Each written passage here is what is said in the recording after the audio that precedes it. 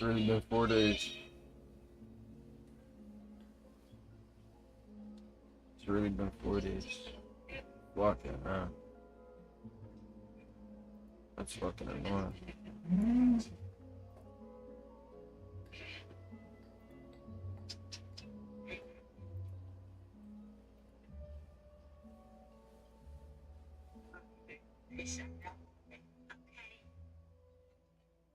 Alright, chat.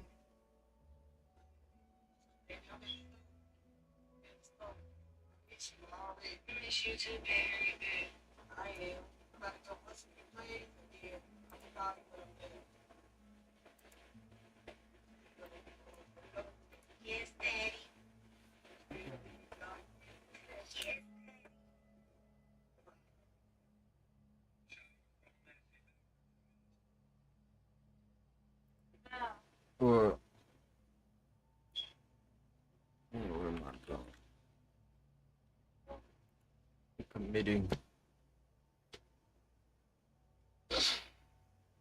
Committing to the stream, bro. I gotta. Yeah.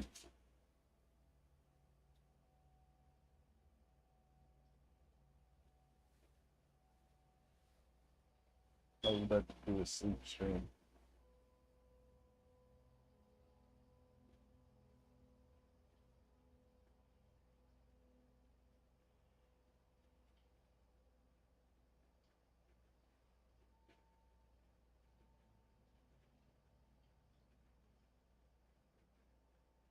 After I gotta snap.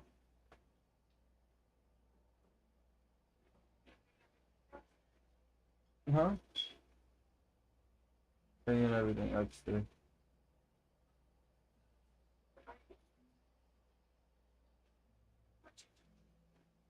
Huh? Yeah. Yeah. Yeah. Alright, chat. I'll be back. Master fucking. Bro, if these motherfuckers have to sleep on stream, I gotta sleep on stream, bro. That's the rules. These motherfuckers are willing to go that hard. I'm going that hard. I don't give a fuck, chat. I survived 1,000 days of hard work. How, bro?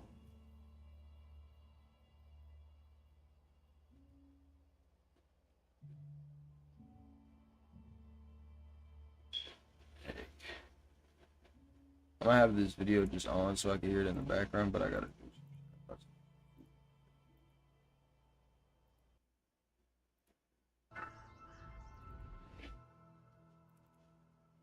Okay. Spawn right in front of a village? That's what I'm talking about. Right in front of a village and next to an ocean. Let's go see what this village has to offer.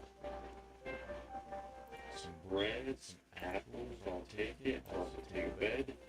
I'm gonna leave the iron golem. I'm gonna take that guy out. Because I want this village to be thriving and not overrun by mobs. Okay, well it doesn't look like they're the blacksmith, which is not the best. Also, I didn't see any hay bales, which I was looking for. Just taking a quick look around. Spawn? Okay, looks like that was the only village super close by. Okay, let's get a little bit of wood, make a boat, see if we can't find some shipwrecks out here. Oh wow, we got like a dark oak forest here. Maybe there's a woodland mansion for us. Ooh, here's a shipwreck. Thank you, dolphins. What do we got? Buried treasure map, paper. What are those dolphins? And some emeralds and lapis and not a whole lot of iron. That's unfortunate. I was looking for a little bit more iron, but that's fine. Let's head to this buried treasure. We need to go east, which is this way. Okay, it should be right below us. They changed F3 a little bit, and I'm not entirely sure anymore on how to find the buried treasure using F3 anymore. We need to sleep, so let's go ahead and do that. I think it's hilarious how you can just sleep underwater like this.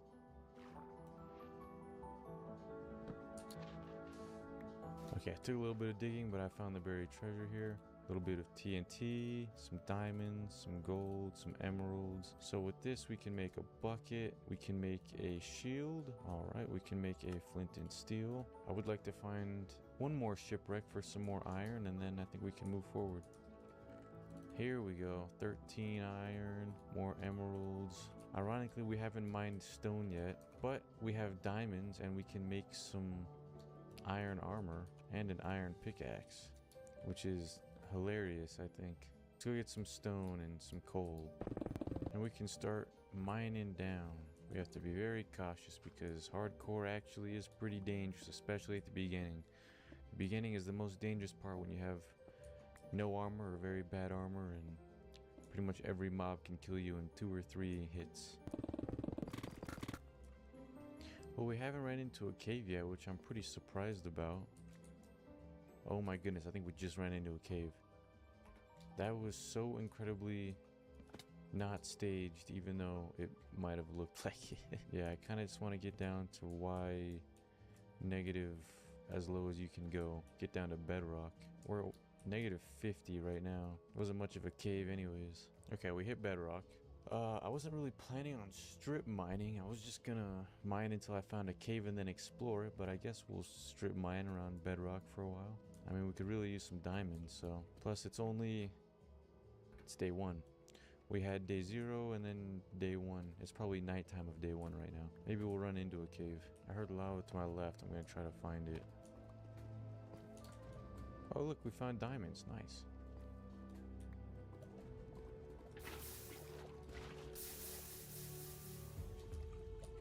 Okay, not much here. We can just keep moving. We found another diamond. That's good. That actually means we can now make a diamond pickaxe, which in turn means we can collect some obsidian. Anyway, so the reason I got 14 obsidian was 1, so we could make a nether portal.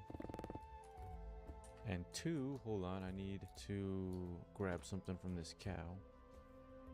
Oh look, there was one way closer. Because now if we make a book, we can now craft an enchanting table, which should be useful.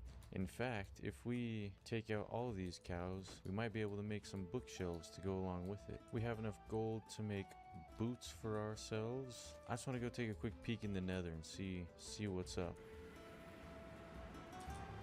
Oh wow. We're in a red forest biome. We actually can probably get a good amount of leather from these guys. Oh my, look at all those piglins. Oh, there's like a whole war going on right now. Oh my goodness. See how much damage these guys do just by 1 hit? Interesting spawn. I don't necessarily see any fortresses or bastions super close, which might be slightly unfortunate. All right, how many bookshelves can we make now? Can only make 2 more. And we're gonna go get some more. We're gonna go get some more paper and leather for books because I want to get some decent enchants. Because I'll let you guys in on a little secret. I've tried to restart this season 2 hardcore world several times already and gotten semi-far and then just died immediately because, man, you take a lot of damage against mobs in hardcore. So I think it's time to better prepare myself. I'm sorry, cow. Needs to be done. Do horses drop leather? I feel like they do. They do. Sorry, horses. So I'm gonna go plant all this sugar cane. Okay. I'm gonna go plant all this sugar cane so it can be growing. We are going to go make a villager, a mending villager, if we can. Hello, farmer. How would you like a new job?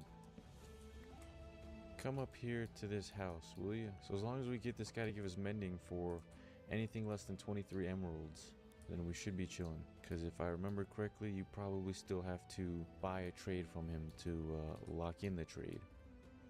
Piercing 3. Efficiency 4. It's way too expensive for me though. Mending for 16. Let's go. I will take it, my friend. For your own safety, I'm going to try to keep you in here.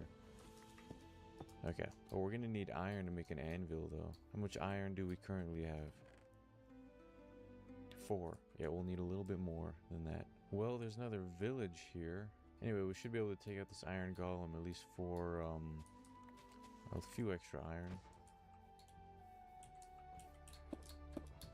Oh my goodness, he got so close to me there when I was building up. I thought it was over. There might be some exposed iron in all this rock. Holy cow. Yeah, this is definitely worth exploring. Probably just get all the rest of the iron we need just by mining it here like this. There's an ocean monument right there. Do not want to get mining fatigue. Let's steer away from that. Something like that, right? Yep, we now have an anvil. But we still need some more levels of XP. So we are going to go to the nether and do our best to not die. First off, if I see any quartz, I'll be mining that because that gives a pretty good amount. But you also get XP for doing certain achievements, like visiting every biome in the nether. Oh my. Bro's moving. Okay.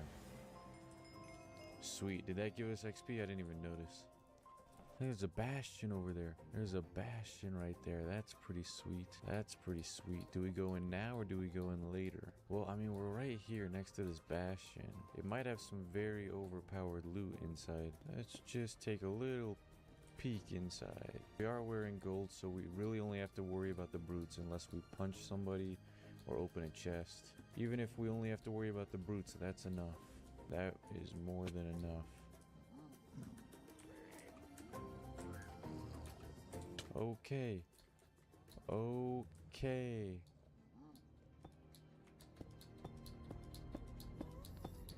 See what I mean? Gas, do not shoot me. Bro did like 8 hearts in like a second. Am I wearing any armor? I'm wearing... Dude, they do so much damage. You never really know how many brutes you have to deal with when you're looting a bastion like this. But it's safe to assume just like so many. Block of iron, a little bit of gold, some arrows, block of iron, ancient debris, golden apple. Ooh, golden carrots, smithing template, netherite upgrade. We definitely did not loot this thing fully, but we did loot it good enough for me to say, alright, let's get out of here now. I guess we have to wait for the sugar cane to grow. What day is it? Day 10. Suppose we'll go mining again. Not a whole lot else to do right now. Oh shoot, some diamonds right here that we just missed earlier. Unbreaking 3, efficiency 4.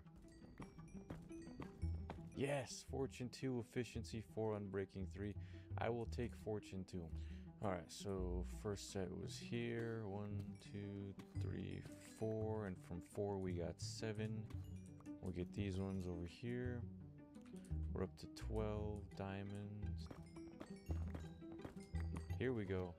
Protection 4, thorns 2, unbreaking 3. That is a chest plate right there. So we need to get down to the very bottom. There's obviously brutes guarding this thing. This guy's obviously an immediate threat because he's standing right above where we need to be. He's taken out. I'm going to throw this potion of fire resistance on me. I have that for a couple more minutes. I'm going to pearl down and build up.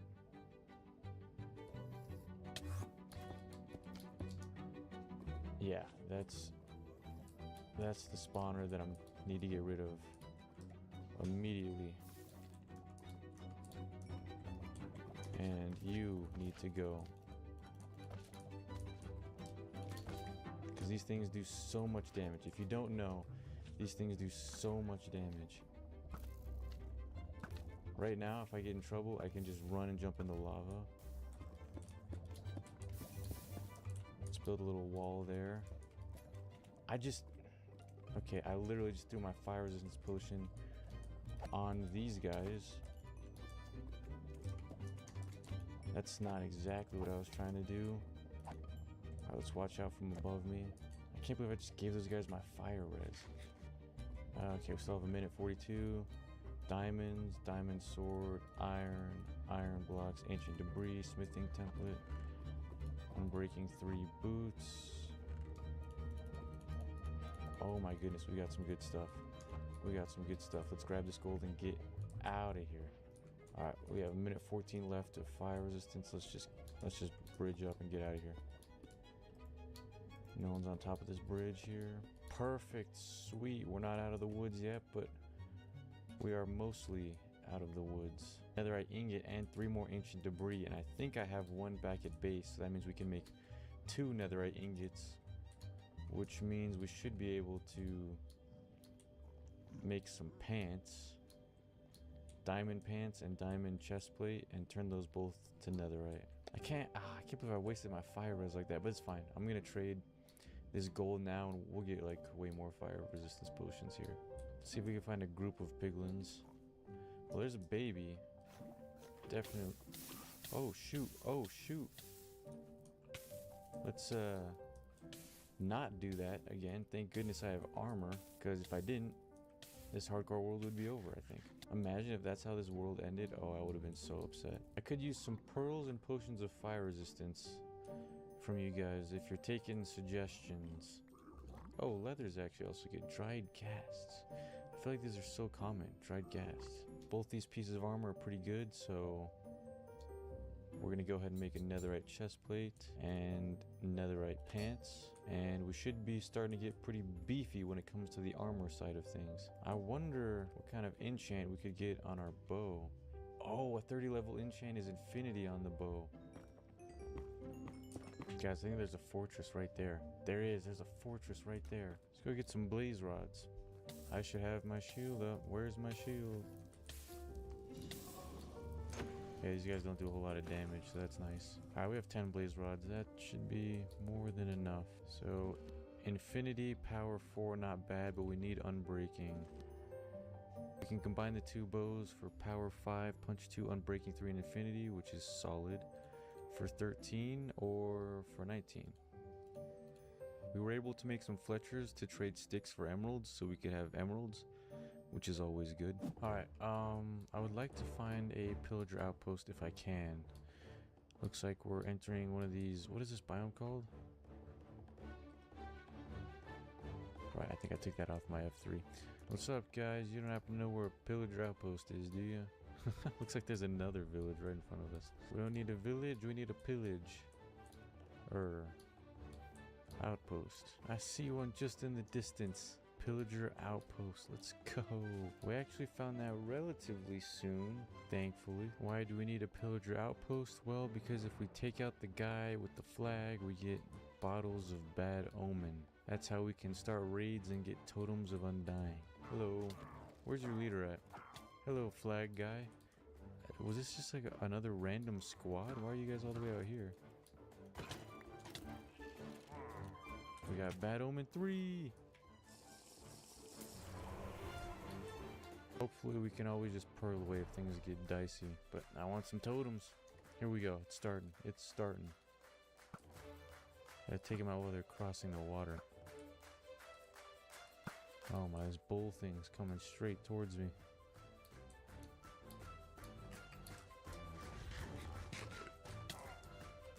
No way you can make that jump.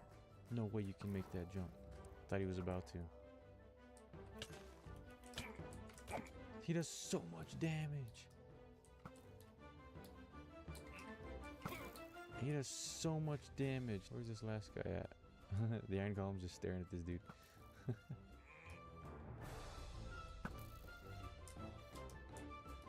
Dude, this guy's like... What? How are the arrows going straight through that guy? Who else is there? This is why these guys are having such trouble. Because of this ravine. Yeah, there's a few other guys stuck down here. Oh, dude, there's... This is the guy that drops totems and spawns Vexes down there. How lucky for us, he dropped, he got stuck in the ravine. I think I lost the raid. I think they killed everyone. I think they killed everyone in the village. No, I lost the raid. I lost the raid. That's fine. We still got totems out of it. That's why that guy had his arms up. We were successful in this raid, as in we got several totems. We now have 4, which is very good. Kind of bad for the village that everybody died. I was unable to protect everyone. But I mean, come on. There was like so many of them. Maybe we make a compass. We can have this compass to this lodestone here and name it base. Guys, I think it's time to go fight the Ender Dragon. I really do. Day 24 and we are off to go fight the Ender Dragon. I wanted totems before I fought the dragon to make sure in case he like flung me up in the air and I didn't land a water bucket clutch or like throw down a pearl or something, that I wouldn't die. Because last time I did this, I made potions of slow falling, and potions of slow falling are just weird. They just make you slow, which I get is part of it. These villages in the spruce biomes look sick. Oh wait, here we go. We are in the stronghold, everyone. And this looks like it's the starter staircase. Nice, we got another ender pearl. Oh my goodness, here it is. Here it is. Wow. And it's a 0 eye. It's a good thing we found that pearl in the chest, because I had 4 eyes break, I think, on my way over here. I feel like I didn't even...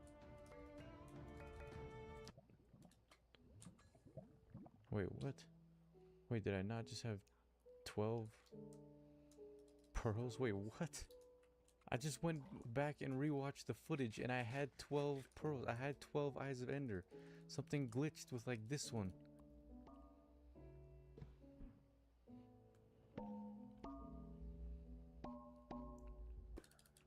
What? Now I don't have enough to get in. I have more blaze rods back in my base, but I don't want to go all the way back there. What in the world is that? What is that? Alright, I'm gonna go into the nether real quick. See if I can get another blaze rod and ender pearl. 'Cause I don't even... What in the world? That's an absolutely terrifying sound. I think it's a zombie trying to break through a door. I think he just broke through it. That is a terrifying sound. I cannot believe what just happened. Alright, let's not die. Wait, where's my... fire res potion? Okay.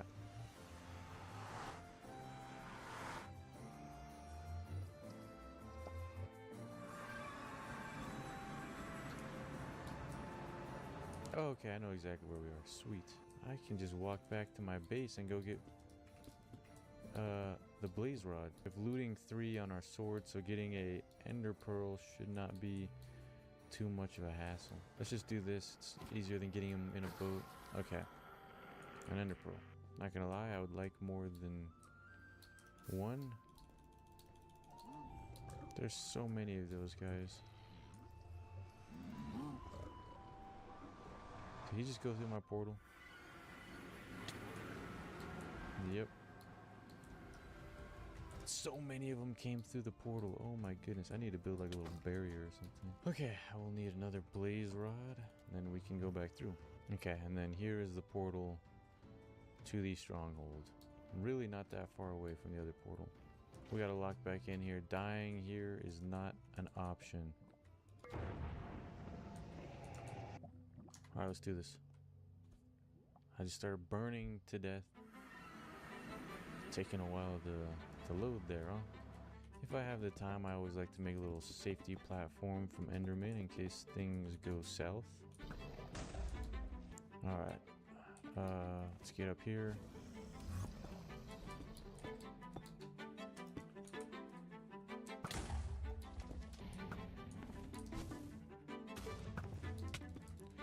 Okay. This fire breath is no joke. Perch, perch, perch. Alright, he's pretty low. Alright, he is low. This dragon is low. He's going to perch again. Boom, we got him. Free the end. It is day 25 and we have beat the Ender Dragon. That's what I'm talking about. And just like in the last world, it got me to XP level 67, and I know that because so many people were spamming 6-7. And yeah, we are going to go try to loot some end cities now. I would like a few more pearls.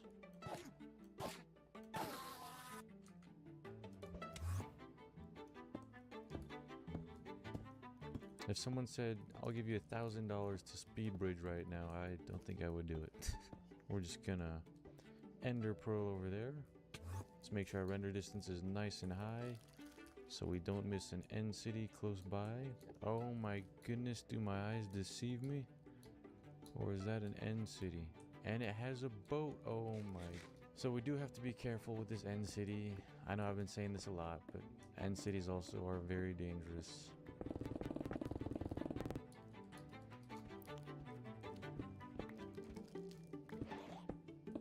We are in.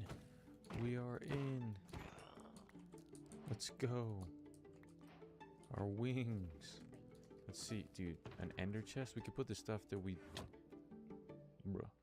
We can put the stuff that we have that we want, but we don't want right now. But it doesn't matter if we can get access to them later because I don't have an ender chest. So I'm back here at the base, and I ended up looting another end city, but looting end cities all kind of look the same, so I don't feel the need to put that in the video. We came back here, we enchanted a bunch of armor and stuff with all the levels we got from the dragon, and I also made a villager that sells me Unbreaking 2 books. I wanted Unbreaking 3, but I couldn't get it, and I was getting impatient, so I settled for Unbreaking 2, and then I just combined them to make Unbreaking 3. So now we have Elytra with Mending and Unbreaking 3. It's super nice. Anyway, enough yapping from me. On to the next thing, which is probably going to be more yapping, but it is what it is. Okay, so I want to make a creeper farm, so we have lots of rockets for our Elytra. Okay, the reach on that baby zombie is insane. So what we are going to need to build this creeper farm is a lot of blocks. Yeah, mainly what we'll need is a lot of blocks. So I'm just gonna mine a lot of cobbled deep slate. I think that'd look pretty nice. And at the same time, while we're mining down here, we can just be looking for diamonds and stuff.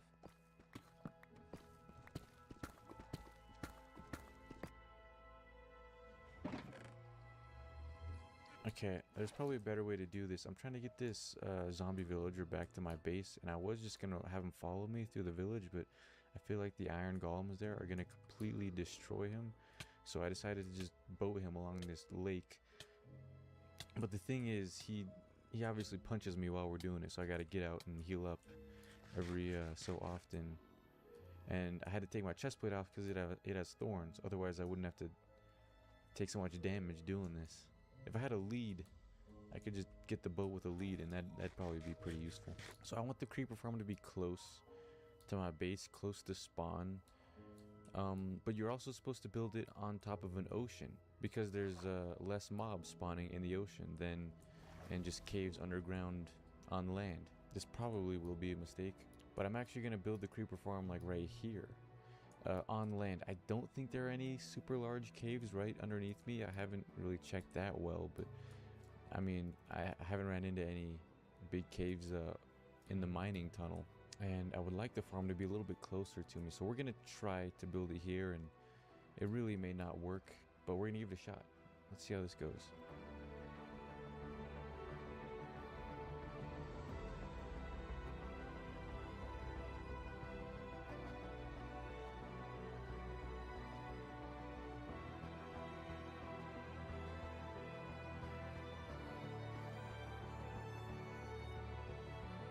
Is it just me, or do these dark oak trapdoors look like chocolate bars? Like, tell me that's not a chocolate bar.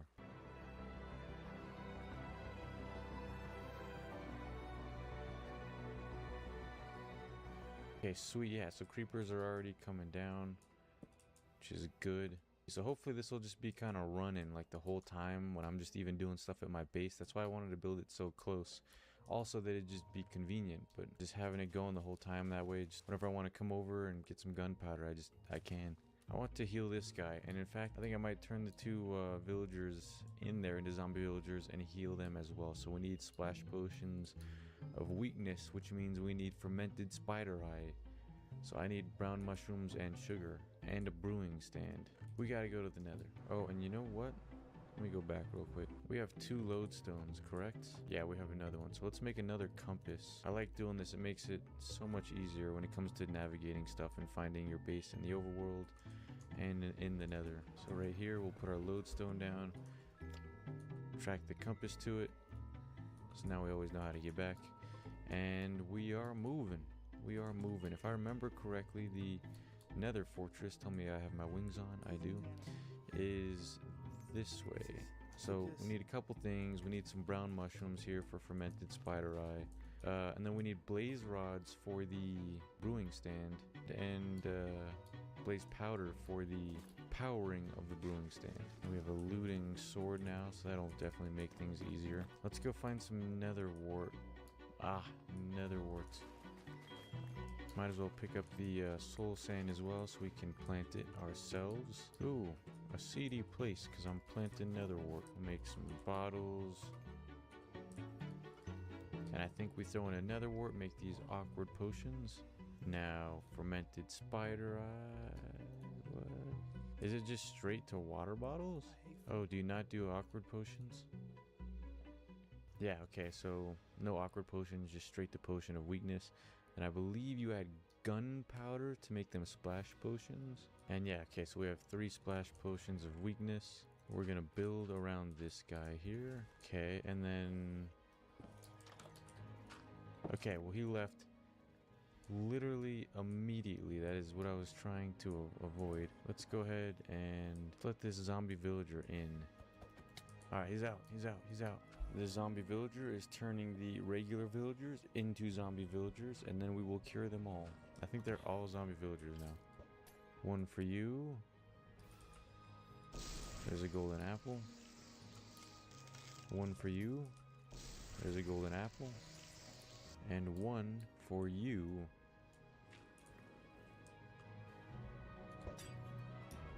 There's a golden apple.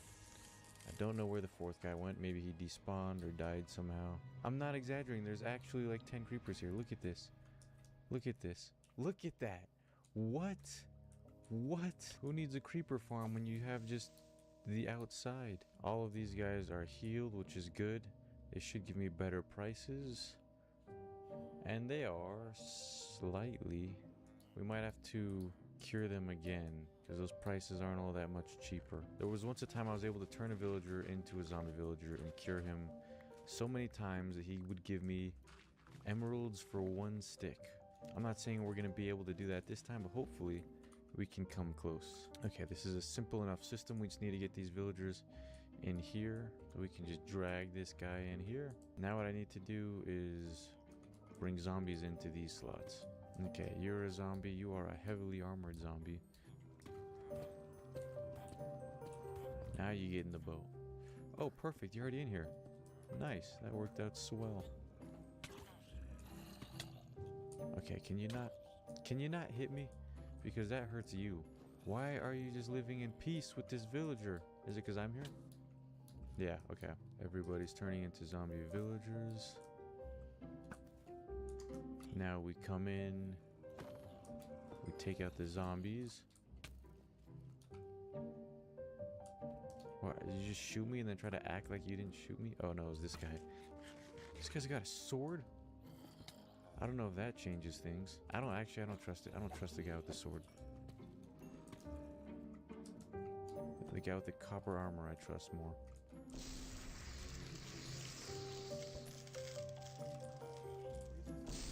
What are you at now? You're still at 26? Guys, I don't know if they're going below 26. They might have changed things in the update. I just looked it up. Apparently, they changed it a couple updates ago where you can only get a discount once when you cure zombie villagers. I did not know that, or else I would not have spent the time I just did curing them. I don't know, I think like 4 times, but whatever. So I want to build an iron farm, because those are always useful.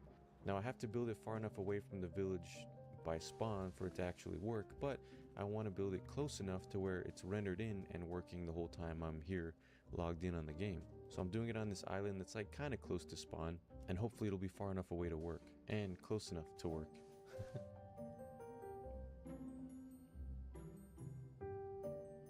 We're running out of villagers at the village by my base, so I gotta go get some more from another village. We got the squad. We're bringing them back to our village, our place.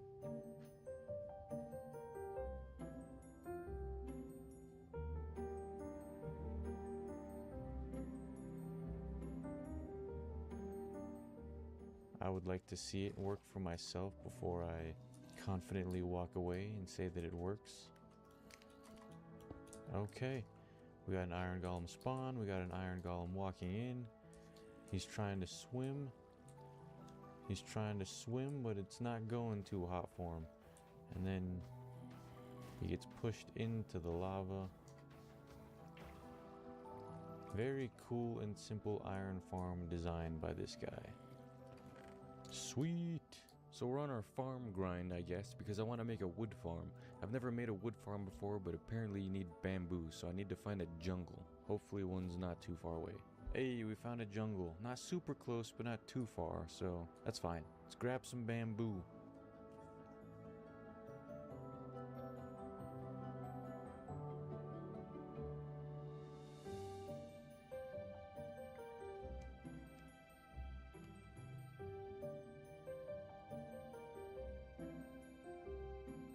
Let's give this thing a shot here.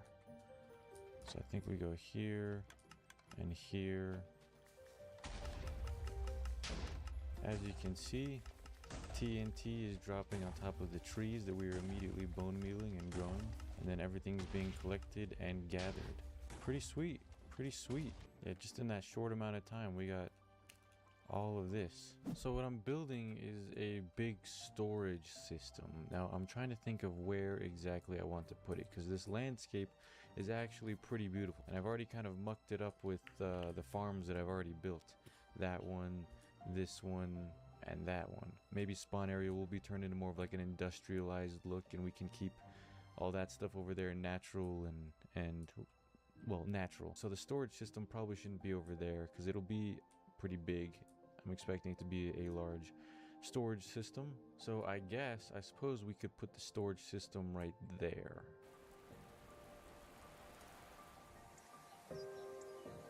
Okay, I'm not entirely sure what happened here. It looks like a creeper blew up.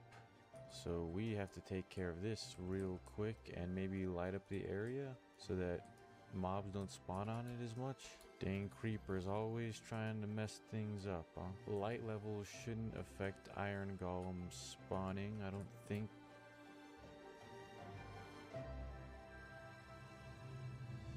Before we finish this storage system. And this storage system, at least the initial storage system that I'm making, isn't going to be for like every block in the game or everything like that. It's just going to be for the main essentials. We'll have wood, we'll have iron, food, just stuff like that. Just the main components that I'll need. I know I'll need a lot of, but then we can expand into other stuff that maybe don't need as much extreme storage. So I'm gonna go down to the mine and I'm gonna make a water bubble elevator up to the top and a drop down zone to the bottom, so it's just way faster and easier to get down to.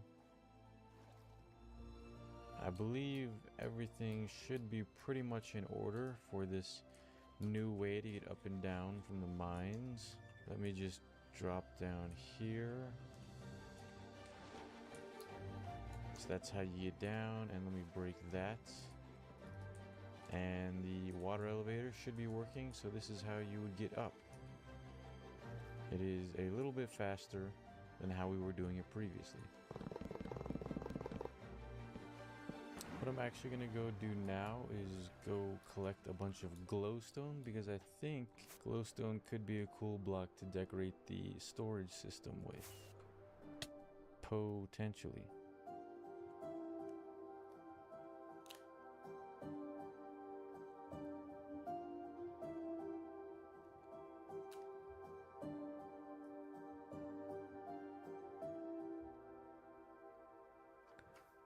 That looks pretty cool.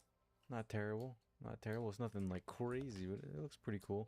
We still have to finish the actual functionality of it and the backside, but not bad.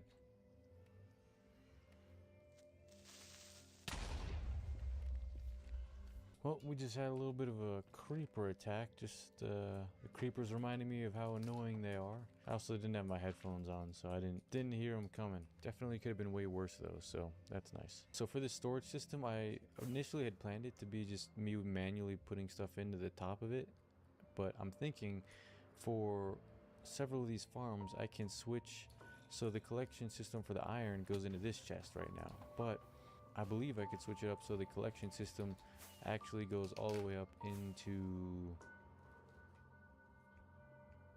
these hoppers here. And this would be one section. So for instance, I'll put in 4 gunpowder And then the automatic iron farm can just be running the whole time and filling up all of these chests with iron. Let me see. There's the gunpowder right there. And so we can do iron for one section. I'm thinking we can hook up the creeper farm and make a sugarcane farm and put an automatic crafter that makes firework rockets and then have that automatically fill up a section. And then maybe we can do the wood and a food section. I haven't really mapped it all out yet, but that's kind of the direction I'm thinking for this gigantic skyscraper storage system. But anyway, let's get working on the iron. So we're gonna dig underneath where the iron normally gets collected, and then dig a tunnel with a slight decline towards the storage system. Unfortunately, we're kind of in the ocean here, so we have to make walls and drain it out, but we won't have to do this for every farm, just the iron farm, because we built it in the ocean. We then dug a hole right next to the storage system, which we're going to turn into a water elevator to lift the items up to the top of the storage system. And then hopefully from here, we can just place a couple signs and have the water carry the items into the hoppers here. Okay, and break the kelp, and now the bubble elevator should be working. So if hypothetically we were to have, let's say, a water source here, and then water finds its way here, and oh, I don't know, we throw a couple rockets that, yeah, maybe a couple polished deep slate, it seems to find its way. See, I don't like that it might get stuck there, but if it has enough velocity, it shouldn't. Anyway, if we made this thing right, we should be able to just go to the front, and all this is just stair steps for the water to flow down, no more being longer than 8 blocks, because 8 blocks is how far water will flow on flat ground. So this could get interesting. So we take out the chest. Well, maybe we shouldn't have done that yet. Anyway, let's get all those items flowing down, hopefully into the thing while I figure this out. So let's go up here and see if we can see all the iron that we just broke from that chest. Let's see if we can see it come up through here. That'd be pretty cool. Oh my goodness. Oh wow. Okay.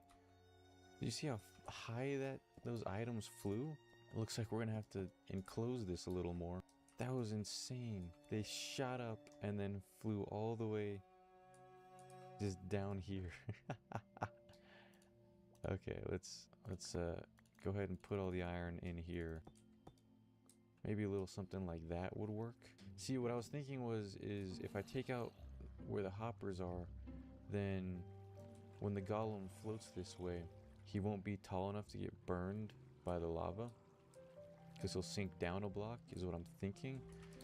So, oh hey golem. Well, I mean, I wonder, I could be wrong, but I guess we could just test it, I suppose. If I took the hoppers, if I took the hoppers out, would the iron golem still get burned? Oh look, there was another piece of iron. It might actually just work like this. I thought I was gonna have to do some sort of dispenser situation, redstone dispenser clock.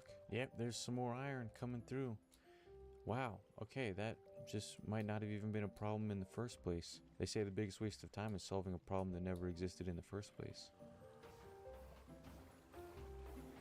Yep, he still burns. Now eventually they should make their way up here. Let's make sure they're not getting shot past the hopper system here.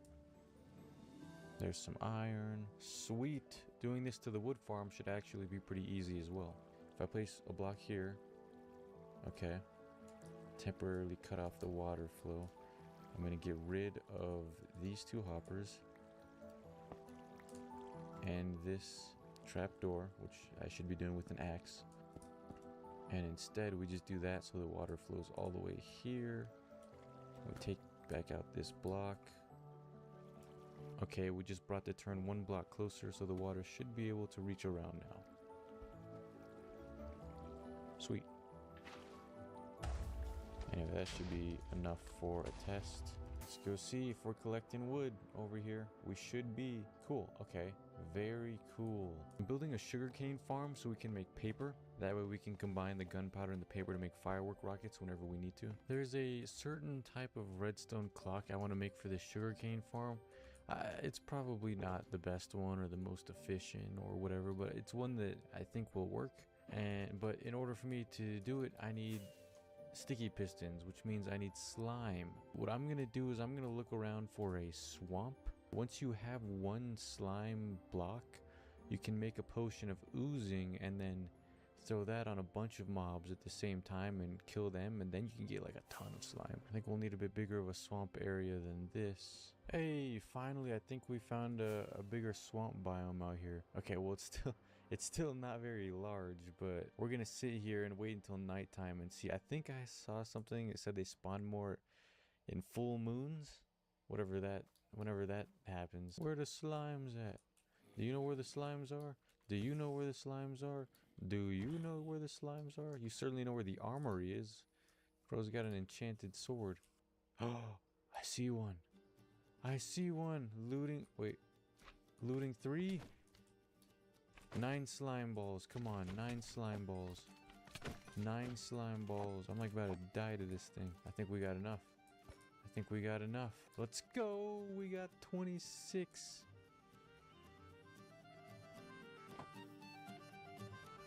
No, so basically I gathered a bunch of zombie pigmen because the splash potion of oozing works best when you have, don't do it. The splash potion of oozing works best when you have more mobs to hit with it.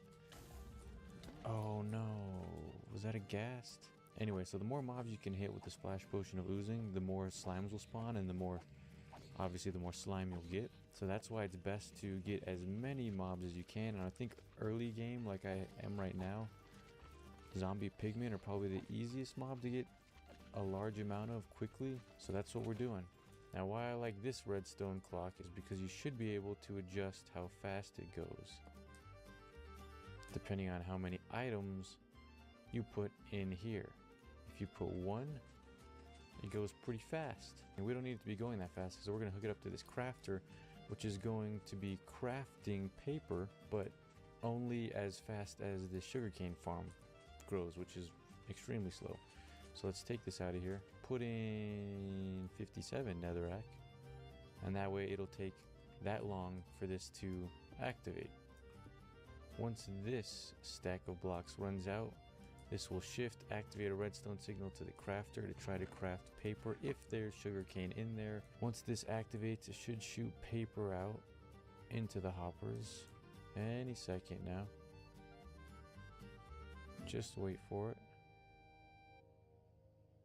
Yeah, okay, and then the paper gets collected into the chest. Probably what I'll end up doing is taking out this chest and these hoppers and just having the crafter shoot the paper into a water stream like everything else. So this paper system should be pretty much done. Let me make sure the water flow is correct. Going all the way down here and makes a left turn. Okay, thank you. And goes here, and we should be getting paper now. I decided to do paper and gunpowder separately, so this is just going to be the paper section and this will be the gunpowder, and then I can manually put them together because I was having trouble with the whole crafter system of putting them together. You can put them together, it's not that difficult, but the problem comes along when you are inputting materials into the crafter and maybe you run out of gunpowder, and so paper fills into all the slots instead of one paper and one gunpowder, or vice versa. We are modifying the creeper farm so that gunpowder goes straight into the storage system as well, just like all the other farms we're doing. Okay, this system is similar to the sugarcane system, and I believe it should be working. It seems to be working. That is what I'm talking about. Let's go. Now, we have 3 slots left. I want one of them to be for food. I'm thinking I want one of them to be for stone. And I'm not sure for the last one what I would like it to be. I'd like out this hole over here where I'm going to try to make a cow farm, like a steak farm. Golden carrots are a better food source than steaks, but steaks are pretty close, and a steak farm sounds just like it'd be so much easier than making a golden carrot farm. and so I put it over here because I don't want it to be too close to my base where I'm just hearing cows the whole time.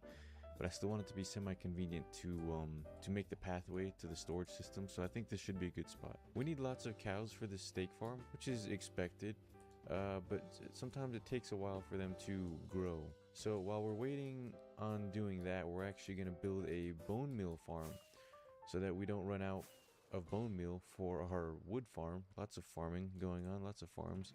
To build this bone meal farm, we need moss blocks. And so to get moss blocks, I think you need to find a lush cave biome, which shouldn't be too terribly hard. To find a lush cave biome, all you need to do is look for an azalea tree on the surface and then dig down.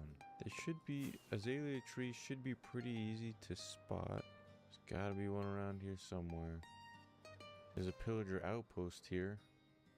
So that's, oh, I think this is one here. Let's go, we found an azalea tree. So all we should need to do is dig down next to it.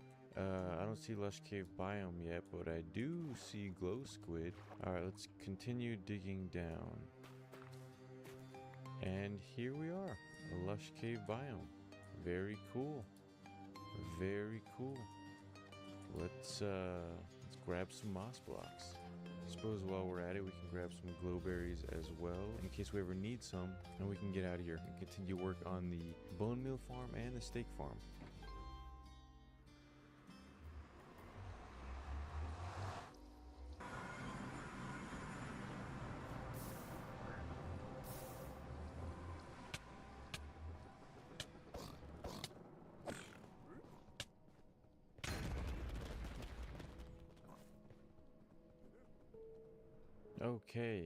Okay, yeah, well, let's remember to pay attention when we go through our nether portal, because there's always someone waiting there to end us. That's for sure. We did get to use a totem, so I guess that's an achievement.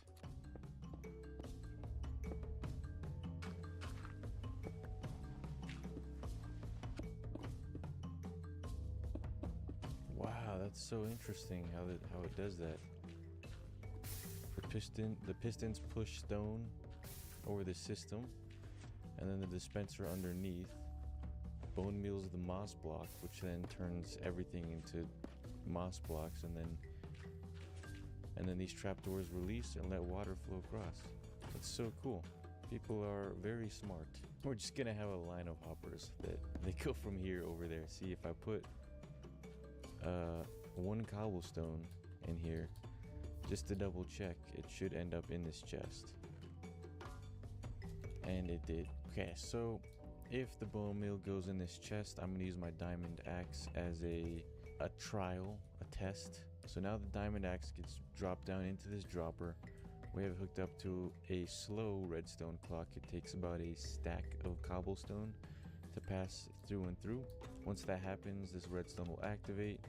The dropper shot the axe out into the water elevator, which should have shot it down into all these hoppers, which should transfer it into this chest. Boom, there it is. I'm gonna let these guys out. You guys come with me. We need to get the cows in this hole. Okay, well that actually worked. Wrong way. Wrong way. Okay, well, I guess that guy just gets to live because he outsmarted the system. Okay, I feel like that's enough cows. We may not have reached 24, but we're pretty close probably. I believe 24 is when entity cramming starts happening. The functionality part of this cow farm, the functionality part of this steak farm should now be done. Let us see if it works. So to actually run it, you need wheat to feed the cows, which is why I planted this wheat field next to the cow farm. Now maybe you're wondering, oh, why don't you make an automatic wheat farm? I mean, I could, maybe I will, but I've just been making so many farms lately, and this is like a farm for a farm. I feel like things are getting out of hand. Supposedly how this works is we click this button, the cows get pushed up, we feed the wheat to them, put them back down, and then baby cows fall into these chambers. And when they grow up, then we click this button and then they get put in lava and die. They die. Everything should be set up, I believe, for the food section of this. Let's see if this works.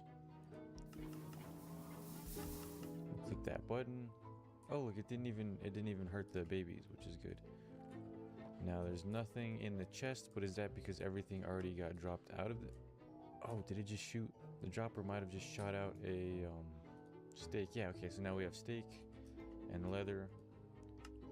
There it goes. A steak should appear in this chest in approximately 10 seconds. 9, 8, 7, 6, 5, 4, 3, 2, 1. There it is. 2 sections left. I want one of these to be stone, and one of them I have not decided on yet. I'm tempted to leave it blank and let you guys throw out suggestions in the comments. What would be the most useful block or item? Let's try to do something doable. You know, I'm not gonna do like netherite blocks, but maybe emeralds or something like that. Okay. Okay, so I think we put together this cobblestone farm, although it's on fire, but I don't think that will do anything. I hope. I'm also nervous because I'm building it so close to this thing that, like, if something goes wrong and just a bunch of TNT explodes, that it'll kind of ruin this, but let's hope that doesn't happen. Okay, this fire went out. It's probably fine. Let's see if this works.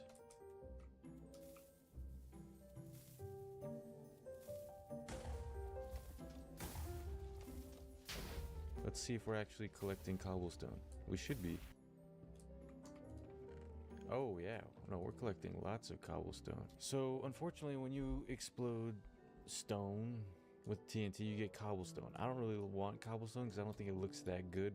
I'm gonna feed the cobblestone into a smelter to resmelt it back into stone, and then we'll feed it into this what is this thing? The resource tower. And I think you can make an infinite carpet generator to constantly feed the furnaces so they don't run out of, like, normally you'd use coal. I think you can use carpet and make like an infinite carpet generator. All right, so it should be connected. This chest is getting drained into these separate hopper paths, which are being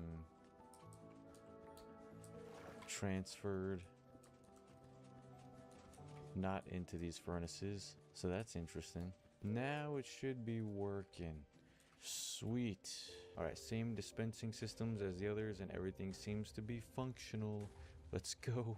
Guys, I'm down here in the mine, and look what just spawned here. We have a slime chunk here in our mine. Very conveniently placed. That's awesome. All right, we have dug out this area underground in the mine, and we have the schematic up for a very large deep slate breaking machine. Now we just need to go collect the materials for it, and then we can build it, and then collect lots of deep slate. I want to build another base around the portal because it's so bad right now. I get attacked pretty much every time. Every single time I go into the nether, there's just a bunch of dudes with swords there that try to chop my head off.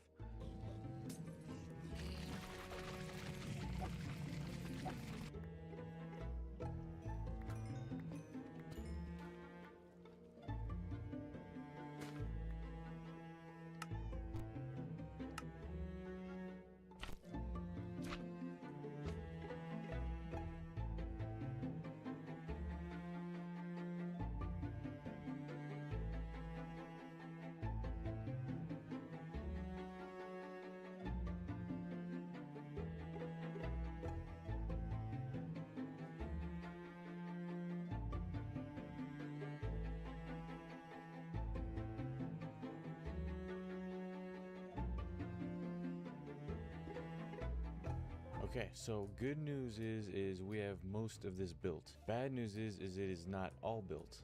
The parts that we are missing is at least 3 netherite per, like, section. Ideally, there's 6. Or not netherite, but ancient debris. I think there's 16 sections. 1, 2, 3, 16. Yeah, so there's 16 sections. So ideally we get 96 pieces of ancient debris. We at least have to get 48 pieces of ancient debris. You could say we have a lot of work to do. I have brought with me a couple tools to do this. First we have to find a spot to actually mine down. Ideally you want to start the mine somewhere that's already on the ground. I should have grabbed more torches. So when mining for ancient debris in the nether, I think it's best to go down to Y level 15. We're on Y level 15 right here. And so normally what you can do is just mine around like this with a pickaxe and you'll find some. But you will run out of durability on your pickaxe pretty fast. As you can see, I got some TNT with me here. And I'm gonna just explode. Oh look, we already found. Look, we just found some. I'm gonna explode a big tunnel to open things up a bit and hopefully reveal a good amount of ancient debris. We'll light that TNT.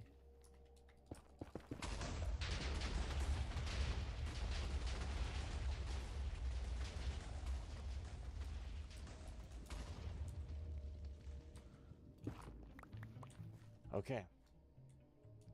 That's a lot of lava. Let's have our potion of fire resistance handy and hope we revealed some ancient debris here.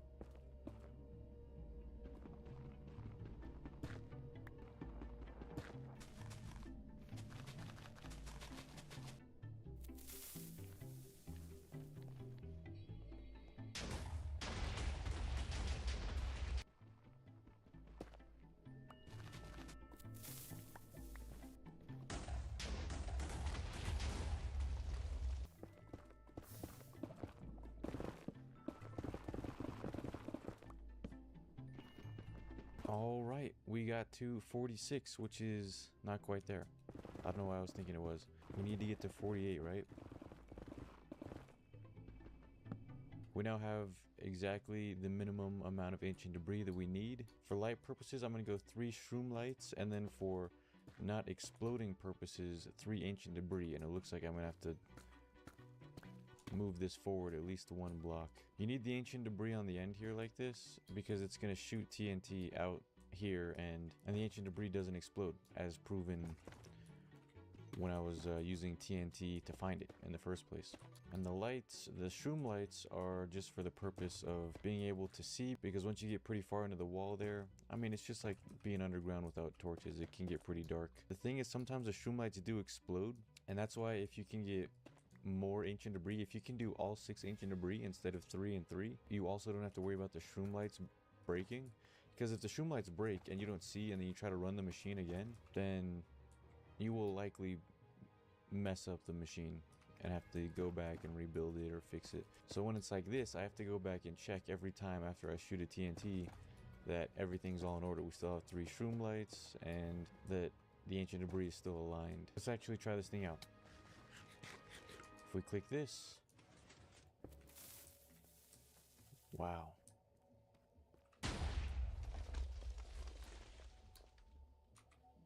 Okay, so first let's walk through and see what I mean about the shroom lights exploding. It's not that uncommon. The good news is that it looks like the machine worked and every single piece moved forward. Now, as a test, let's drop out all our deep slate here and we can walk through and see how much cobbled deep slate we can collect. Okay, so by doing that, we got a decent amount of cobbled deep slate, and we are gonna need a lot of cobbled deep slate. But now we have another problem. Where do we put all the cobbled deep slate? We're gonna go get some more shulker boxes. It's time to make a little trip to the end here.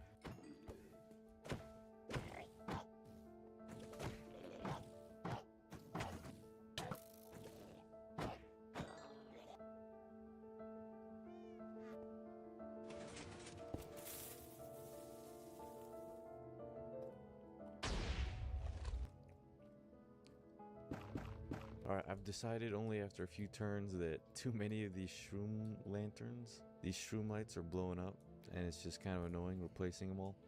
So we are gonna try to get 48 more ancient debris.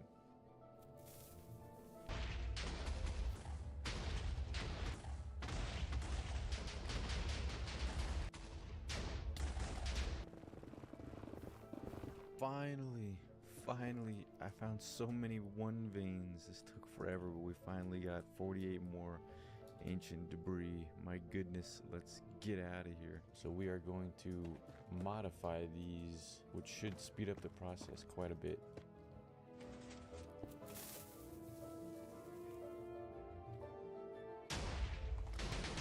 See, like this is kind of unfortunate. We ran into a bit of a, hopefully it's not a big lava pool. Hopefully it's not even a lava pool.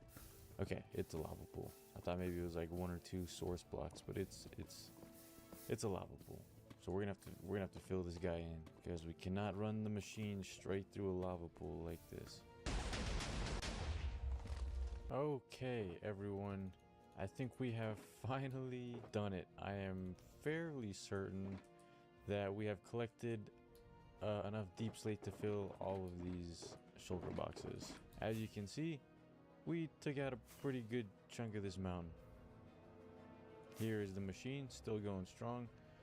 We did have to take out a few lava pools the size of just like nether lava pools. It was crazy, but things are going pretty well so far, and maybe we can use this space down here to do something with. Okay, so right now I'm in creative mode, obviously, because I'm flying around and stuff, and I'm gonna use Axiom mod to help me with the design for this nether base.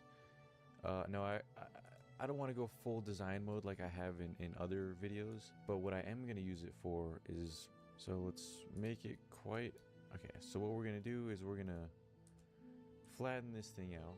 We're gonna click the hollow button. So really I just want the circle. I just want a circle. Alright, so for now I'm just thinking something like this. I know it's not looking like crazy good yet or anything, and if we need to come back to Axiom to help with the designs, we will, but I really just wanted to get the circle shaped down, because building circles without a guide is incredibly difficult. Right below our other nether portal, we're going to build this portal design and then put a bunch of walls, well not a bunch, but big walls around it, and I think it should look kind of cool.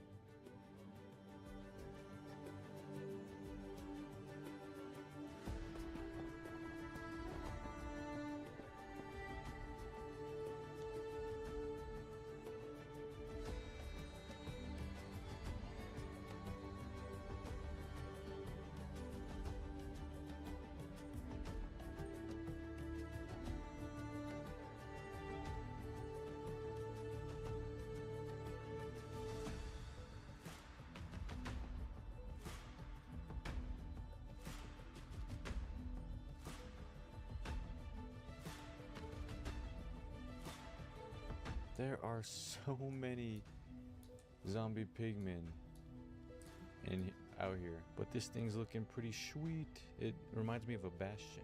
Okay guys, so first off, what I want to do is oh, that's no good for that guy. You know what, I think you might enjoy a little hot tubbing down there as well. Appreciate it. Okay, I'm gonna replace this bridge with obsidian. That way, if for some reason I come into the nether and something explodes, maybe a creeper walked through the portal or a gas shoots a fireball at me, hopefully I won't just immediately fall into the lava. So if we put black carpet down, one, I don't think it will catch on fire, so that's a good thing. And two, it should stop mobs from spawning on the paths. I do want to get some lanterns to put on the walls here. And there's a bit of this red forest biome sticking out through the wall that I want to clear out. I'll be mining it and using TNT and stuff.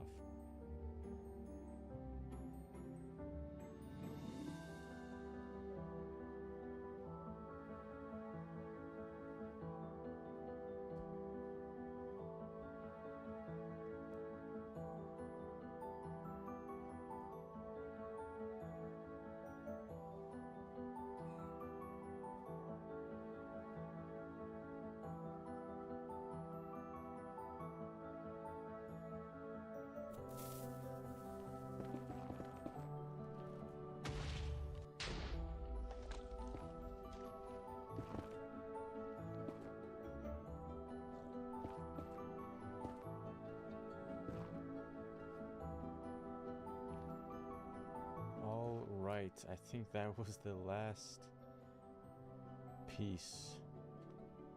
My goodness, that took a while to clear out. The TNT helped a lot. It helped a lot.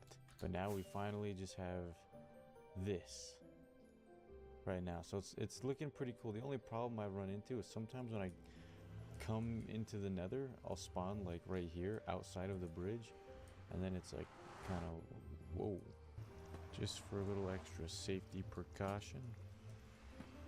For those of you who are worried about ghasts spawning in here, I don't think we have to be too concerned about it because ghasts don't really spawn in the these like forest biomes, the blue or red forest biomes, as to the best of my knowledge. They do spawn in Soul Sand Valley biomes and just kind of like nether wastes and stuff. So I have seen a few spawn over here, but the whole time I was building this thing, I never once saw a ghast spawn inside of here. I don't think we'll have to worry about it. So I have an idea for the end portal. Let's travel over to the end portal. Honestly, this just looks so cool. Like, it's not too complicated or anything, but I love the way this looks so much better than how it was before. If you don't have a Elytra though, it definitely could be a problem. The end portal room could use some work, just like the nether. And I have brought a little bit of TNT to help with the renovations. Let's just say we're gonna make a pretty big room. So before I blow up this whole room with TNT, I am going to cover this portal with obsidian, because if anyone has ever watched any of Dream's Manhunts, which I'm sure we all have, it seems like exploding TNT can travel dimensions through the end portal. So if I accidentally send a bunch of lit TNT through the portal and then I go through it anytime after and load it all in, I feel like I'd probably just explode. So obviously we're gonna try to avoid that.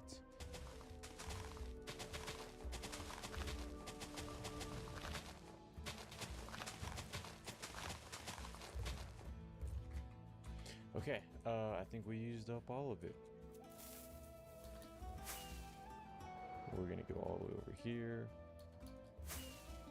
and all the way up here. And there should have been a pretty big kaboom. Okay. Okay. I think it's a good start.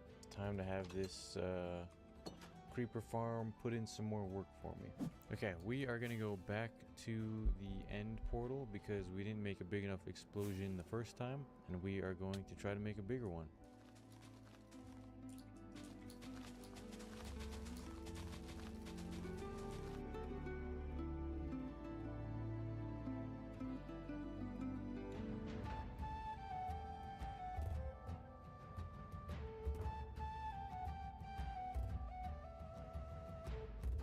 Alright, all the TNT has been placed. It looks like a pretty decent amount. I think it should make a pretty big kaboom. Let's find out. I'm gonna shoot one and back up quite a bit.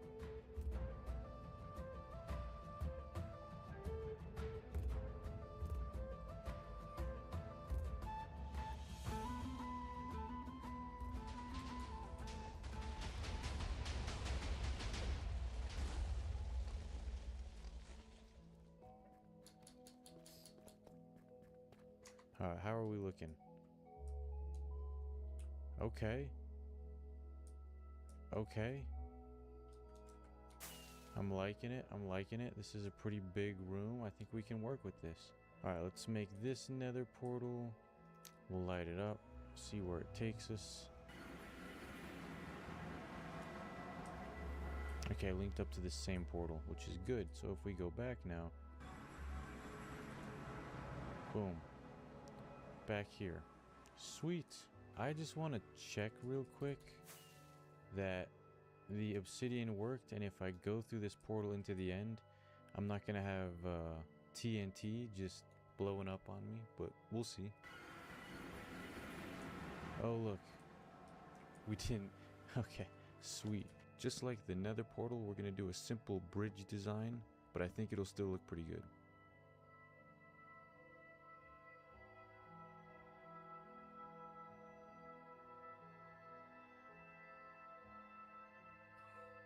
We have built a little wooden bridge It's very simple, but it looks pretty sick to just walk in here, spawn in, and be like, boom. All right. There's one bridge. There's only one way to go, and that's to the portal to the end. Don't fall off. Bunch of mobs down there, and it's a high fall. You will likely not make it. We've collected a bunch of glowstone and deep slate, so now we're going to cover these farms that I've put all around spawn.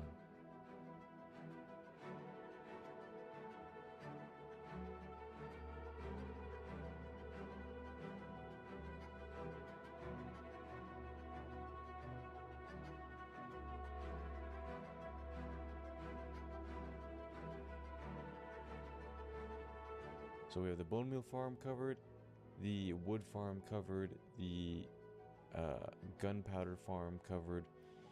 The sugarcane farm is right here and should be fine, just like this. The iron farm is all the way over here. I don't think it needs to be covered up.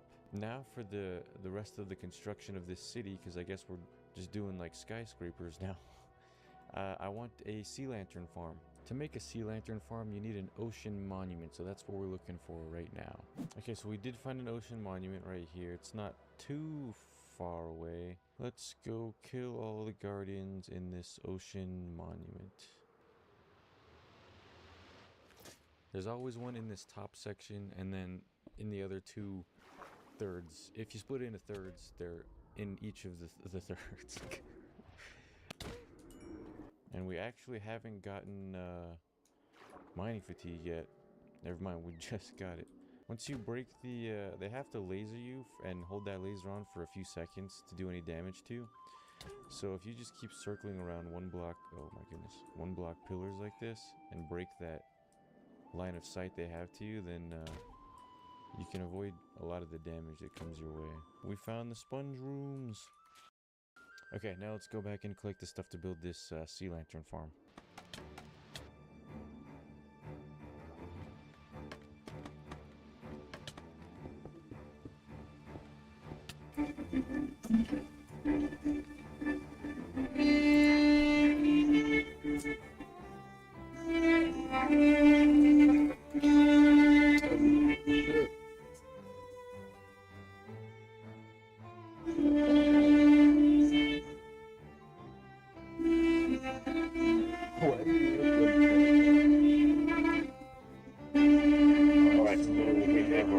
Sea lantern farm. We're locking the lodestone here. This is our AFK spot above the farm. As you can see, it is functioning.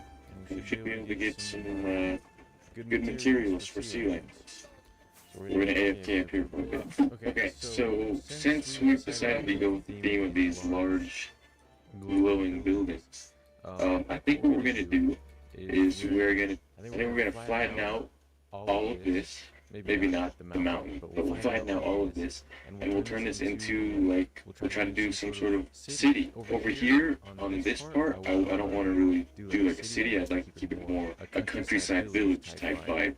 And then we'll just have the city over here, because, I mean, with this lake right here, this looks sick. We'll start working on that. We've been AFKing sea lanterns, and we still have a bunch of glowstone left over, and deep slate, so let's see how this goes. I have all these extra minecart with TNTs in them, and I thought I needed to make a deep slate TNT machine. Turns out, I didn't need to make them for that.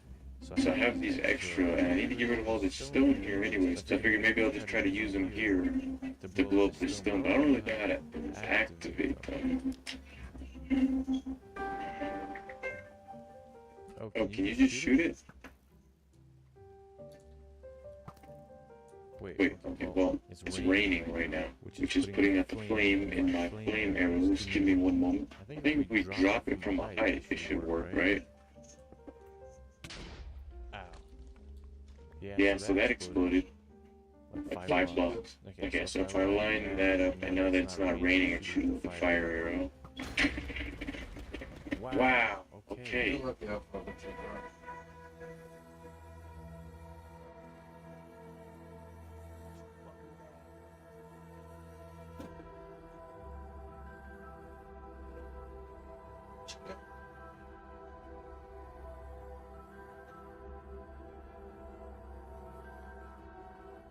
So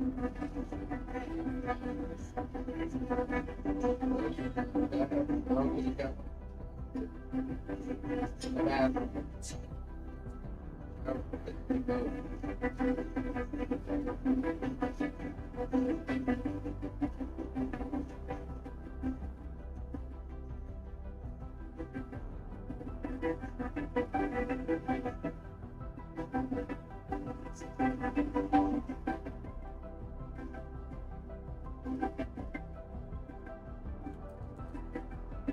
So I want want this this building building to to be be like a like a villager villager trading trading hall. hall. I'll I'll give give villagers villagers with with all all the the good good trades, trades, and and I'm gonna water elevate elevate them them up into into this this section section up up here. here. And And whenever I want to get a trade, I'll have them each in their own little sections, and I'll just come up here and barter with them.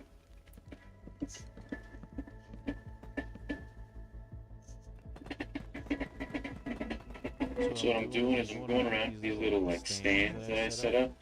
I'm just gonna place a bunch of random items, as if they were for sale, and someone could come buy them if they wanted to. That way it just makes everything pop a little more. Let's go ahead and send you in through here.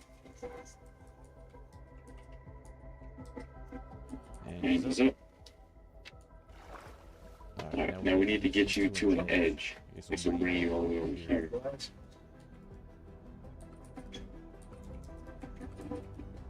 I'll put this lectern right here for you. Put a sign. This is our mending guy. We don't want you getting up there. Trust me, you will live a great life. Okay, so he's gonna be right here. I feel like we should. Okay, so just to protect this guy from the outside elements. Oh, I don't think redstone works through sea lantern, but son of a gun, how will this look? Will he escape if I do this? Okay. Keep him safe, we have him like this. If you ever need to trade with him, you just go in here and trade with him, and then leave the door shut when he's not there, and that is our mending guy. Let's go get somebody else. So this is our silk touch guy. Food. Alright, we will continue filling this thing up. But guys, we have a major project coming up, and it's gonna be sweet. Let's just check what day it is. Oh, looks like it's gonna have to wait for another video.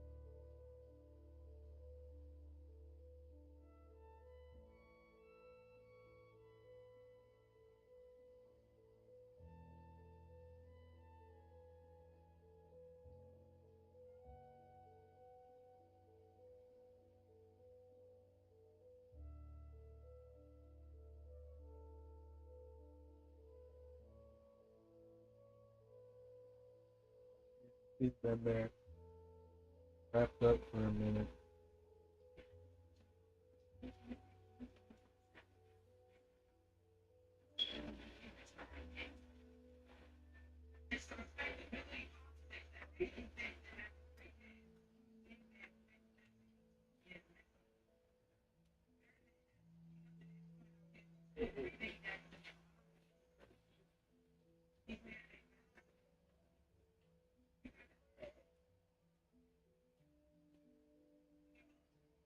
I think Rihanna got the. Why is my mic on?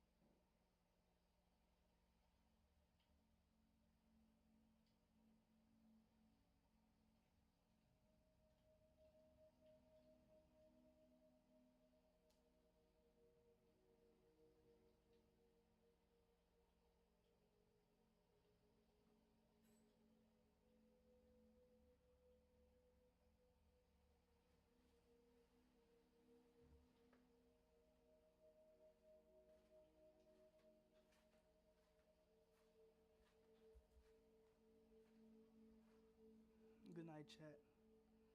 No more today. I can't do no more. Let them sleep, please. I would love to let them sleep, but I want to do so much stuff, but they gotta go to bed. Tomorrow's a new day. You know? I'm sorry, chat. We can't continue. I wish we could. But they gotta sleep. So let them get their beauty sleep, okay, chat? Sorry. Good night. I'm tired.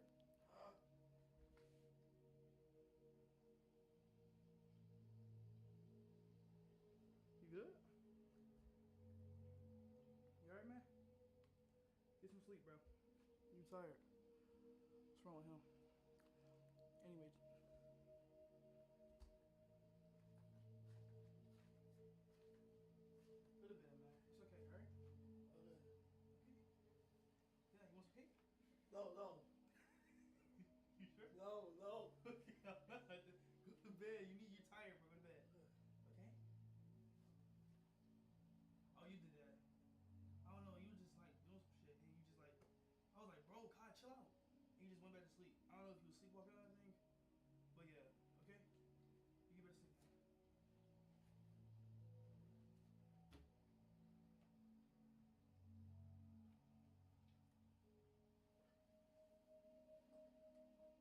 Today we're surviving overnight at Disneyland. Everybody gets cleared out when the park closes. Y'all doing it? Yeah, you doing it too. No, I'm not. Hey, not too loud. They're gonna give up the spot. We're staying here overnight. Really? Yo, why are we on that thing? Oh no, it's gonna be so bad. It's officially midnight. Security's starting to clear people out. We have to find a spot right now. This is honestly crazy. This is a felony. Con? It's in a just run. What if we go in there? Let's go. Oh, I hear somebody. I'm scared. Shut up. He's coming. Who was that? Oh, he's right there. Oh. No, seriously, I'm telling you. Huh? What's up, guys? Welcome back. Today we have a special magical video. This kid's here. Oh my god. Today I'm joined with a few friends. You guys know this door. John's here. This is Mo. and Alzana. y'all saw the last overnight video at the grocery store. Me and him, we did it at Winco, and we successfully did it. Now we took it up a few notches. We're at Disney. Then we we brought some friends. Mind you, this is my first time at Disney. We made and I came to Disney at 8 p.m. Park closes at midnight. So this is perfect. We don't want to. You got it, you got it. You got it. All right, look, we're gonna go in there together, but we're gonna split into two. All right, you have your own POV, we have our own. If we last longer than y'all, Oh, this is a competition? yes. Oh. We can get competitive. We know. I'll I'm go to competitive. jail for this. I've been to jail. You've never been. Look, but you Cause know I what get we away. Police. Wait, we just got Snitch here. on We us. just got here. So, backstory for Mo. We were surfing through Twitch at home, looking for people to invite for a girls' night. And then we found Mo. We're like, hey, want to come to the house for girls' night? We had a little stream, a group stream, me and the guys. And now we're at Disneyland. And now we're at Disneyland. Ah,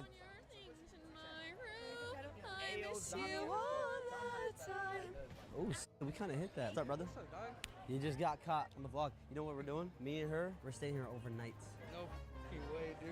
I'm serious. I'm dead ass. How am I gonna do it? How are we gonna do it? Easily. Yep, easily. Him too. It's a competition between our group and their group. Realistically, look at that as both. Who's gonna last? Yeah. Yeah, nah, I appreciate you. Okay, I gotta pick one of these, huh? 37 I'll get it. dollars? No, I'm good. I'll get this one. This is the one you want me to wear. Yeah, because I think that's the coolest one. All right, yeah, I'll do it. Under Yo, our are you f***ing recording me? They're trying to get under Yo, our this skin. girl's a creep. So you came here to meet a minor. I'm here to meet a 40-year-old woman. Found her. Hello, sir. One mouse ear, please. Be honest, bro. Is she sabotaging me with that, or am I gonna look fly? These are cool. Awesome, sweet. Cool question though. Say hypothetically, if two people, one wearing polka dot red and white and Mickey Mouse ears, and someone wearing a green shirt, happen to stay here overnight, what would happen? I don't know. You guys will probably get found. Get found? All right, we'll make that a challenge then.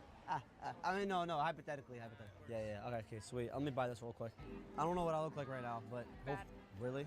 All right, I'm actually so excited to be here. But listen, lock the f in. Never locked out. Yeah, we're here to have fun. But we're here to win a challenge. I'm sorry. Was that That was a little close, harassment? yeah. Harassment? Officer! No, you can't make that joke. Make a single file line to your right. We're staying here overnight. Oh, have fun. Really? Here's the plate. Oh, no, I'm kidding. I'll blur you out. She said, oh, something's happening. I don't know what's going on, but something's happening. There's magic in the air. Okay, here's the thing. Look, they're probably over there having fun, and eating ice cream. In the video, it's gonna be so funny because they're probably doing and we're just eating. Since we're at Disney, we might as well go on a ride or something. Where's the mat? Somebody, Mickey Mouse. Where's he at? I'm Minnie Mouse. All right. You're Mickey Mouse. Oh, wait, what? Oh my God, an octopus. Is that from Ariel? Under the sea. Should we go on this one? This one looks. Is that one chill? Yeah. Like I can hold my phone. Yeah. Huh? Yeah. You're gonna stay here overnight? Wait, you understand that there's a chance that you get a felony if we get caught? I don't gas. You don't give a pie? Oh. I told you yes. I'm having a great time. I'm having a great time. That's the palace. Yes, From the movie intro. That's the castle. Supervised children. Are we too old for this? Or she set me up? Huh? Okay, because you're never too old for Disney, right? No. All right, prize. Question, Mr. Aaron. Has anyone ever successfully stayed at Disney overnight without getting caught? No. Everybody gets cleared out when the park closes. Well, if someone were to hide here, what would be the best place? I don't know. Okay. Thank you. Just a hypothetical question.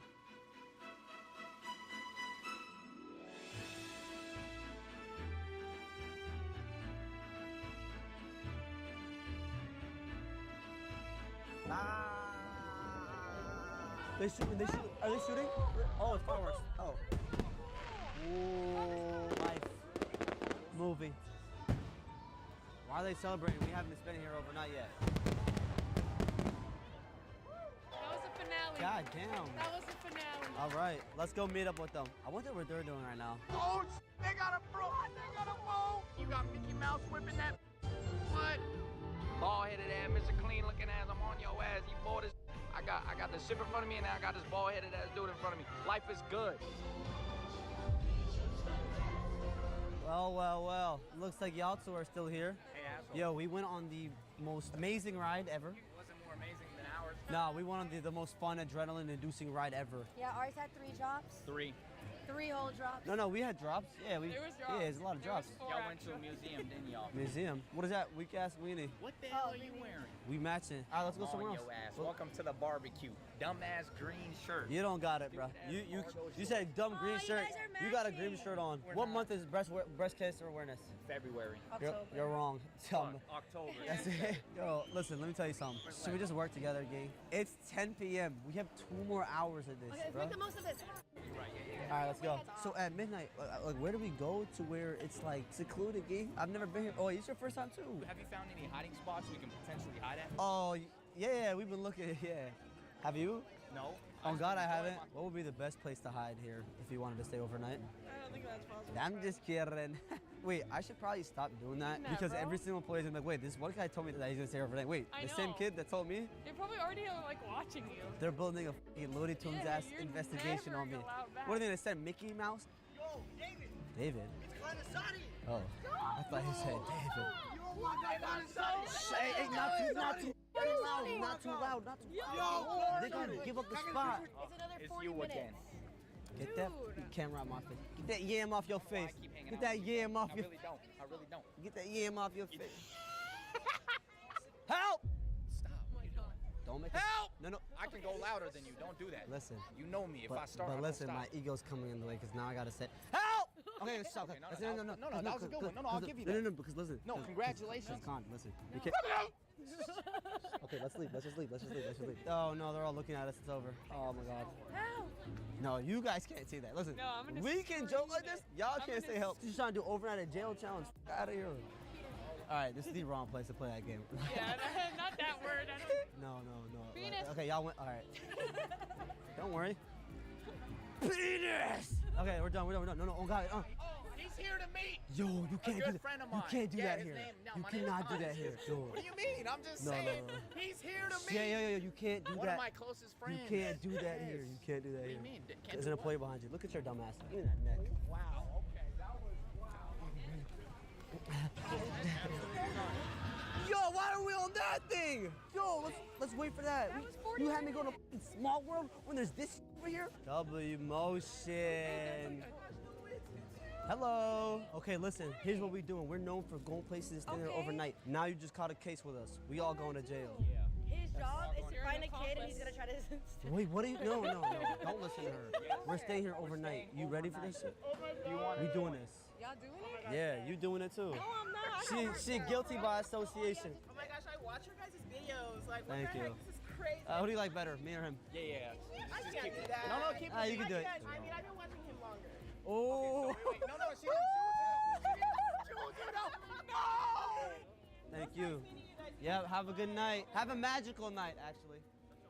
You would mad because she let me better. It can't be corny. We're in Disney. All right, we got like 2 hours to kill, so we're gonna use 45 minutes of it sitting in this lane waiting for this ride. Okay, while we're waiting in line, this is the perfect time to interrupt and let y'all know about the streamer prom that's coming up. August 13th, there is a streamer prom, right? All the streamers are gonna be there. Everyone's gonna have a date. My whole friend group is going. The whole house is going. I didn't know who I was gonna take, but now I do. I'm gonna ask Mo. I'm asking her live on Twitch tomorrow around like 6 p.m. Eastern time. I'm gonna be asking Mal to prom on Twitch. Hopefully she doesn't see this. But all right, back to the video. So I'm seeing people wearing raincoats. Oh my God, they're soaked. Wait, no, they're soaked. Oh my God, yo, it's drenched. It's over. Wait, what am I supposed to hold on to? Hold on to you. Wait, I can't see none. Oh. I think we're going up.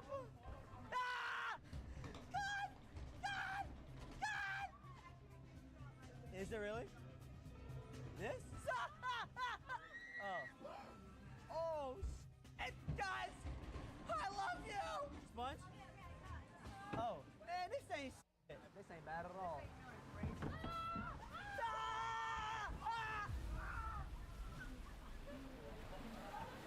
I can't swim! I can't swim! I can't swim! I can't see! I can't see! Wait, there's no more. There's no more, right?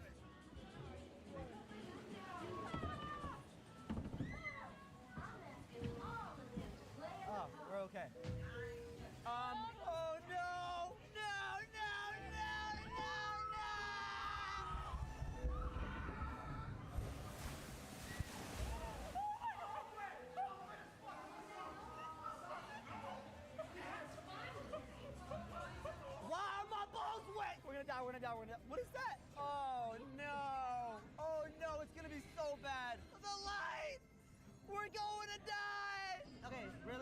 It can't be that bad, right?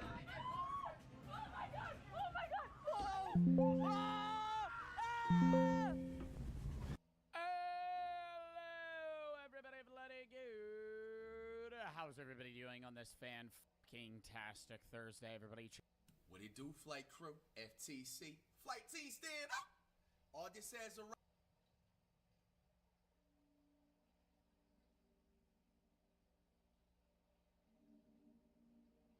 When you make a Minecraft world, it should look like this. Pretty normal stuff. But what if it looked like this instead? This is a mostly forgotten world gen setting.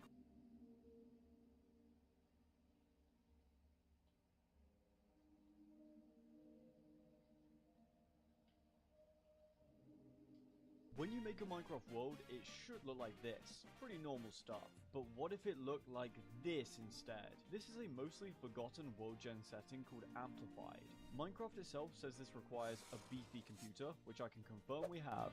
I am also broke. Anyway, I'll be spending 100 days transforming this mountain into the ultimate secluded base, complete with everything we need to survive. If you go on to enjoy this video, subscribe. It helps me produce more like this. Without further ado, ladies and gentlemen, let's get started on day one.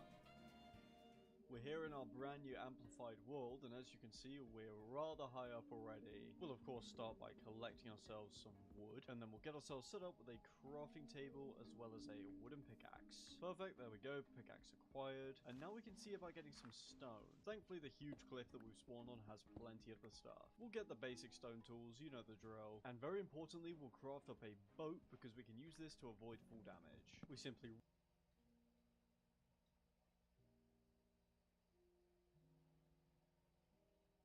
ride it off the edge of a cliff like so, and instead of shattering our body into a million pieces, we survive perfectly. We've got a tiny little cave here with an enderman, which I'm just immediately gonna boat trap. Or not, because he's just gonna walk away. This zombie shall be our first kill of the video. Can you stop running around and just get in the boat, please? There we go. Now give me a free pearl. No pearl, of course. There is a bit of coal here, which is nice. We could definitely do with some torches. I'd really like to find some iron at some point, because then we can make a water bucket, and getting down these big cliffs will be a lot easier. And in fact, I do see some hiding away in this little cave.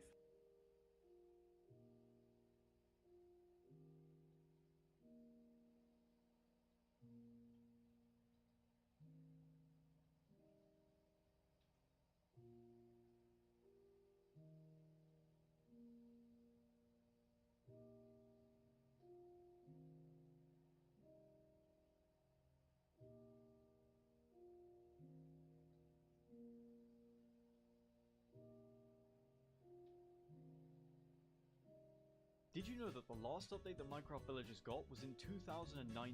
Yes, 2019 was 7 years ago, and yes, you're old. I'm going to spend the next 100 days transforming this Plains village into the ultimate medieval city, complete with everything we could ever need for survival. Every 25 days,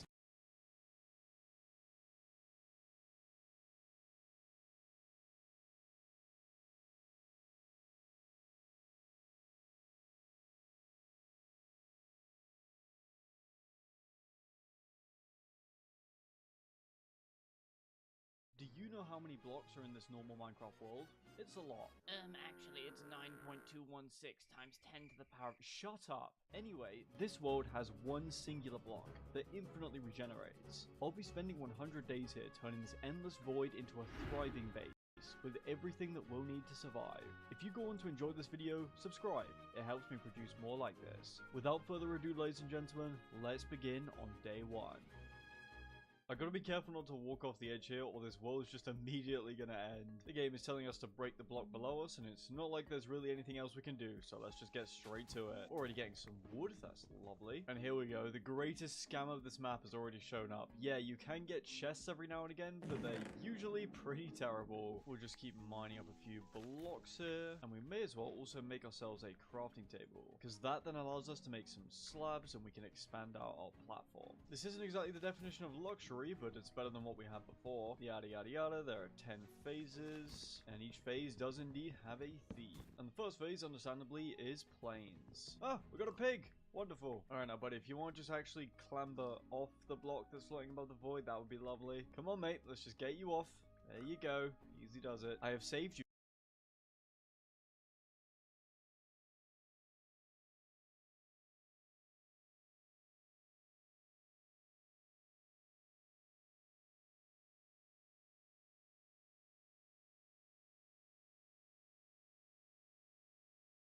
What if your Minecraft world had just a single lucky block? Whenever I mine this lucky block, something completely random happens. It could be either good or bad. In my case, it's bad. Like, really, really, really bad. I'm going to be spending 100 days here, and in that time, I want to build a giant floating base, complete with farms, villagers, and more. I'm also setting myself a goal of mining 1,000 lucky blocks by the end of the 100 days. If you go on to enjoy this video, subscribe. It helps me create more like this. Without further ado, ladies and gentlemen, let's get started on day 1.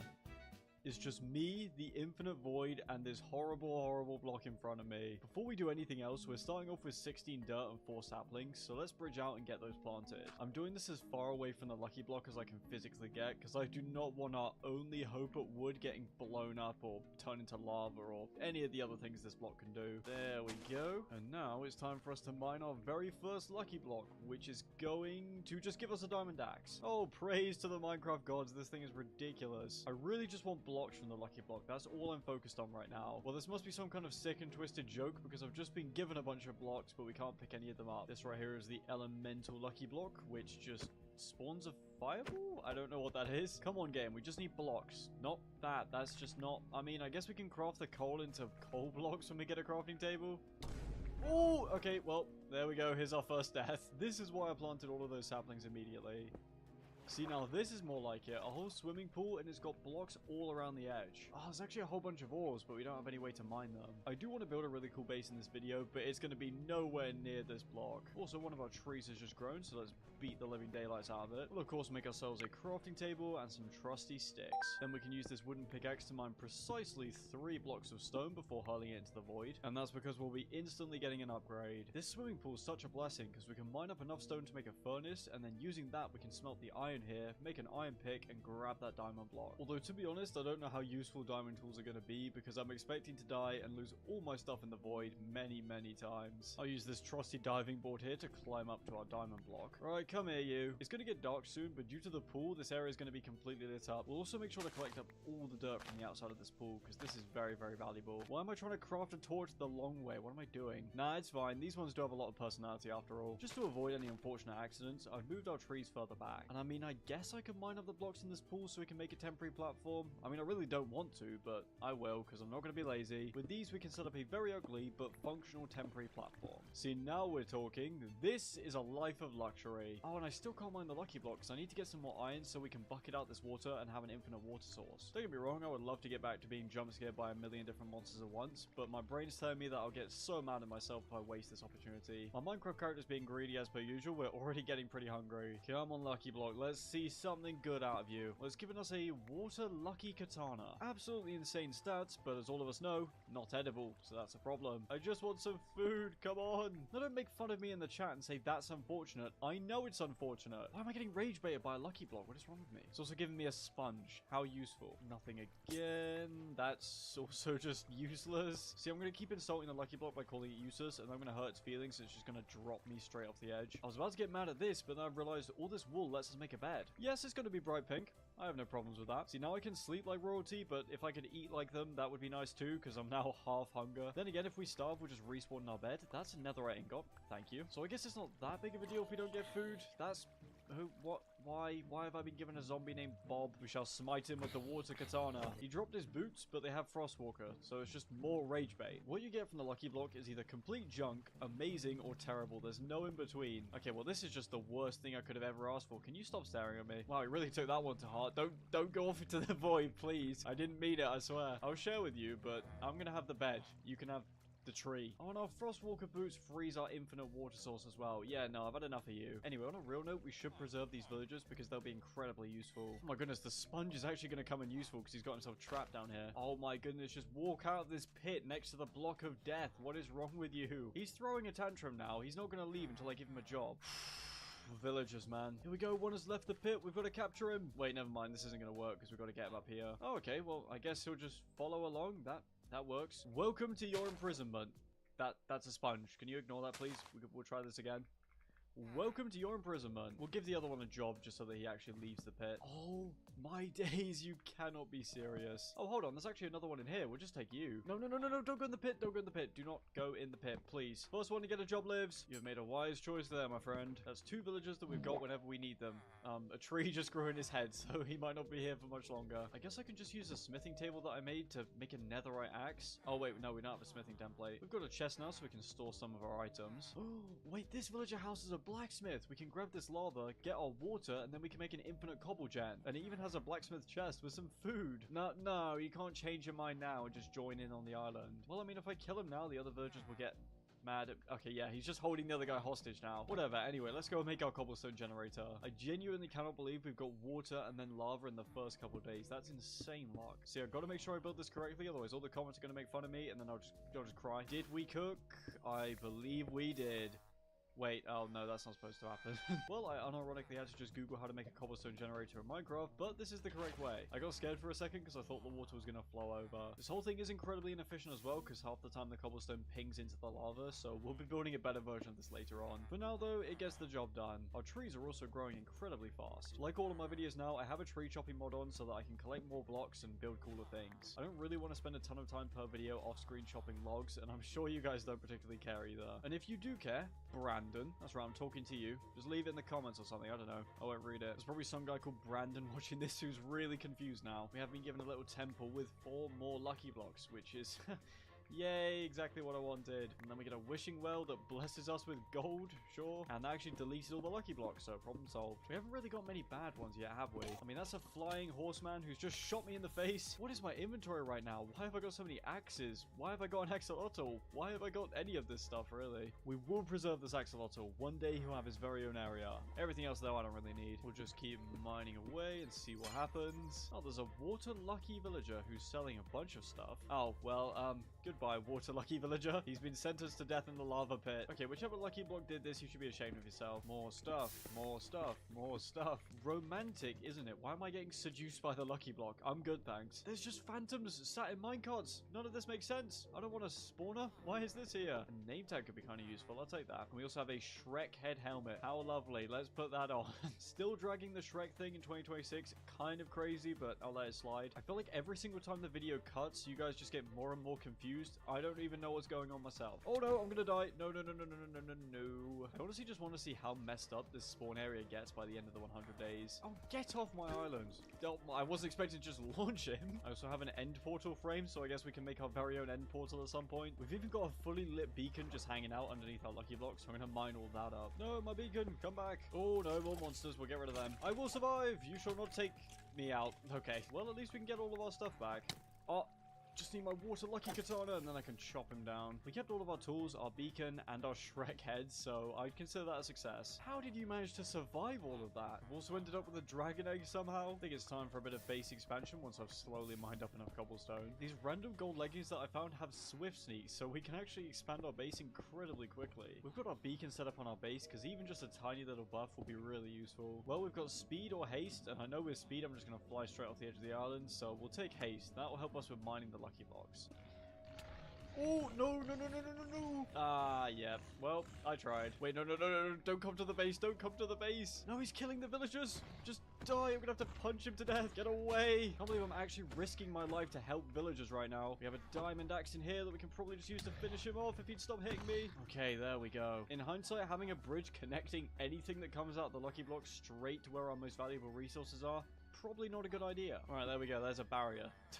Incredible work. And I did also lose all my stuff, but once again, it's actually all still here. Any mob that spawns from here hits like an absolute truck just because of how bad our armor is. I think we just got another swimming pool. More garbage, more garbage. What is this? Please don't kill me. This right here is a classic lucky block trap. You'll get spawned in this little prison and then they'll drop an anvil from the sky. Thankfully though, because of this villager house, we were actually saved. I'm sure there'll be plenty more traps to come though. And now I'm being swarmed by zombie villagers. I've got zombie villagers in my plumbing. This is not ideal. I'm going to keep mining the lucky block for a while while, and then we'll start working on our brand new base. So I've just been sealed in an obsidian box, which is rather rude. To be fair though, this is actually rather useful because we can use the obsidian to make a nether portal and we'll get renewable blocks from the nether. I've also already planned for the fact that crimson and warped wood are really the only woods that we can actually use to build our base. I mean, I guess we can sprinkle in some oak as well. I mean, unless we get really lucky and get given saplings from one of the lucky blocks, but that'll be quite surprising if that happens. Okay, lucky block, I really need you to spawn a structure and start deleting this obsidian because I'm not mining it all by hand. Lots and lots more rubbish. Plus a whole bunch of wither skeletons that are just being suffocated. There we go, that's some of the obsidian removed. To be honest, I don't even really know what I'm looking for. I'm just mining and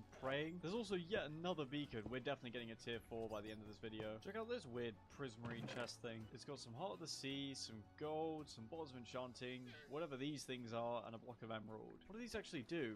Nothing. Okay. Okay, no, this isn't exactly what I had in mind, game. Oh, we're so cooked, yeah. I was about to throw this away. One of the zombies has dropped a carrot, so we can finally have some renewable food now. Already we're running out of storage space. The base design that I have in mind is a huge floating island, which is going to require a ton of blocks. I would like to get started on it sooner rather than later. And there goes all of our stuff, unless I can throw our katana. Nope. On a real note, I don't actually know how I'm supposed to clear up all this lava that's now been dumped on us. Oh, no, you're joking. The real question is it more than one block? Okay, it's more than one block deep. Somehow our lucky katana's survived, still. To be honest, I was thinking we were completely soft-locked, but I've just realized something. Our water lucky verger sells holy water potions for 19 diamonds, which do actually give us fire resistance. He is robbing us blind here, but it's our only option. With the power of the potion, we can wade into the lava and mine the lucky block until it replaces all of this.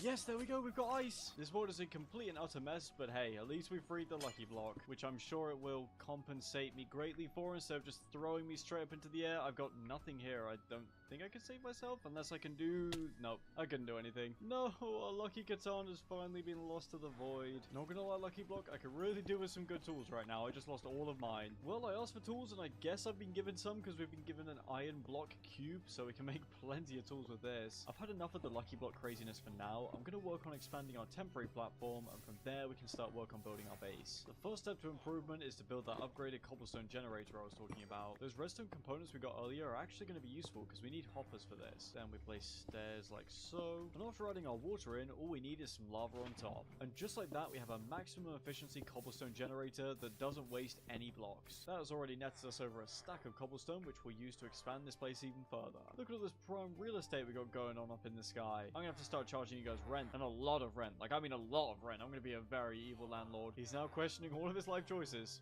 Honestly, I would be too. Get some dirt placed in for our trees, and I'm not setting it down into the floor because when we want to pick it back up, it might fall into the void otherwise. See, I don't know about you guys, but this looks like success to me. I mean, it's not much, but it's definitely an improvement over what we had at the start. I guess I'll just go back to my life of mining cobblestone now. Or, I mean, I could slack off and mine lucky blocks. Also, there's a diamond block up there that I missed. Also, I'm sorry if my voice sounds weird at all. I feel like I've got a cold coming on, which is really stupid given that summer's coming, but I don't know. I feel like every few months I just get debuffed to sound like Squidward. Alright then, let's craft ourselves up a diamond pickaxe. Oh, we did have some enchanted books earlier, but I threw them away. We could have grindstone them so we could get regular books, and then we could have crafted ourselves an enchanting table. I guess I'll just upgrade our diamond pickaxe into an unenchanted netherite one, which feels very wrong. Well, I mean, mining stone is like 5% less tedious now, so that's a win. You know what? I'm feeling good about the lucky block today. Let's go give it a try. 3 diamond block, yes! Do I quit now while I'm ahead? Of course not. Okay, well, I definitely should have learned my lesson. Thankfully, they're actually just getting pushed off the island by the water. We've also been given a giant lucky block. Once we pull this lever, it's going to spawn a bunch of them, I think. Oh, no, it just threw a bunch of TNT down. Lovely. But hey, I guess it cleared out the area even more. We've got another little wishing well here, so let's activate the pressure plate. And no!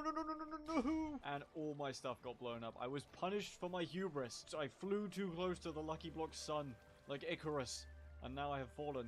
And I am poor. You know, this is fine though, because you can always make it all back with the next lucky block. Especially when you get given a bunch of fire falling from the sky. All this place is now is a bunch of useless water. Okay, well, now I feel like this is just rude at this point. I'm a 22-year-old grown man. I've just been put in timeout by the lucky block. I don't know how to feel about that. See, this is the kind of amazing content that you guys subscribe for. Funny enough, this is actually the perfect time to say if you're enjoying the video so far, consider subscribing. And also, if you enjoy my videos regularly and think that you're subscribed, double check, because you might have been unsubscribed because there's a glitch on YouTube right now, and I'm going to fall down, so goodbye. I mean, I'm going to land in the water anyway, so who cares?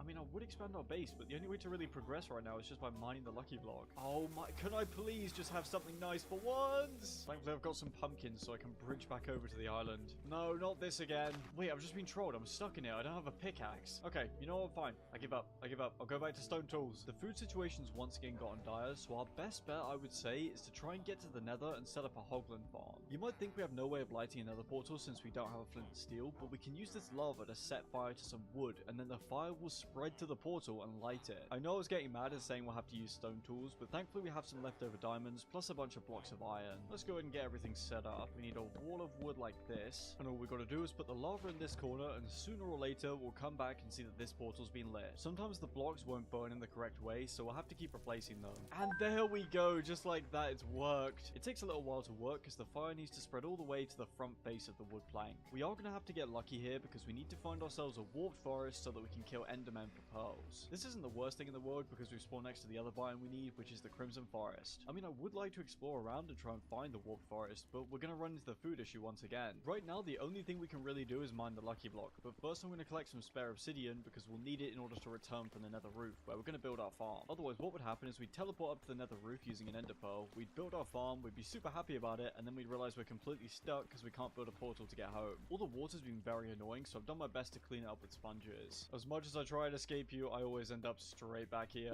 It's given us inverteberries, which does seem like food, but let's see. I've been chowing down on these and nothing bad has happened so far. I'm just going to wait till 5 minutes down the road when my entire body collapses in on itself. We've been given 20 diamond golem spawn eggs, so let's give those a try. What? Okay, that's lovely. Is it guaranteed to do that every single time? Yes, it is. Lucky Block is such a wonderful and well-made mod. I'm just going to have to sit here and pray that we get some good drops so that we can finally explore the nether. So far, it's not working out too well. While I'm here, actually, there is something I want to address, which is the changing commentary style across the last few videos. I've had some comments asking me if I'm tired or bored or stuff like that with my new videos because I'm using my normal speaking voice now. Also, don't mind this ominous cage where I very clearly died. I unironically used to basically yell every time I recorded my videos, and it felt like it was getting very forced. What did I do to deserve this? No, the blazes are killing the villagers and setting the trees on fire. We should be able to get out of this with a shield. All the blazes are dead, but they managed to take the tree farm with them. Anyway, where was I before that evil blaze attack? Right, explaining my voice. Overall, it just felt quite forced and not really authentic, if that makes sense. For those of you concerned, I appreciate it, but don't worry, I'm completely fine. Hello, we have ourselves some royal recruits now who shall give their lives for the Mosey Empire. Apart from this one who's already slacking off. Let's see what the wishing well will give us. It gave us a bunch of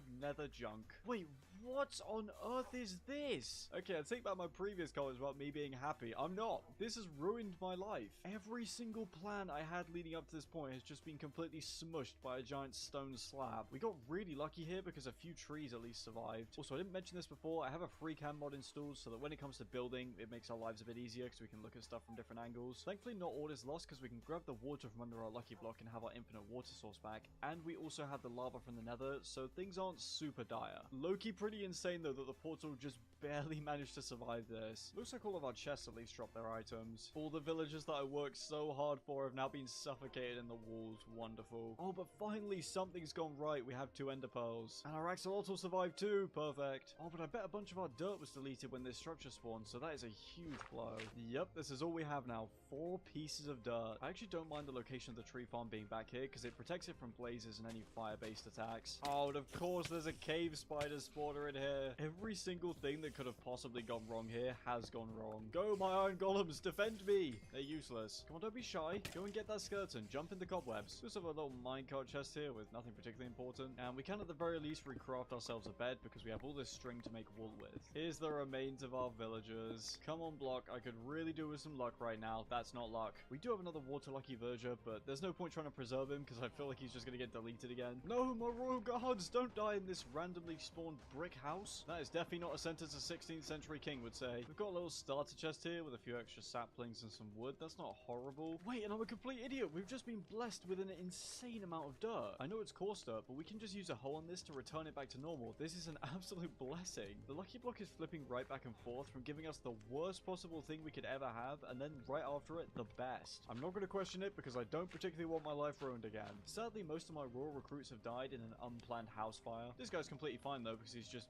buried his head in the ceiling somehow. I really want to get set up with some proper resources and start building soon, because I want to have a temporary base that's not this giant concrete slab. Actually, this is perfect. We have so much dirt now that we could actually start a little carrot farm, because we'll be able to get plenty of bone meal from the Soul Sand Valley in the Nether. Let's get started on our new temporary base. I'm aware it's all made out of wood, but it's so far away from the lucky block now that that really shouldn't be a problem. While I'm doing this, I'd just like to say I'm really happy with how much you guys are enjoying the latest zoo video, and don't worry, because I have more collection style videos like that planned in the future. I've just realized we're going to be so sorted for food, because the lucky block gives us so much gold, which we can then use to craft golden carrots with. Feast your eyes on our new and improved base. I mean, it's not exactly anything fantastic, but it's decently organized, and it doesn't even look completely dreadful. We can also get started on growing our first few measly carrots. I've also tried to be a bit more organized and keep our most precious items inside an ender chest, so that even if this entire platform is somehow overwritten or destroyed, we'll still have everything inside there. Let's leave those carrots to grow and get on with our lucky block. Oh, finally, where was this an hour ago? A huge pile of food,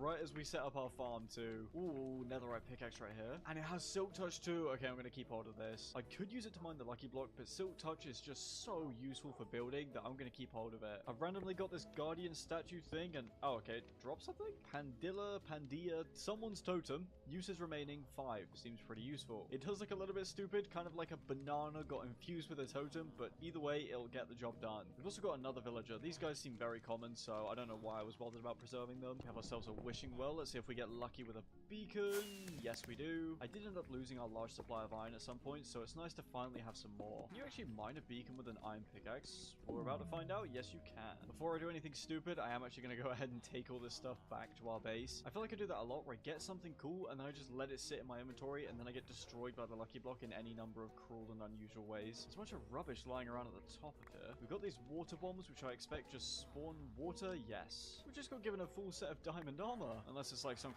That's some of the obsidian removed. To be honest, I don't even really know what I'm looking for. I'm just mining and praying. There's also yet another beacon. We're definitely getting a tier 4 by the end of this video. Check out this weird prismarine chest thing. It's got some heart of the sea, some gold, some bottles of enchanting, whatever these things are, and a block of emerald. What do these actually do?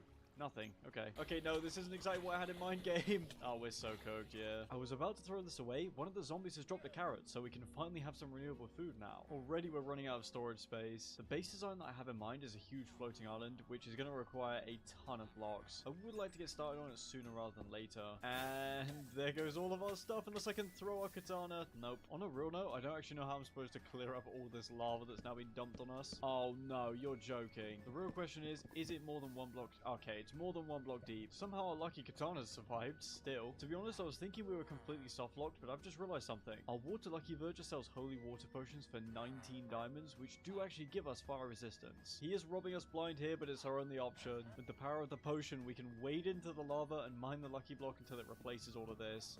Yes, there we go, we've got ice! This world is a complete and utter mess, but hey, at least we freed the lucky block, which I'm sure it will compensate me greatly for. Instead of just throwing me straight up into the air, I've got nothing here. I don't think I can save myself, unless I can do... Nope, I couldn't do anything. No, our lucky katana's finally been lost to the void. Not gonna lie, lucky block, I could really do with some good tools right now. I just lost all of mine. Well, I asked for tools, and I guess I've been given some, because we've been given an iron block cube, so we can make plenty of tools with this. I've had enough of the lucky block craziness for now. I'm gonna work on expanding our temporary platform, and from there we can start work on building our base. The first step to improvement is to build that upgraded cobblestone generator I was talking about. Those redstone components we got earlier are actually going to be useful, because we need hoppers for this. Then we place stairs like so. And after adding our water in, all we need is some lava on top. And just like that, we have a maximum efficiency cobblestone generator that doesn't waste any blocks. That has already netted us over a stack of cobblestone, which we'll use to expand this place even further. Look at all this prime real estate we got going on up in the sky. I'm gonna have to start charging you guys rent, and a lot of rent. Like, I mean a lot of rent. I'm gonna be a very evil landlord. He's now questioning all of his life choices.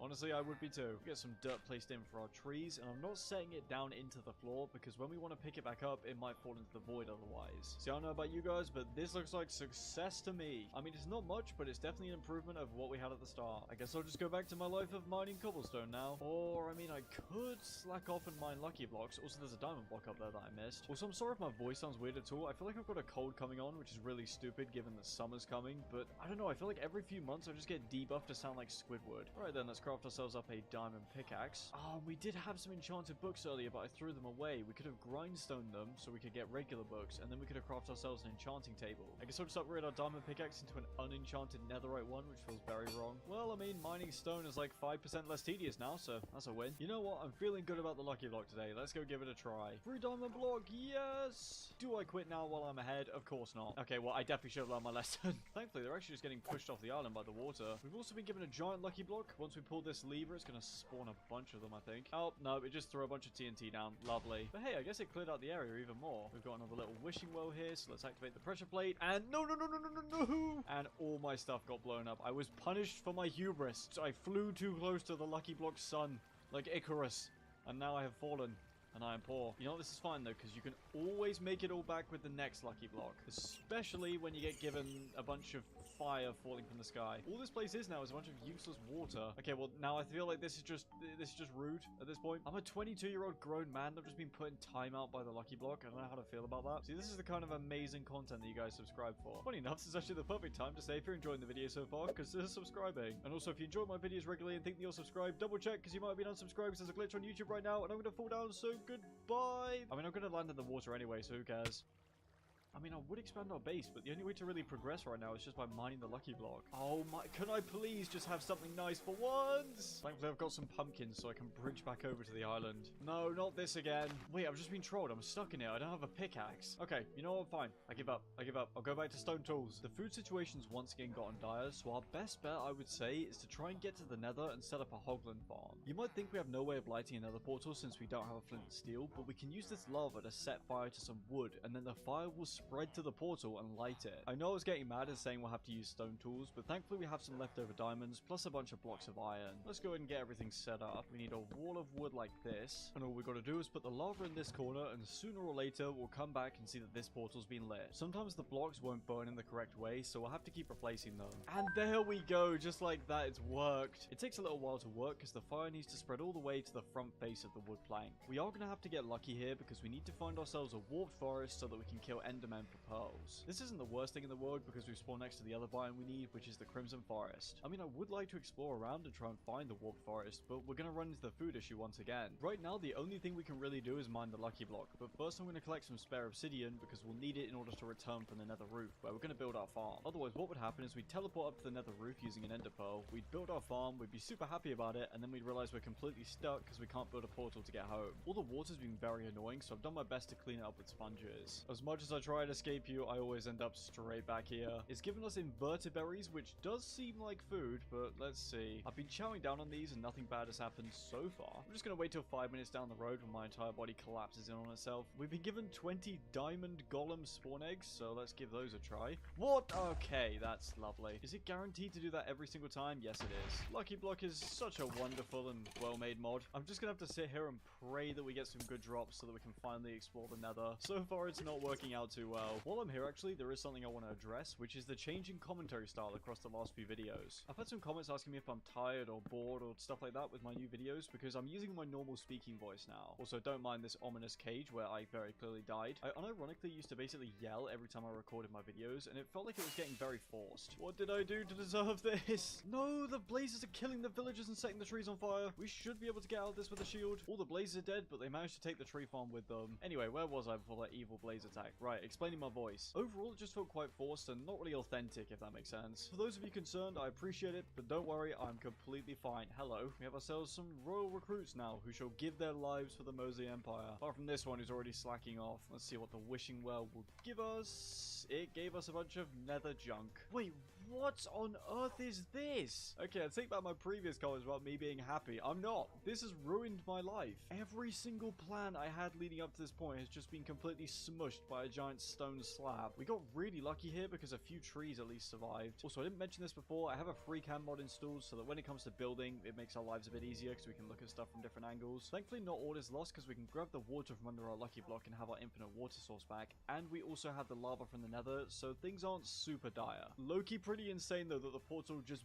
barely managed to survive this. Looks like all of our chests at least dropped their items. All the villagers that I worked so hard for have now been suffocated in the walls. Wonderful. Oh, but finally something's gone right. We have 2 ender pearls. And our axolotl survived too. Perfect. Oh, but I bet a bunch of our dirt was deleted when this structure spawned, so that is a huge blow. Yep, this is all we have now. 4 pieces of dirt. I actually don't mind the location of the tree farm being back here because it protects it from blazes and any fire-based attacks. Oh, and of course there's a cave spider spawner in here. Every single thing that could have possibly gone wrong here has gone wrong. Go, my iron golems, defend me. They're useless. Come on, don't be shy. Go and get that skeleton. Jump in the cobwebs. We also have a little minecart chest here with nothing particularly important. And we can at the very least recraft ourselves a bed because we have all this string to make wool with. Here's the remains of our villagers. Come on, block. I could really do with some luck right now. That's not luck. We do have another water lucky villager, but there's no point trying to preserve him because I feel like he's just going to get deleted again. No, my royal guards, don't die in this randomly spawned brick house. That is definitely not a sentence a 16th century king would say. We've got a little starter chest here with a few extra saplings and some wood. That's not horrible. Wait, and I'm a complete idiot. We've just been blessed with an insane amount of dirt. I know it's coarse dirt, but we can just use a hole on this to return it back to normal. This is an absolute blessing. The lucky block is flipping right back and forth from giving us the worst possible thing we could ever have, and then right after it, the best. I'm not going to question it because I don't particularly want my life ruined again. Sadly, most of my royal recruits have died in an unplanned house fire. This guy's completely fine though because he's just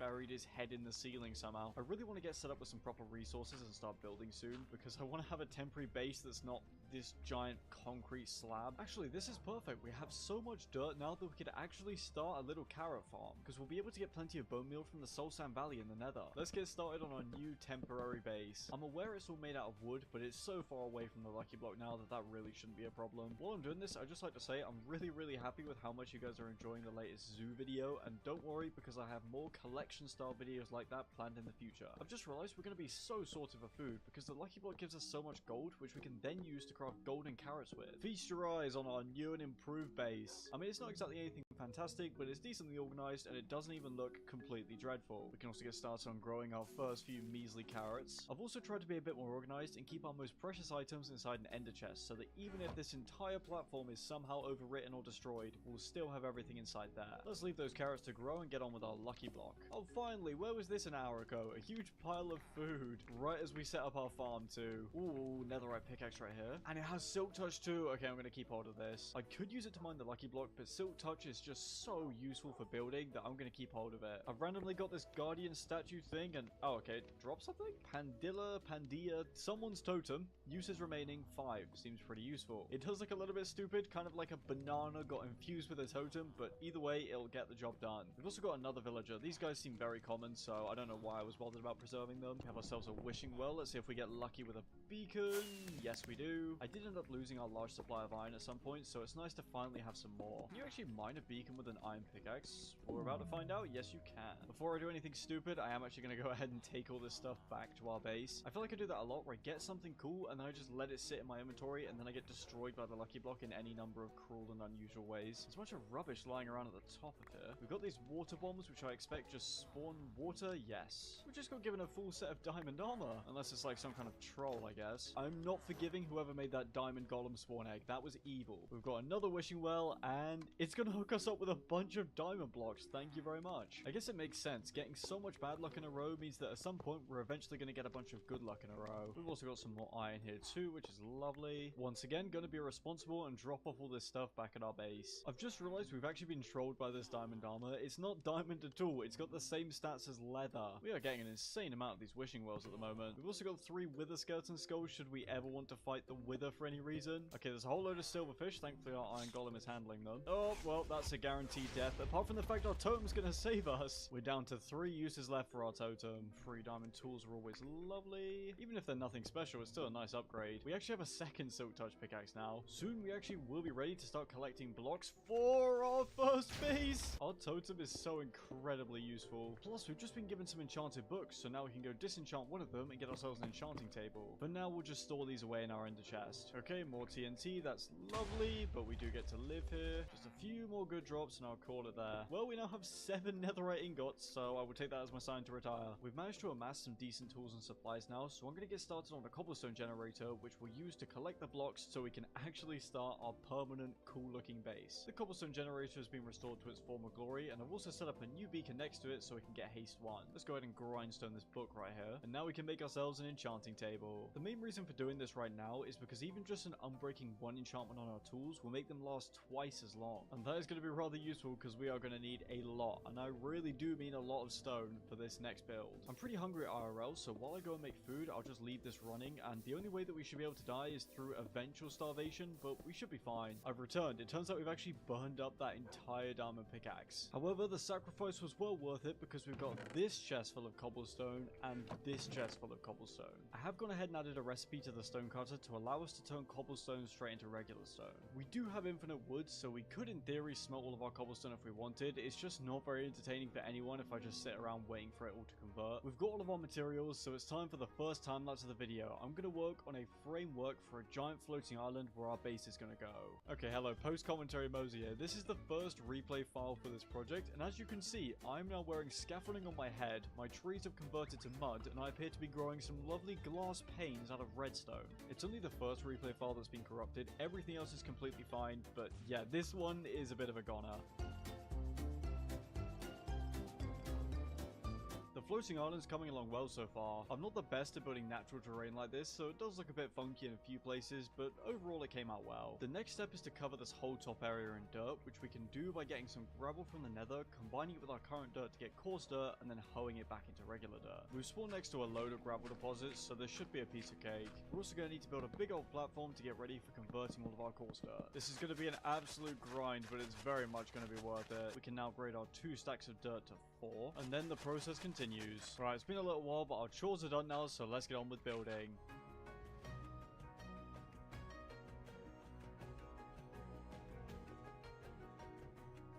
The main area for our base is finally done, and I had so much fun converting all that coarse dirt into regular dirt. It was just so enjoyable. I'm not really feeling very inspired with the current selection of blocks we have, so I'm going to mine the lucky block and see if anything pops into my head. Any kind of new sapling would be amazing. We've got a helmet to replace our fake diamond one at least. We'll go ahead and activate this wishing well to see what we get. We have a shopkeeper buyer. This guy has some pretty cool trades. If we had a mob grinder up and running, I'd be more inclined to try and save him right now, but since we don't, I'll just let him wander around. Come on, lucky block. Saplings, please. No, not this. It tried to spawn an army of silverfish around us, but because there's so few blocks here, they mostly just despawned. Ooh, more of these upgraded totems. Yes, please. I just really want some cool blocks that I can use to make something interesting. Oh my goodness. Okay, well, there's a bunch of blazes and they hit like absolute trucks. I've been spamming them with my bow and they're just tanking every shot that I throw at them. They're quite stupid though because they keep getting themselves stuck in the water. I mean, the wishing wells are nice, I guess, but we don't really need them at this point. The lucky block's just throwing more and more resources at me, which don't get me wrong, I appreciate, but I really just like some building blocks. What is that? We have randomly just obtained the Kraken Blade with 20 attack damage. That's like twice a netherite sword, I think. Sapling, please. Sapling, please. Or even just a wandering trader spawn would be nice. This is how I know we're getting stronger, because the lucky block is occasionally spawning explosions, and now we can actually survive them instead of immediately getting killed. There's a villager called Frosty here. Does he have... Okay, no, not really anything interesting. See, this is the kind of thing that I want. The block has just given us a whole bunch of flowers. I'm just rolling the dice over and over again, praying for a good drop. Hey, actually, you know what? We could do something with this. If we had this snow, and we could get a pumpkin and put it on top, we can make a snow golem and have infinite snow blocks. I know that that doesn't sound particularly exciting, but it means that we now have a white palette that we could use for builds. The game has just randomly sandwiched me in a pile of blocks, but at least we're getting a free piece of ancient debris out of it. And for some reason, it's just elevated our entire platform up for no good reason. When I zoom out like this, I get very nervous about how close our base actually is to the lucky block. I have gone ahead and dried up all the water, otherwise it would be really annoying to mine the lucky block. Time to get back to work. We don't need more ore blocks, just give me a sapling. This block is genuinely just averse to giving me anything that I want. And why is Hatsune Miku whispering to me? Stop it. Oh no, we've got another one of these situations. We were actually able to survive this time thanks to our totem and our improved armor, plus the Kraken Blade. I've learned it's not a good idea to mine the lucky block while trapped in a cage, so I'll give us a way out. and I always put one block in front of me so that if there's any explosion, this will soften the impact. We are being given such a ridiculous amount of gold. I guess we'll never have to worry about golden carrots again, which is nice. Hey, check it out. We actually got some real diamond boots now instead of our fake ones. What would be absolutely ideal is if a random wandering trader spawns, not a charge creeper. Go away. Because wandering traders, of course, have a very high likelihood of offering saplings. Can you not do this to me, please, Lucky Block? For once, I actually want the wandering trader. I will take a bunch of free stuff like lapis, though. That's quite useful. Ooh, a bunch of sand is actually rather useful because we can use that for windows. No, no, no, no, no, no, no, no. It's a good job we have all this handy water to catch us. If you're wondering what's going on at this point, don't ask me because I have no idea either. I am unbelievably stubborn, so I will genuinely just sit here until I get something I'm happy with. Just give me one sapling, please. That's all I'm asking for. I didn't think it was possible, but somehow the area is getting even more ruined than it already has been. These end portal frames aren't bad, actually. In fact, we actually have enough now to make our very own personal end portal. I am doing a little clear out back of base just so we can drop off our important items. We have been given a free shulker box. That's not bad. We've also just randomly obtained the King Triton amulet, which reduces the attack damage and resistance of the entity that we strike. For some reason now we've been spawned in an aquarium. This does give us access to some really useful renewable items, such as these sea pickles here, which we can plant on the coral and then bone meal to get infinite amounts of them. We now also have access to kelp, which is nice. I'm going to start using our silk touch pickaxe to skip certain lucky blocks that we don't want to mine. I'm fairly certain it's only pink lucky blocks and the regular lucky blocks which will give us a chance to have a sapling. So any that we don't want, we just silk touch and throw away. The method has already paid off, ladies and gentlemen. We now have ourselves 5 cherry saplings. They wouldn't be my first choice, but they're definitely a good start. And after just a bit more grinding, we now have 2 jungle saplings, a grass block, and some wheat seeds. I'm sure we could eventually get spruce saplings if we grind it for long enough, but I don't want to do that. I want to actually get on with some building. And now that our repertoire has expanded to a couple of extra wood types, I'm sure we can make something interesting. Before I forget, I'll also place this one grass block on our giant dirt island so that it will spread slowly but surely. Now then, any good build starts with an outline first. This is what I've come up with for the outline. It's going to be a gigantic temple and we're going to build it in layers. We are going to need to experiment with a few different types of blocks here. I'm making sure to gather up the different wood types. So far we've got oak and jungle. We'll collect ourselves up some crimson logs as well.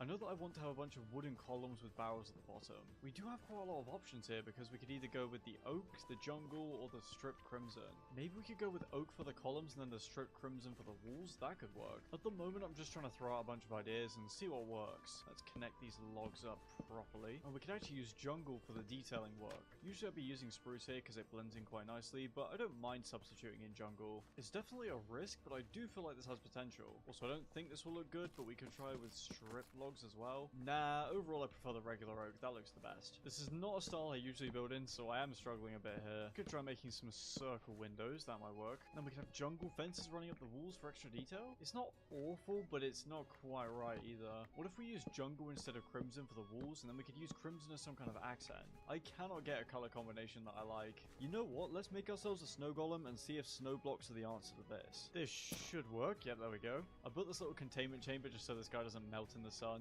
And then just like that, we have infinite snowballs. I've had a bit of time to cook, and this is what I've come up with. I realized there was just absolutely no way the crimson was going to work, so I've ditched it entirely in favor of oak. I've also gone around swapping the oak logs for jungle ones, because it just fits the vibe better. We've also got some chiseled quartz running along the bottom for a bit of extra visual detail. Overall, this place is really starting to come together now, and we're only just beginning. I think the crimson will be great, but only for the roof. It doesn't work in any other capacity. I was also thinking we could turn these little squares here into tiny little gardens. I think that would bring so much life and detail to this place. The only thing that's stopping us from finishing the entire first floor is just the blocks that we have. But since we can cut down trees in an instant, it shouldn't take too long to get everything that we need.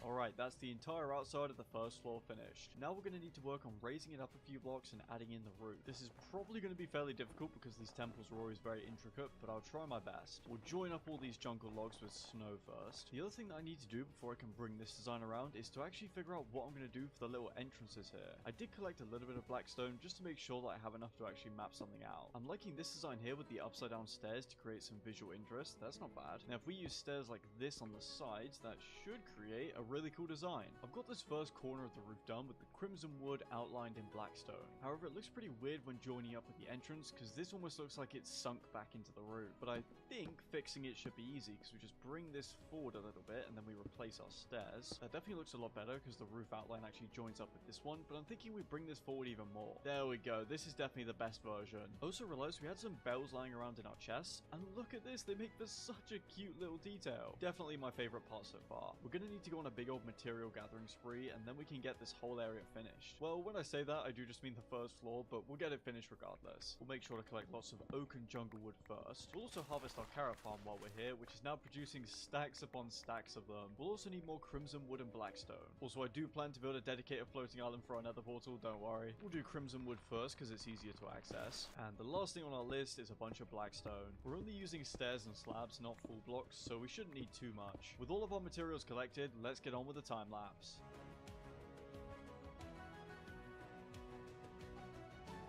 There you have it, ladies and gentlemen. The first floor is complete and it is looking glorious. Overall, I'm thrilled with how this place is looking. I did leave these entrance parts a bit barren, so let's fix that right now. We'll just come in with some stairs and some jungle trapdoors. And of course, we'll replicate that on every single side. And we are going to have to shovel up this entire floor because we'll need to replace it with oak planks. On the bright side, it does mean that we can reuse all of this for different builds. Slowly but surely, we're getting through this. And just like that, we're done. I will need to go around and light this area up at some point as well. Otherwise, we're going to be overrun with mobs. Our storage is definitely getting very, very messy, so I do want to get a proper area set up inside here. It makes the most sense to get this set up right by the front door, so then we can run in and out and drop off everything from the lucky block. I now get the very entertaining task of sorting everything we own into these chests. So far, so good. Everything's nicely organized. Also, we somehow ended up with 3 dragon eggs so far. We do still have lots and lots of building work to do, but for now, I'd like to go and open a few lucky blocks. Honestly, it's becoming a bit of an addiction at this point. I seem to have also brought my Silk Touch pickaxe along, which was not the smartest idea. We're just going to see what kind of junk we can get. A whole bunch of wandering traders have spawned, which gives us a really good opportunity. Anyway, let's see what he's offering.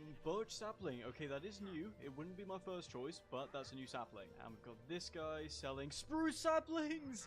Let's go! Wait, this guy's the goat of wandering traders. Sugarcane, acacia sapling, and spruce sapling all in one. I've got my emeralds and I'm rushing back. If one of the wandering traders has fallen off, I'm going to be so upset. Okay, the birch guy is still alive. Oh, thank goodness I found the spruce man. I thought he was lost forever. Look at that. All of these items that we would have had to grind for hours for. Oh, there's actually 2 more up here. Okay, this one's pretty on brand. He's very useless. And this guy's got another acacia sapling, so these 2 are duds. I guess I'll also buy cactus off this guy just because it's quite rare. And I shall drop all of this off in our ender chest so that if we die, we don't lose it. Also, we have been given enchanted water apples, so let's eat one of those and see what that does. We've got repair 3, regen 5, immovable 4, resistance 3, water breathing, and night vision. We shall continue for a little bit longer. I really need to stop using that Silk Touch pickaxe. I don't know how I keep ending up doing that. Alright, well I have no idea where any of these blocks are. This is a Triton scale block, which we can use to make some tools and armor, it looks like. We need Triton scale blocks and water diamonds. And I presume this block here is a block of water diamond. Yes, it is. Honestly, we've been getting a really good run with the lucky blocks lately. Although I don't really know why it spawned a giant mesa spike. Well, we've been given way too many cows. Also, what is going on with this wolf? Why is he just sliding along the floor? And who are you? We'll go ahead and lead 2 of these cows to freedom. Please don't make this an absolute nightmare. I'm begging you. Okay, we need to form an orderly line. We need to go one at a time here. You just need to follow along slowly but surely. Where do I even put him? I don't have a dedicated cow storage area. Perfect. A windowless, grassless, inescapable box. That is a recipe for good animal welfare. No! This cow's gonna die now. The thing is, this doesn't look that bad, but the game treats a mob hanging off a lead like it's constantly falling, meaning this guy has like 200 blocks worth of full damage to take. If we can get him in some water though, we should be okay. Come on. There you go. No. God, this is the stupidest cow ever. His friend was so much better. Just swim against the water, you idiot!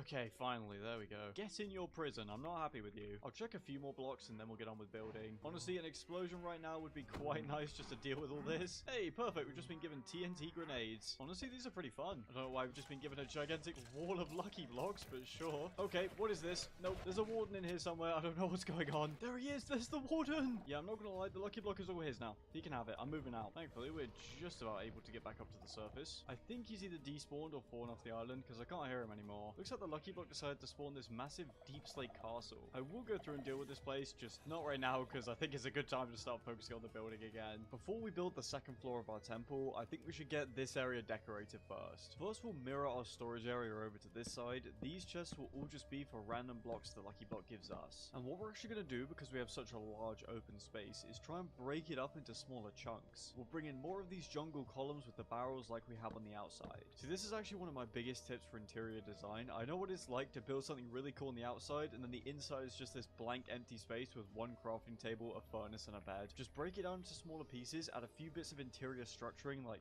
columns or walls or anything like that, and suddenly it'll all start to become clear. The next detail is going to be a simple one. It's more stairs and trapdoors to add archways to these entrances. There is also a design that I want to try which involves birch wood. These kinds of temples have those thin sliding doors to cut off access to different rooms, and I'm thinking these birch trapdoors would be perfect for that. We're not covering the entire area just because then all the rooms would be super closed off and uninteresting, but a little gap like this so we can peek through is really cool. And actually they're even more useful than I thought because we can use them to cover up the little white parts of the wall that are still peeking through. The first two quadrants are done and I'm so happy with how this is looking. What I'm not so happy about, however, is the fact it's incredibly dark in here because we have no light sources, so I'm going to go around with some lanterns and fix that problem. We'll also get some placed down outside as well on these little windowsills. On the opposite side, we'll do some kind of design with the trapdoors again, but for these 4 quadrants, I want to come up with something unique and fun for each one. This first area is going to be a little mat where people can train their martial arts skills, and the best detail here is going to be an armor stand in the middle as a training dummy. These areas are also quite well known for their art as well, so I'll make sure to have plenty of paintings in. I've decided that I am still going to add in the trapdoor design, but I'm just not going to use quite as many. In this corner, we'll go with a kitchen. Using a little tripwire hook as a tap is one of my favorite building techniques. Also, I don't think a single video will ever go by where I don't not complain about how expensive trapdoors are. I'm out here slaving away chopping down birch trees. Then again, I do get to play Minecraft for a living, so in the grand scheme of things, not that big of a deal. I'm really trying to figure out a way to make the enchanting setup work in here because this looks like it'll be the perfect little nook. However, if we place down some jungle planks to represent bookshelves, we can only reach 14 before we run out of space. Because if we place anything here, that's where we want the trapdoors to go, so it will ruin the effect. I'm fairly certain though that if we sink the floor down by 1, we can actually find a perfect solution. For some reason I thought we already had the resources for 15 bookshelves. We don't, but the main thing is they have a top texture of oak planks, so we can place them all around the enchanting table like this, and it will give it max power. We're just going to have to leave this area on standby for now until we can finish it. We will add the usual decorations like the trapdoors and a few paintings. I do really wish we had more options for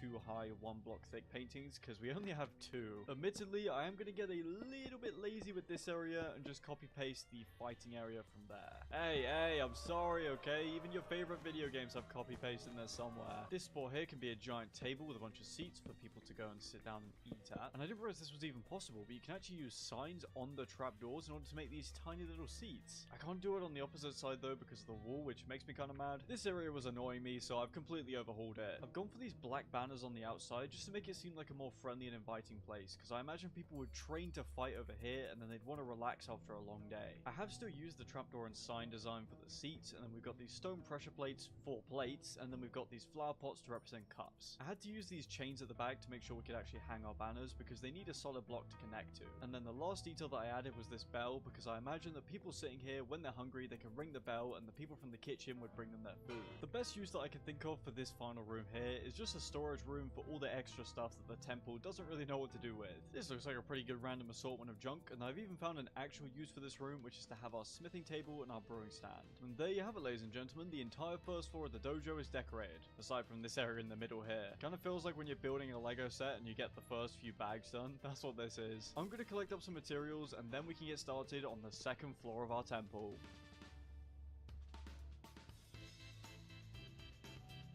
Just like that, the outer shell of the second floor is finished. Every little section takes me ages because of all the tiny details that go into it. We should be able to get one more full-size floor on top of this, and then we'll have a tiny little bit on top of that. I'm going to take a break from building our main base and work on some small islands that are dotted around it. And then I was thinking, in order to get to the islands, instead of using wooden bridges, we could use leaves to create giant vines connecting them all. The end result for this base that I have in mind is that it will look like those floating islands from Avatar. The only problem is that in order to make more of these giant floating islands, we need more stone and cobblestone. I mean, this is a good time to say that I hope that wherever you are, you're having a good day / night. Especially if you're watching this video trying to sleep like a lot of you do. We do at least have some leftover cobblestone from the other island, which is an absolute miracle. We will go to our stone cutter and convert a bunch of this into regular stone. The tricky part is building the islands a decent distance away from our main base, but not too far to the point it becomes annoying. There's also another part of the build that I have to keep in mind, which Minecraft YouTubers don't really talk about, which is the fact that we have to make our builds look perfect in a thumbnail. It's unironically really important to make sure your build looks good from an angle like this, because otherwise people will just click on your video less. I knew I was getting way too devoted to this sort of thing. When I was getting worried, I built my base in the wrong angle when compared to the sun, because the sun casts a shadow on the front, which isn't as good for thumbnails. This floating island here is a bit more pointy and round, so I'm going to make this one short and squat. Building this sort of thing is definitely outside my comfort zone. I don't mind a little bit of terraforming, but building entire islands is really tricky for me. I'm using a reference image for this, and one of the floating islands has a bit that sticks out as a weird little notch, so that's what I'm trying to build right now. I have no idea what I'm doing.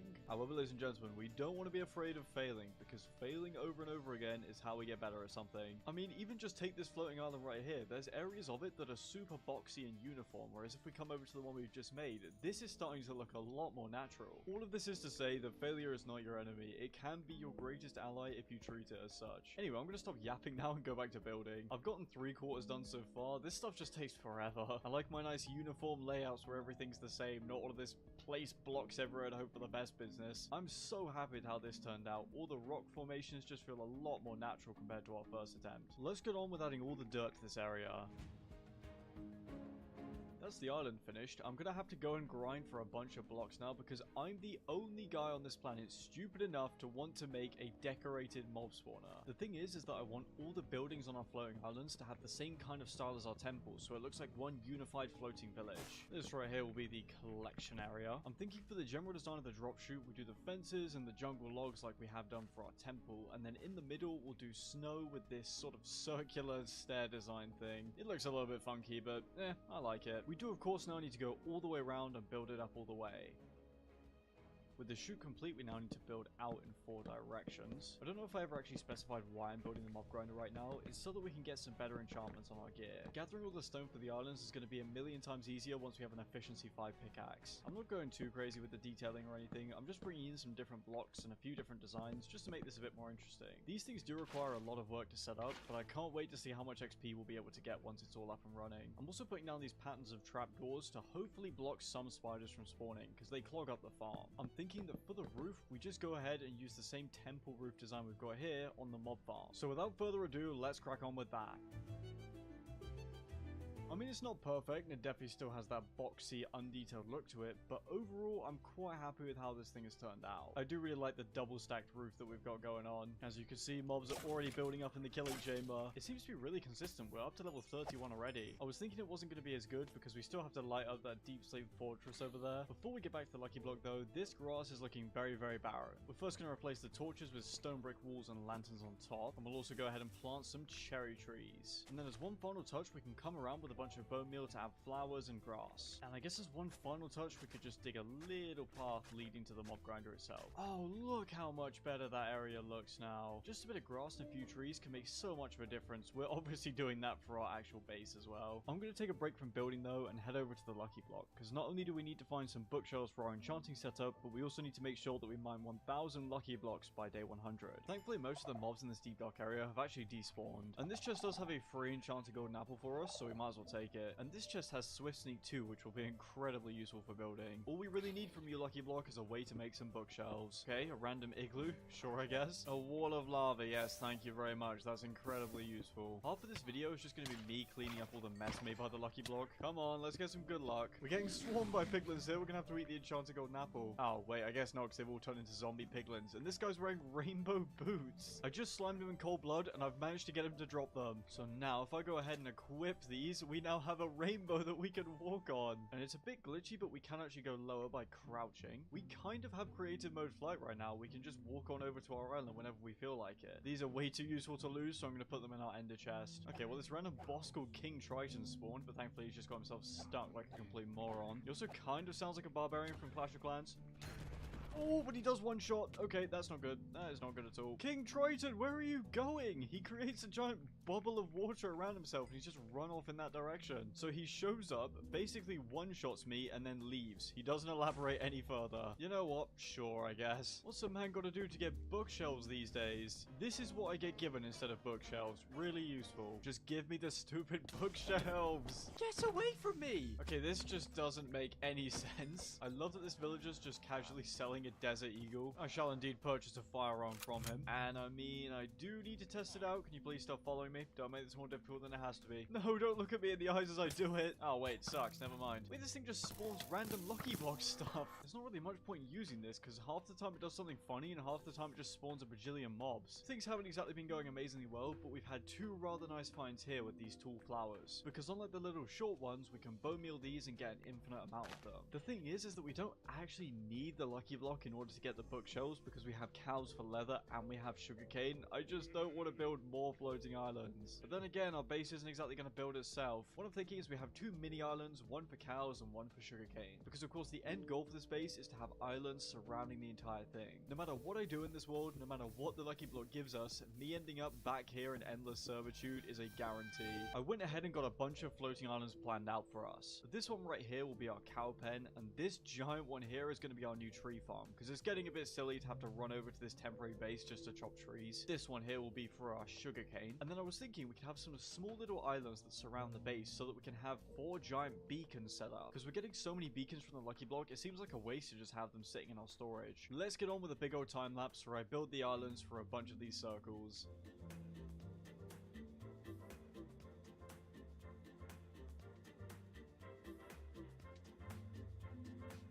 This was an absolute grind, but all of the stonework is finished. I've also added some extra details to the islands with these stone walls. Making stuff like this look natural just takes so long. We'll do the dirt for our first beacon island. There we go, that's all done. We do also have to make sure to throw in our grass blocks here and there. These are only going to be stage 3 beacons instead of stage 4 because A, the islands for the stage 4 ones would have to be massive, and B, we just don't actually have that many resource blocks to work with. Also on the outside, so that it all looks cohesive, they're going to look like they're made of the same material. No one has to know that they're secretly filled with different resources. That's as much as we can do for now. Also, once we fully decorated these islands, these jungle planks have got to go. They're so ugly. Since this island will be an area for our cows, I was thinking we could build a small little area with a roof on similar to our temple so that we can house them properly and keep it looking similar to what we built already. This is just going to be a miniature version of our temple. Also, don't get me wrong, I love building in Minecraft, but after this video, I never want to build a floating island ever again. The amount of fiddling around you have to do in survival is insane. Creative would just make this so much easier. Right, let's just put the black tiles on the roof and get it all filled in. To be honest though, the scale of this building compared to what it's actually built on feels a little bit off. Well, looks like I've got to bulldoze the whole thing and go again. Yeah, I'm a lot happy with that. That's a lot better balance compared to what we had before. It's all going to come together nice and neatly in the middle. Look at that, that's perfect. We'll put down some lanterns to stop mobs from spawning on the roof, and we'll add a bit of detail to the structure itself. Just bringing in the fences, and then we'll do some stairs and trapdoors for these bits all, but it's come out looking really nice. We'll come up and clear out the mob spawner for some bone meal, because we're going to want to make the area feel a little bit more lived in. While we can't grow trees on this because they just warp the scale completely, we can use these new flower bushes we've gotten to add a bit more color. Yeah, that's rather nice. While I remember, I'll also make the beacon island look all pretty as well. Much better. I know the area was looking a bit desolate earlier, so I'm really glad it's starting to come to life. Although I feel like most of my bases are a whole trust the process ordeal because I have no idea what I'm doing and just make it up as I go along. I'm not gonna lie, it's really bugging me that that beacon's unfinished, so I'm gonna go mine the Lucky Block some more so we have enough resources for it. But then I will get on with these 2 other islands. Although I suppose technically it's 3 islands, but I thought it would be cool if we incorporated one of them into the other. I have updated where the Lucky Block spawns ever so slightly because it's now over here. And the reason for that is I just don't know what kind of structures can spawn, and I admit it was kind of dumb to build my base so close. I thought this was a good idea at the time. Basically, what I'm trying to say here is I don't really want to get to day 90 and then suddenly the Lucky Block just spawns a gigantic chunk that deletes all of our hard work. Also, unrelated, but if there's enough demand for it, I'm happy to upload this map to CurseForge and make it available for you guys to play. We're really just looking for wishing wells here so that we can get ourselves a bunch more ores for our beacon. A free lapis block isn't bad, we'll use that for enchanting. And I guess the Lucky Block really is in the mood to give us lapis right now because we've now got a cube of the stuff. I swear, if I now get given bookshelves after after I did all that work to set up the farms and whatnot, I'm gonna be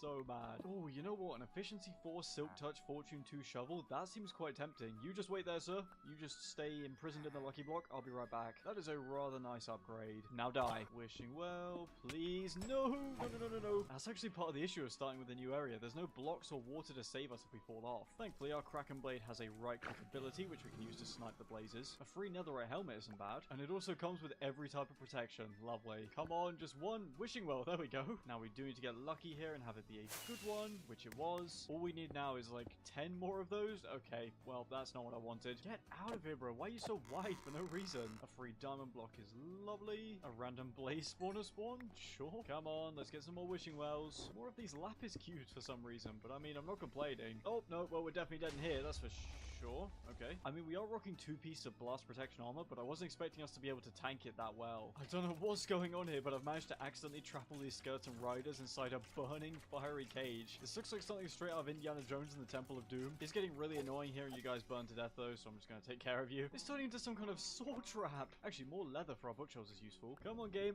What? Why? Why? What did I do to deserve that? Thank goodness he's stuck in there. I will be right back. I need to go and grab some arrows. Although, having said that, we now have enough blocks to finish our beacon. This one should give us jump boost because I feel like that'll be quite useful. We'll leave the warden problem for later. I mean, he might even despawn. Who knows? Well, in my infinite wisdom, I forgot to start a new recording file, but I've gone ahead and moved the cows over to their new home. They've also had a son named Martin. Someday, he shall become a lovely book that I shall use to enhance my enchanting table. So you make sure to grow up big and strong, Martin. Yeah, don't worry about it. He's going to be completely fine. I meant it as like a figure of speech. It's fine, buddy. Don't worry. I do want to build the vines connecting all these islands up, but first I'm going to get our sugarcane farm up and running. First, we'll need to go around and cover the area in dirt. I hope that I'm striking the right balance between building and also having fun with a lucky block in this video, because sometimes it can be quite hard to tell. Because for me, if I spend 2 hours doing a time lapse, I feel like I've spent a lot of time on building, but for you guys, that's a little 20-second segment. I also really don't want to go back to making 4-hour yapathons. The sugarcane farm is going to be the same checkerboard pattern I use in all of my videos. We'll be filling this area underneath with cobblestone so that when we pour the water in, it doesn't flow all the way down and make an annoying noise. The painful part about making this design is that while it looks really cool, it takes ages to fill in all the little spots with water. The water's done, so let's get all of our trap doors placed in. And now we can place down our single piece of sugarcane. Slowly but surely though, it will multiply and we'll quickly have a huge amount of it. I guess I might as well clear out the mob spawner while I'm here. This thing works like an absolute treat. We're up to level 42, so we're going to get some really good enchantments once we can actually get something above level 1. Now then, for the vines that connect the islands, I want to use lots of acacia and jungle leaves. Usually acacia leaves look quite muted and dull, but since we're in what's technically a plains biome, they have this nice green shade to them. We should have enough leaves in no time. Making this build is certainly going to require the use of the rainbow boots, so to save your eyes, I will not be making a time lapse out of this. I'll just talk us through as we go. What I want is a core of jungle leaves, and then they'll be surrounded by acacia leaves on the outside. We do also want to make sure that these vines have a proper amount to droop to them, and there we go, that's exactly what I wanted. Now, where do we even begin here? We'll do the vine that connects the mob spawner on the main island first. Perfect, that's exactly what I want it to look like. Just got to make sure we can actually get across, which we can. I think it would start to look quite cluttered if we connected these 2 islands with the central vine, so we'll have vines branching off from here instead. We'll do a teeny tiny vine that connects our beacon up with our cows. Look at this! The whole place is really starting to come together. I've also gone ahead and got the sugarcane connected up. I'll work on these 2 areas next, because this is going to be our tree farm. For that though, I have some dirt gathering to do. This game makes social life very difficult, because normal people, well-adjusted members of society, are going to be like, oh yeah, you know, this weekend I hung out with my friends and had a fun time, and I went to the park. And I'm just going to be like, yeah, I was shoveling up dirt in a block game. I will say though, ever since switching to this kind of building 100 days content, I've been having an absolute blast with YouTube again. In the past kind of year or so, a lot of my videos, I would say, have been pretty mediocre. For those of you that have been longtime fans of this channel, thank you for sticking with it throughout the difficult times. There's going to be so much more cool content coming. And also, if you're new here, welcome. It's good to have you. A few years ago, we were going through it. I think there was unironically a 100-day wait at one point between videos. With all of our dirt placed down, I'm going to start marking out where each of the trees are going to be planted. These markers should help us keep the area neat and tidy so that we don't have a bunch of trees just growing all over the place. Okay, that's the layout finished. We'll also add in some shroom lights to keep the area nice and lit up. As a final touch, we'll get all of our saplings planted. I guess I better build the vines as well. I also need to remember to continuously breed the cows. Plus, our sugarcane is in the process of expanding, which is wonderful. I've made a mistake with the tree farm layout because the jungle trees are way too close together, so they can't actually grow properly. Everything should grow properly now. We're already going to be putting our new tree farm to good use because I want to get started on the next level of our temple. And And that is of course going to require a lot of jungle wood. We need to remain in this area anyway so that we can breed the cows and expand our sugarcane farm. Well, without further ado, let's get this done.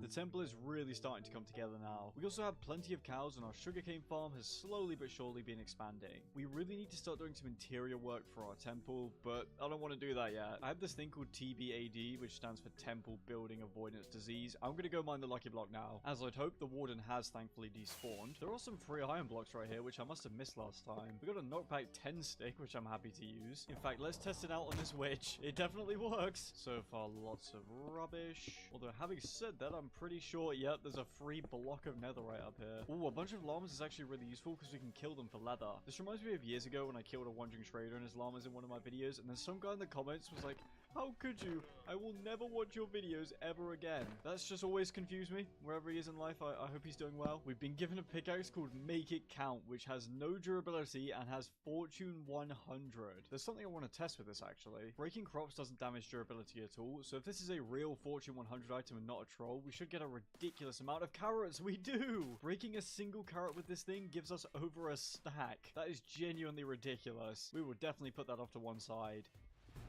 No! Why? If we can just lead him in here, we should be able to kill him, to be honest. No!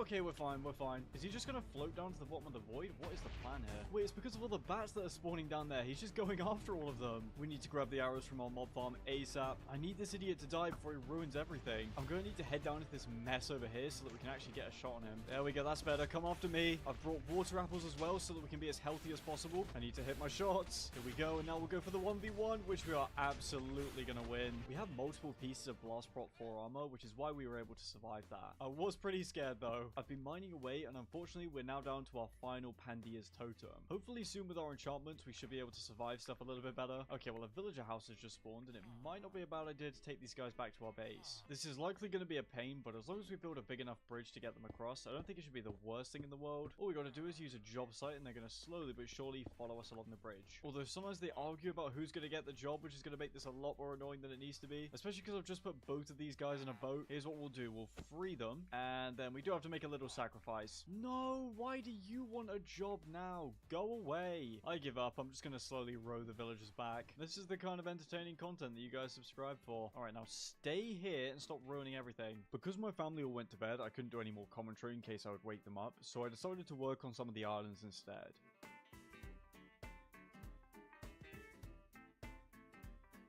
I went ahead and reset one of the villagers until we got a mending trade, and then spent a bunch of time removing our old temporary base.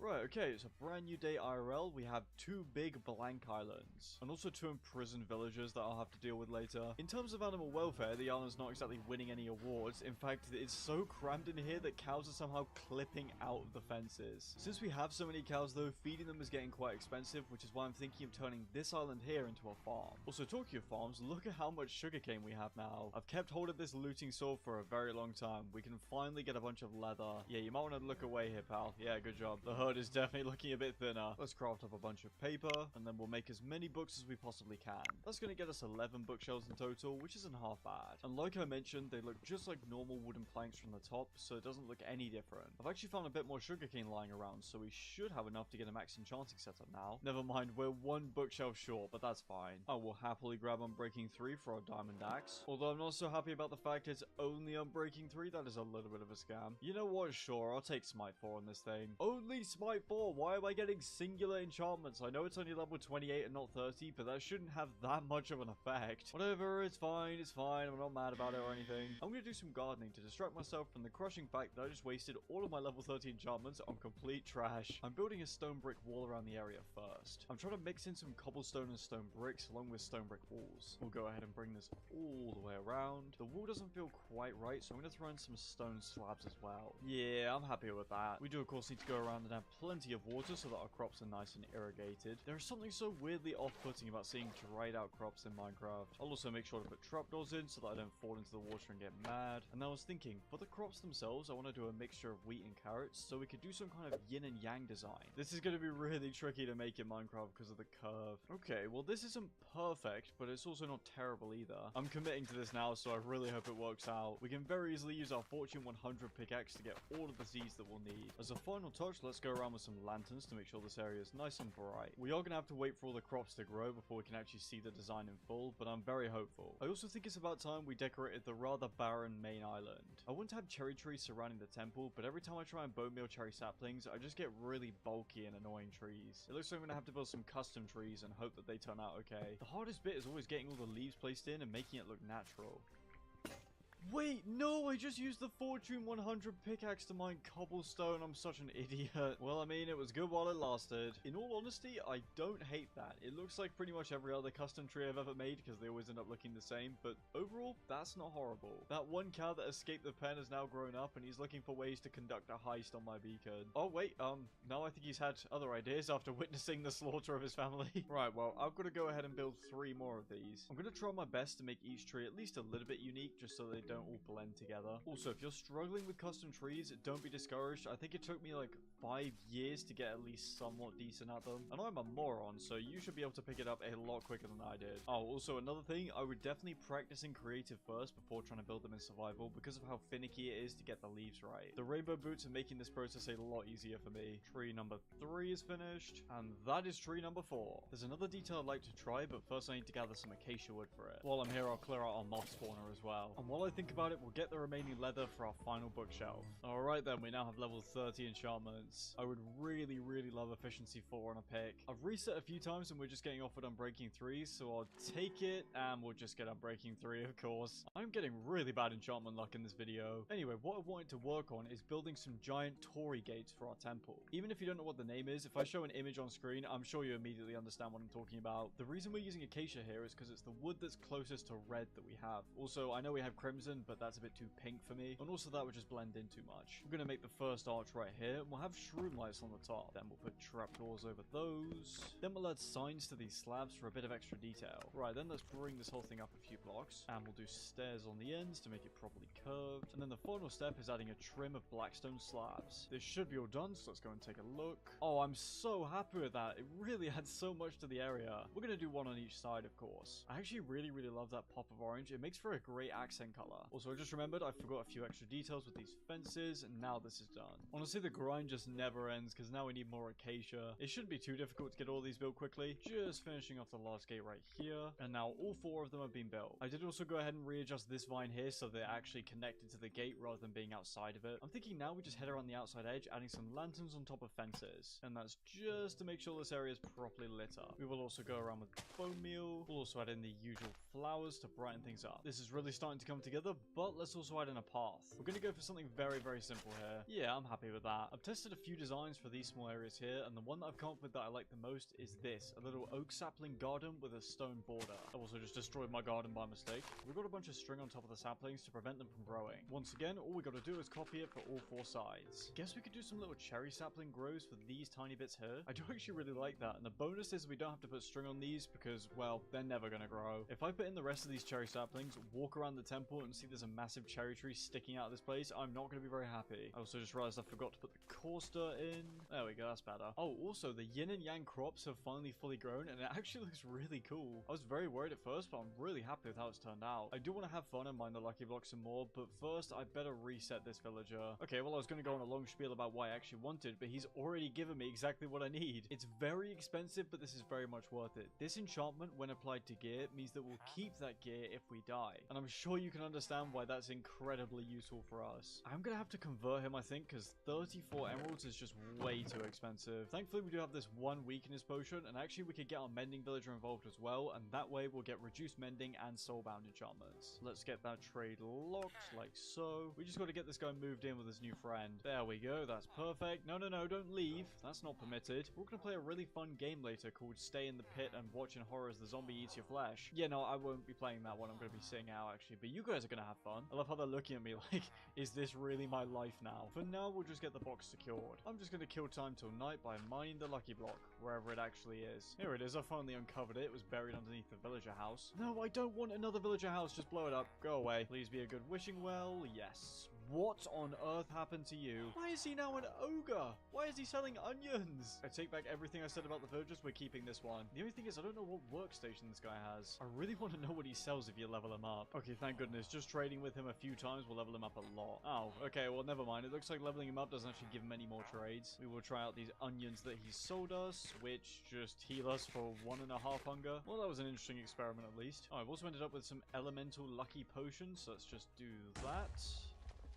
And that, which didn't do anything. Let's just leave the general area, which should cause a zombie to spawn. That's a skeleton. No, thank you. There we go. We found our willing participant. We simply need to lure him into the villager area, and then he should handle all the rest. I think we're gonna have to punch him in just to make sure he gets in there. All right, now go on, champ. Don't worry about those panicking villagers. They're really happy to be there. Okay, I should probably make sure I'm lighting these islands up properly. Let's just sleep ASAP. Now for the tricky bit, which is separating these two villagers so that we can actually kill them. I just need to get lucky and boat trap one of them. There we go, just like that. Oh, but then they both get in. That's not what I wanted. Now that they're trapped, though, we can widen this area a bit to give us more space to work with. The problem is that if we kill them right now, one of them will convert before the other and then manage to kill the other villager. And then they'll both just be reinfected again. So we need to split them up, which is probably easier said than done. We're going to need as much space as possible to make this happen. Oh, hold on. There we go. We've got one, so now we just need to get the other. Yes. And we just need to make sure they're close enough together that they'll both get hit by the splash potion. And now we should be good to go. While we wait for them to convert, we'll just get back to mining the lucky block. We should have enough ore blocks to build our second beacon soon. I finally figured out it's the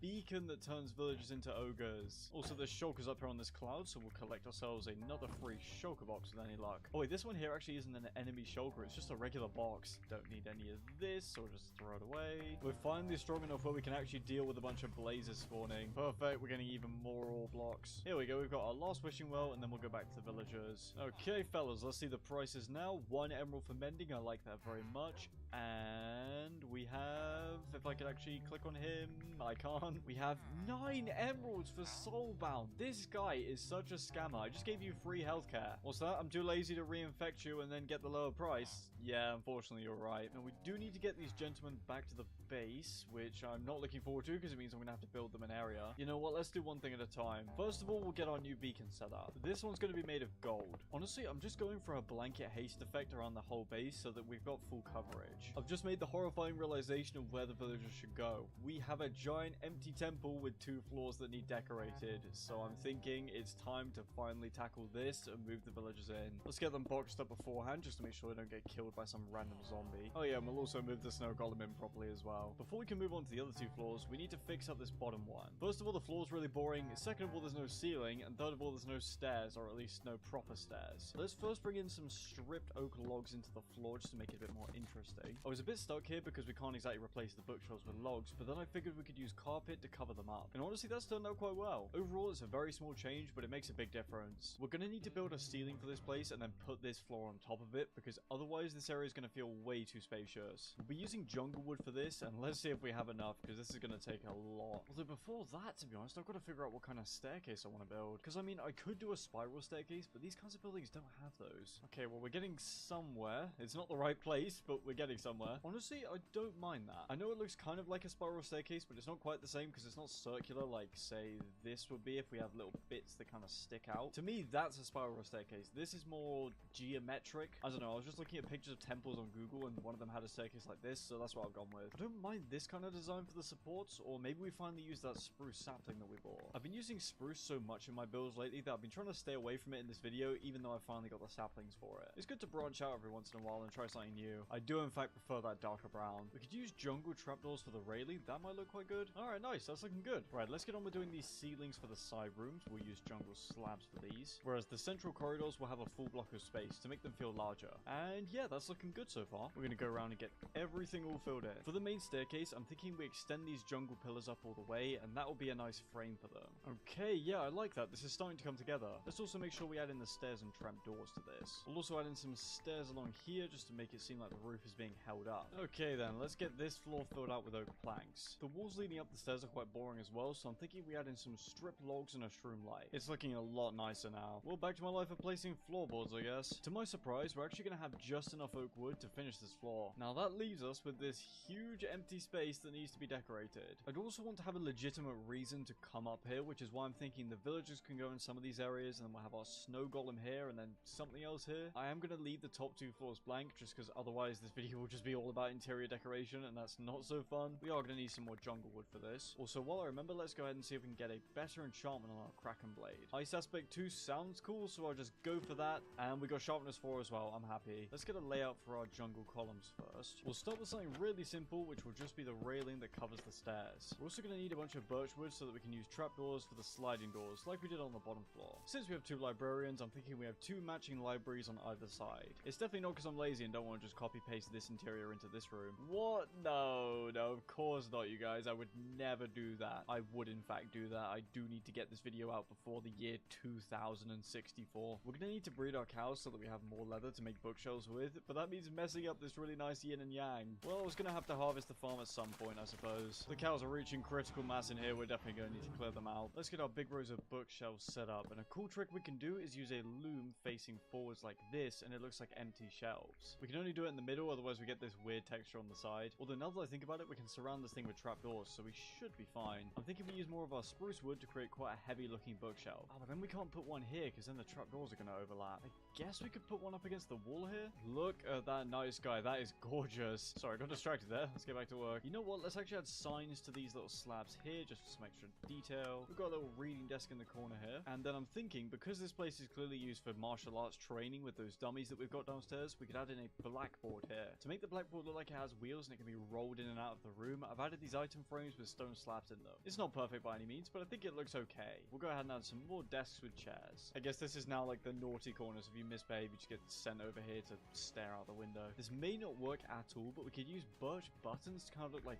chalk. I don't know if that really works. I'll leave it on there. I don't hate it. I just wish there was a better way to show scribbling and stuff on here. A final detail is adding a little plant in this corner, which will be a lily of the valley. Although, of course, Minecraft plant centering is doing me dirty here because for some reason it's decided to be on the exact corner of the block. We'll use an acacia sapling instead. I've chucked in a few paintings in here just to spruce it up a bit. And then finally, we've got a little red rug. I also need to fill in this missing corner. I've also remembered we're doing to keep the villager contained inside here, which is why I've added this villager-proof gate. We'll get the ceiling put in this place. And we don't actually need to light it up in here because the lanterns we placed outside give us enough light. It's time to transfer one of our villagers over, and I've just realized the soulbound guy has somehow raised his price even further. I actually hate you. We shall take Mr. Mending instead. In order to lead him over, we shall use a lectern. If he manages to somehow fall off here, I will cry. It doesn't help that half the time the soulbound idiot keeps detecting this lectern as his and then trying to steal it from this guy.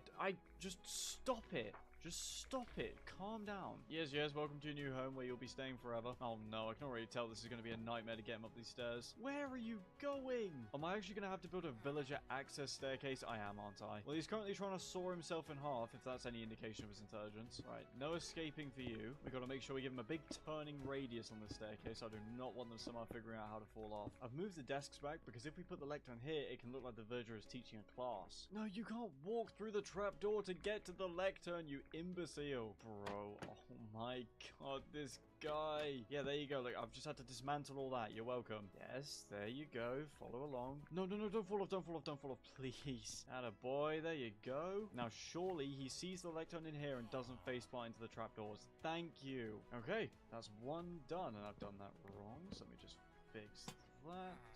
Yeah, I've given up with you. You're a lost cause. Anyway, let's get all this taken down. Let's get ourselves some more leather for the bookshelves. I know I said I was going to copy and paste the library, but I think it would be a bit lame if it was exactly the same. We'll still build more of these bookshelves, but we'll lay them out a bit differently. This room is going to be more of a study room rather than a classroom. It's going to be a little bit harder to fence the librarian villager into this area, so I'm thinking we try using waterlogged slabs. Villagers are programmed to avoid water by all means necessary, so this might work at keeping the villager inside while it doesn't actually look like he's trapped at all. Before we get our villager moved in, let's place down the ceiling as well. well. Overall, I'm really happy with how this second room's turned out. It is very similar to this one, but it's got enough visual distinction that it doesn't look like a carbon copy. Oh, and also these corners in the temple are feeling a bit too dark, so I'm going to add some light to them. It's a very simple process. We just add a wall with a chain and then a lantern hanging from it. I'll do that on all 4 sides, of course. Yeah, that just makes the area feel a bit brighter. I better get on with building the giant staircase that we'll need to actually get our villager inside. He's raised the price again! 11 emeralds! 11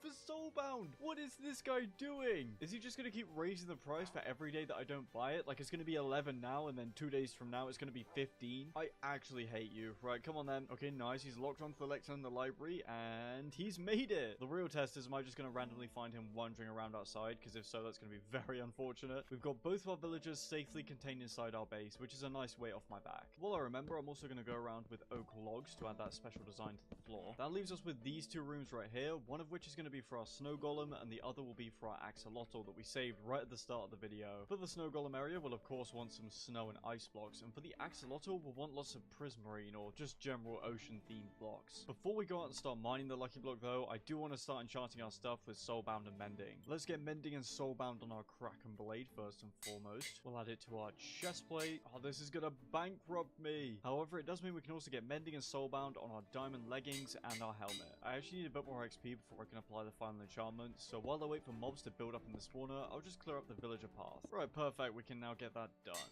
Now then, lucky block, I could really do with getting some ice and ocean themed blocks. Just make my life nice and easy, please. Mob spawns are actually quite useful because we can use the XP to repair all of our gear. Come on, just give me some blocks to work with here. Still not getting any blocks that one yet. Never mind, scratch that, we just got a gigantic ice pillar. We'll make sure to grab a whole bunch of this. All that we're really missing now is a swimming pool spawn. It doesn't even necessarily have to be that swimming pool spawn. I just want something like prismarine. This is not what I wanted, but thankfully we have rainbow boots to save us. Attempted murder from the lucky block is certainly nothing new. The block really does not want to play ball with me right now. Nope, nope, nope, nope. I don't think I'm really asking for much here. I just want some prismarine. Come on, just give me the pool. Yes, finally! Finally! I didn't expect the lucky block to actually give me what I want. That's rather rare. We do need to dry up the pool first. I can't believe how perfect this is. Let's collect up all the blocks. We'll use our rainbow boots again to make sure that we can collect all the prismarine at the bottom. Right, before we build our snow golem's room, we need to use our silk touch shovel to grow a bunch of snowy carpet things. I was expecting there to be more to explain about this area, but there really isn't. It's just a bunch of snow and ice on the floor, and then this is where our snow golem will be imprisoned. I know he's still going to be stuck and have no free will, but at least his prison looks prettier. Alright, come along then, my friend. Wait, is he going to find a way to fall down the stairs? I really hope he doesn't. Yeah, come on.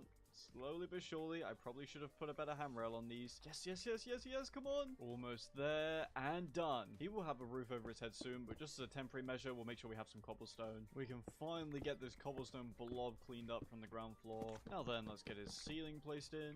3 out of 4 rooms done. For our pool, we'll first add in the sea lantern border, although it's a little too bright for my liking, so I'm adding in a few prismarine bricks. We'll add in a border of bricks and terracotta. I've swapped the sea lanterns and sea bricks around, and this is a lot nicer on the eyes. Then we'll add a border of dark prismarine, and finally we'll chuck in the regular prismarine for the bottom of the pool. I've also gone ahead and added the water into this place. We can finally get some use out of the coral blocks that I saved ages ago. Since this is going to be a home for our axolotl, we can just add a bunch of seagrass and that sort of thing. We'll also use acacia trapdoors as a barrier, because for anyone that's tried keeping axolotls in this game, you know they just love to try and search for dry land and die. Then I was thinking one final detail we could do to make this place really come alive is to drape some leaves along the ceiling. Oh, look at this, it's really come to life now. This is so much nicer than the snow golem's area. He's probably feeling very ripped off right now. I really like this place, so I'm just going to do 1 row of birch trapdoors on each side so that we can show off as much of this as possible. Now last but certainly not least, let's get our axolotl actually placed in here. Honestly, when he was given to us from the lucky block, I did not expect he'd have a life as nice as this. Just look at this place. I'm so happy with this. This unironically might be my favorite build in the entire video. You really can't go wrong with a cool swimming pool. Well then, with the interiors mostly caught up, it's time to build the next level of our temple. We should be able to get everything done before day 100. I want to add the final levels to our temple, and then 2, maybe 3 extra islands. Because I'm thinking we have one that's our nether portal island, because this is just pathetic, and then we have one that's a monument to the lucky block. And we also don't have a cobblestone generator at the moment, so we can have an area back here for that. It's going to be a little bit of a stretch to get it all done on time, but I'm sure we'll manage. The nice part is that the higher we go with our temple, the less we have to build, because it gets smaller each time. We are unfortunately running low on snow, crimson wood, and blackstone, so those are the materials materials I'm having to gather a lot of. The reason I've had to put obsidian under our snow golem is because if you mine fast enough, we actually bleed through to the block underneath and start mining that. And so that means if I sit here not paying attention too long, we'll actually mine through the block underneath the snow golem and he'll get stuck. Looks like I've ended up with one snowball left over. I wonder where that's going. You know, movies have really cool behind the scenes stuff that you get to see? Well, the behind the scenes of these videos is just this. It's very entertaining. It's nice that it's so easy to collect crimson wood because of all these trees that are already here. Back home, I spend half my time chopping and the other half spamming bone meal.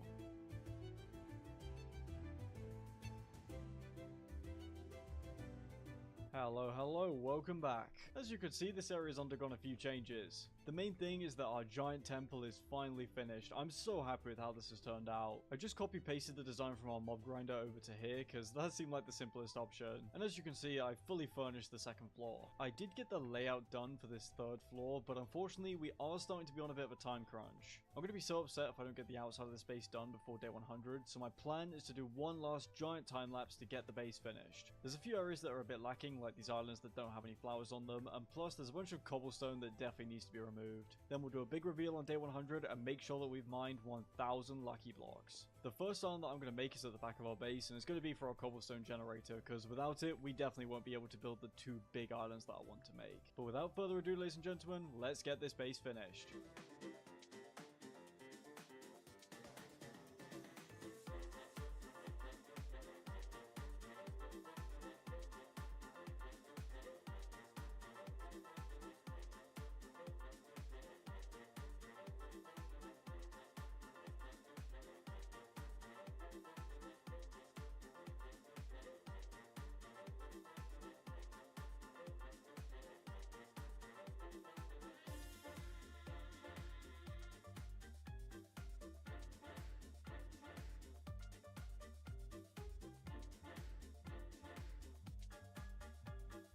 Well, ladies and gentlemen, I'm pleased to report that our base is finally complete. I am so happy with how this whole thing's turned out. Everything's properly connected up with vines, we have our nether portal island done, as well as our giant lucky block. We didn't have enough emeralds for a full beacon, which is why this thing is actually hollow inside. It's fake. I can't believe how much we've managed to get done in this video. But now it's time for the grand reveal. Let's go and mine one more lucky block and then check how many we've mined. Alright then, let's see what we get. Just a bunch of random spawn eggs. Well, ladies and gentlemen, after having a look through our stats, I can confirm that we have mined a total of 1,157 lucky blocks. Not only have we managed to complete our lucky block goal, but we've also built all of this in just 100 days. I really am just so happy with how everything here turned out, and we even got some interior done, which is pretty impressive for me because usually I don't bother with any of this. With all that being said, thank you all so much for watching. I really hope you enjoyed this video. If you did, make sure to leave a like and subscribe, and I'll catch you on the next one. Peace!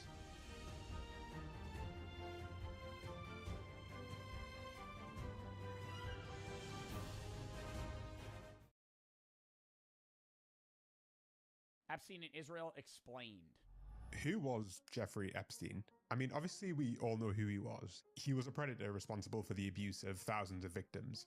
Is that an edited image? All while being a top-level New York financier who handled billions of dollars for his clients. But Yeah, I don't actually, like, what the f did he do? How did he get rich? Like, I don't know. I know the Conan O'Brien podcast where the guy acts like he didn't know him and he's like, oh, he didn't know what happened. He's like, oh, the New York financier. But like, what does that even mean? He manipulated money markets? Like I know he was like an investment guy, but like, how do you make billions of dollars? Like, how did he get that rich? Yeah, somebody said he was a spy. John Kirikow said he was an Israeli spy. So maybe that goes into this. Well, if you mainly get your information from mainstream American news sources, then yeah, you could easily be forgiven for thinking that's all there is to his story. After all, that's basically been the entire focus of the reporting on Jeffrey Epstein. But once you step even slightly outside of the US media bubble, you begin to realize that... Dude, I asked you guys this the other day. I was like, for my European viewers, is like he a headline in the news right now? Like, are the Epstein files of Jeffrey Epstein talked about elsewhere? Just because I know it's like, not primarily, I know it's a big thing with his involvement in other foreign leaders. I'm assuming that's what it's around. Like, the focus in the United States is Trump and Epstein, Bill Clinton and Epstein, and like people that are U.S. citizens that were involved. Whereas I think elsewhere it's like, who was the king or somebody that was in Parliament that was involved. Not Charles, Andrew, Prince Andrew. That's not necessarily an entirely accurate retelling of events, because there was a whole second side to this guy's life, miles away from Wall Street. One where he was brokering surveillance contracts, assisting... Also, I recently, sorry I keep pausing, it's because we've never talked about, like, in depth, you know, this on stream. I did not hear his voice until, like, 2 weeks ago on a TikTok, like, edit. Or not an edit, but it was, like, a clip. Like, I had never heard him speak. Where he was brokering surveillance contracts, assisting high-profile defense politicians across the planet, and even potentially acting as foreign intelligence. The idea that Jeffrey Epstein was an agent of foreign intelligence was considered at one point to be a relatively fringe conspiracy theory, but with the recent release of documents relating to his case, as well as a number of high-profile hacking campaigns by activist groups, this theory has kind of been revived, and you can even see it being discussed on many major news networks, mainly outside of the US. And so I wanted to gather the best of what we know in one place, break down some of these new bombshell revelations for you, and earnestly try to answer the question, was Epstein a spy? Yo, I am a huge advocate for, like, fact-checking everything yourself, but John Kiriakou, the CIA guy, I watched, like, a 5-minute clip of him explain why he truly believed Jeffrey Epstein was an Israeli spy, and, like, it made so much sense. Like, it made so much sense. Like, being, like, him getting blackmail on every single person in power, and him being, like, a liaison in a sense, because obviously you're not going to be able to just, as Israel or another country, for whatever country he would be a spy for, just gain access to, like, Bill Clinton, Bill Gates, you know, rich guys, Jeff Bezos, whoever you're talking about. But, like, if you know a guy that knows them, then you're able to. So I think it's worth running through the Epstein timeline, because it can be so Do you think he's alive? No. easy to get lost around what The circumstances around his death are weird. We would have to watch a whole nother video about that. But I don't know. I mean, he was also, he was so old, it would make, okay, I would say yes if he was, like, in his 30s when he died. Because it was, like, I could see a world where he would try to, like, get past it and then, like, you know, live in, like, Argentina or fucking do some shit like the Nazis did. Right? But, like, he was already, didn't he die when he was, like, 70? He would be in his 70s now. who exactly was involved. And having a consistent timeline will make this story so much easier to understand. And I think the best place to start is in 2005. One day, a 14-year-old student comes home and tells her parents that a man had paid her $300 for a massage that had ended with this girl being abused. Her parents immediately rush to the police in West Palm Beach, Florida, and file a complaint alleging that this man, Jeffrey Epstein, had molested their daughter. The daughter explains that she'd been recruited by a friend of hers. I'm gonna say 1953. Was that his birth date? And all of a sudden, this case... He would be like 73 right now. ...blows up. The detective in charge ends up finding dozens of underage victims. The FBI steps in to take over from local police and subsequently launches Operation Leap Year, designed to investigate the federal sex trafficking and transport of minors across state lines. The feds end up compiling a 56-page draft indictment detailing 32 counts against Jeffrey Epstein and his employees for a conspiracy to procure females under the age of 18. In this draft, they even mentioned that they found 11 victims from a single school in Florida. The FBI and DOJ had everything they needed at this point to begin dismantling this national sex trafficking network. And yet, they didn't. This is... Yo, then why didn't he didn't get convicted until like what, like 2015 or something? So this was 10 years prior? Where stuff starts to get a little bit weird, okay? Not long after this draft indictment is written, the top prosecutor in charge of the case, a man by the name of Alex Acosta, decides... He got convicted twice. I know he died in 2019, but I'm saying he got convicted before then. ...decides to not sign off on it and pursue all of those charges. Instead, he offers Epstein something a little bit different.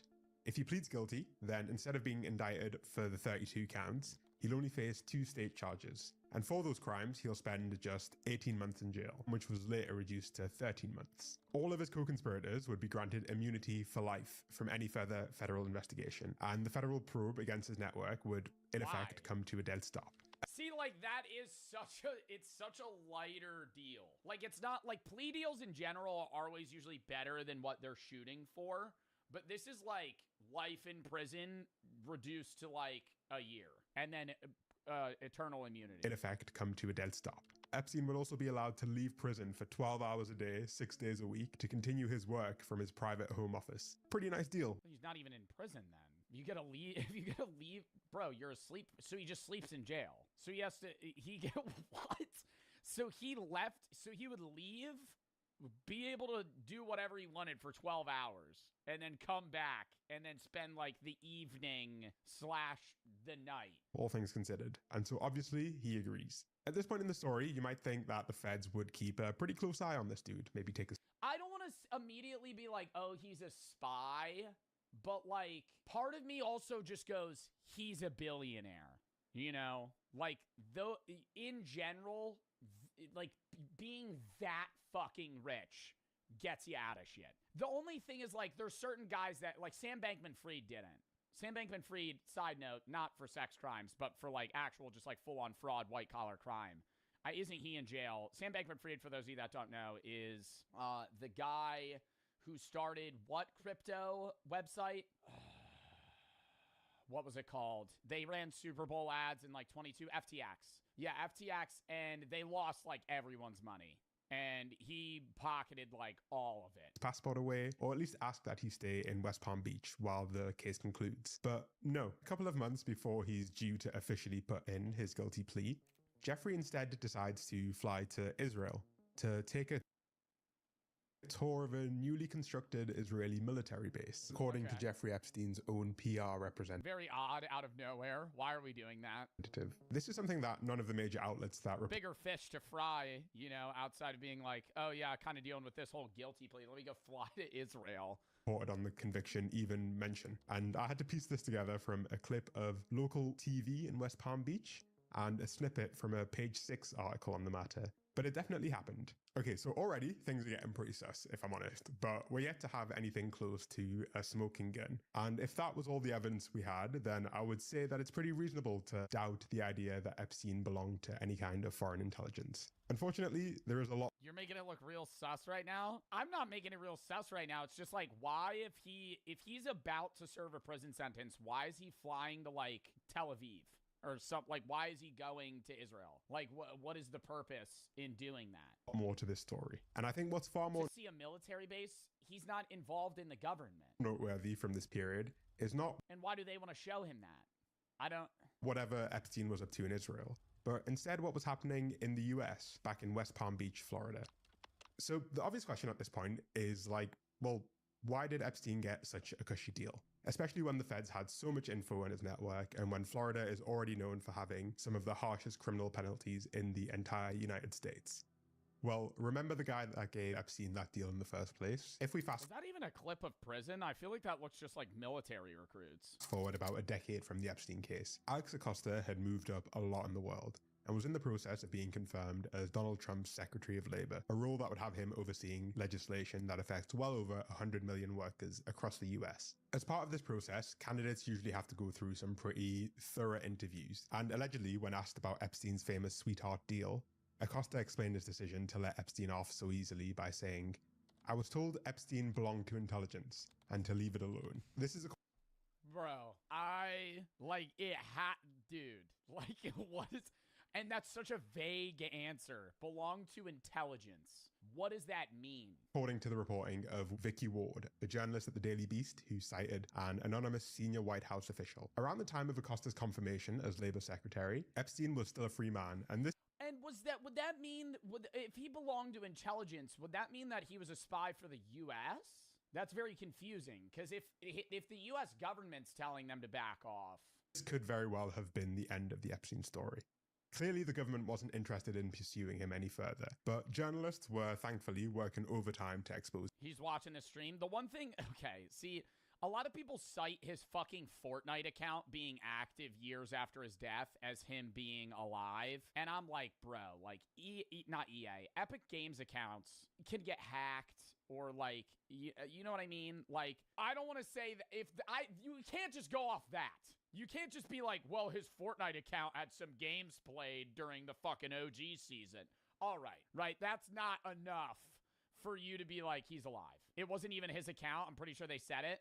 See, that's what I'm saying too. It's like all the info that we've been being given, I feel like a lot of it is true. A lot of it's just flat out false. And then some of it's like vaguely true, but like twisted in a weak way where the narrative's not actually what it was.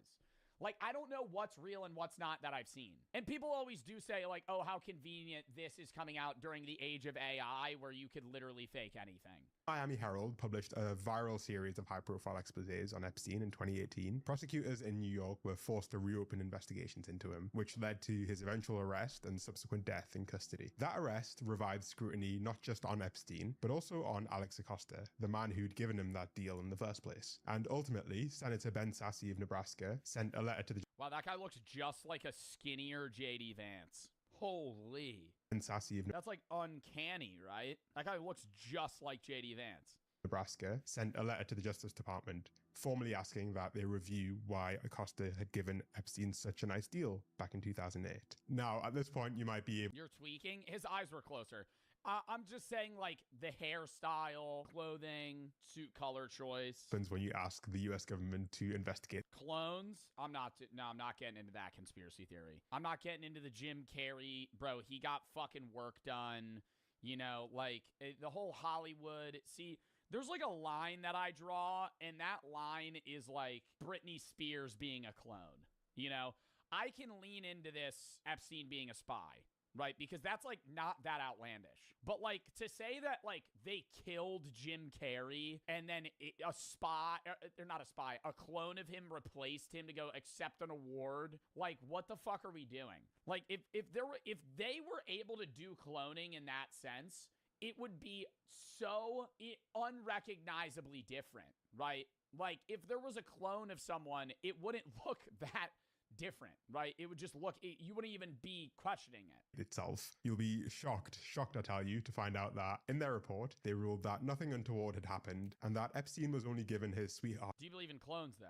Well, cloning is real. Like, there's a famous guy that cloned his dog. They don't do it with humans, at least in the US. But there's people that clone their pets. In sheep. Sheep is what they tested it on, but I know there's like a famous guy that cloned, yeah, Tom Brady cloned his dog. Like his dead dog is not alive, but the DNA, it's like he has the same genetically similar dog.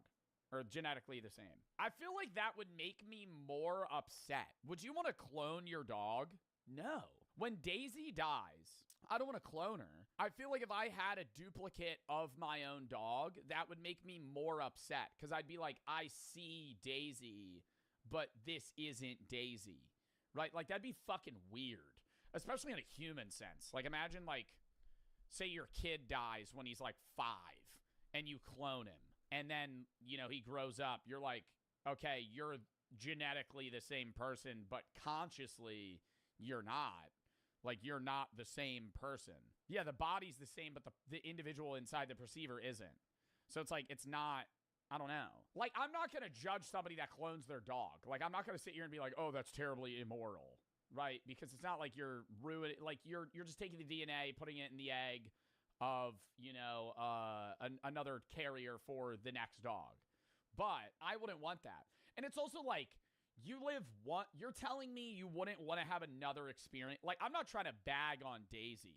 I think Daisy's the best dog that I will ever have. But when she dies, I don't want to have the same dog for fucking forever, unless it's her. Right? If there was like an immortal serum, I know there's like experimental shit about like lengthening dogs' lives. Like there's some stuff scientists are working on where it's like you might be able to have your dog live longer and age slower. But outside of that, like I wouldn't want the same dog over and over and over and over and over again. Taxidermy? That's weird. Nope. Don't taxidermy your dog, bro. Fuck. Oh. Yeah. Oh, sorry, my dog died. Skin it. No. And I quote, poor judgment on the part of the lead prosecutor, Alex Acosta. Nothing to see here. Well, except one thing. Let me show you, okay? Okay, so what you're looking at here is the... Skin it, question mark. That's what they do. They skin... If you taxidermy your pet, they're going to skin your dead dog and then stuff it. Department of Justice's report into Alex... And then you walk by it and it's just like... Like, that ain't your dog, bro. Like, that's just like... It's just its skin, bro. This is like some Ed Gein shit. I think taxidermying like hunted animals is so different for like a trophy perspective, but like your pet is a way different ball game, you know? Like if you like kill a buck and then eat it and you just chop its head off and taxidermy it, that's different. Acosta. If we go all the way to Sorry, we got to lock back in. page 330. I don't even know how we got on taxidermy. Out of 348. Let me bring your attention to this line down. Oh, cloning with Jim Carrey. Okay, yeah. We went Jeff Epstein, Israeli spy, to Jim Carrey clone, to cloning an animal, to cloning a human, to taxidermying an animal. Okay, now we're back. Here. After reviewing the emails, OPR identified a data gap in Acosta's email records. His inbox contained no emails from May 2007 through to November 2008. This is like pretty huge. Effectively, they're saying that for the exact time period where Jeffrey Epstein negotiated the sweetheart deal, they couldn't find a single inbound email between the lead prosecutor in charge of the case and Jeffrey Epstein's legal team or anyone else. This is the only time period that had missing. What does that mean? What does that mean? I'm stupid. Emails. If you continue reading it, they actually blame it on some kind of server migration problem, and I'll let you decide whether or not you believe that. You know, maybe the servers really were down. Maybe my dog really ate my homework. Who knows? But what it does speak to is the fact that the official narrative seems to crumble as soon as it faces like the slightest bit of scrutiny. And something as important as a year of missing emails was seen as being so unimportant to the Department of Justice that they stuffed this note into the very end of a 300+ page report. However, nothing of what I've presented so far. Dude, one of the biggest things that made me realize like most people in the government just don't fucking check anything is that the majority of the bills that are passed are like huge fucking lumps of shit. And if you're like a senator or like somebody with power in Congress, you could and you're like making the bill, you could kind of just like sneak a paragraph in that says something and they're not going to read it. They go over the big bullet points. The rest of it, they'll just pass. And so like sometimes that could be used for good, where like they wanted in John Kiriaku's sense, they wanted to make it so like he could get his money back through his lawyer fees, and they wanted to add something like that where it's like he got fucked over by the government, so then somebody in the government was trying to help him out. But conversely, like people could just do that to kind of like skew the system in their favor. Not in an extreme sense. Like if you put in something that was like the government will give me $1 billion, like that's not going to fly.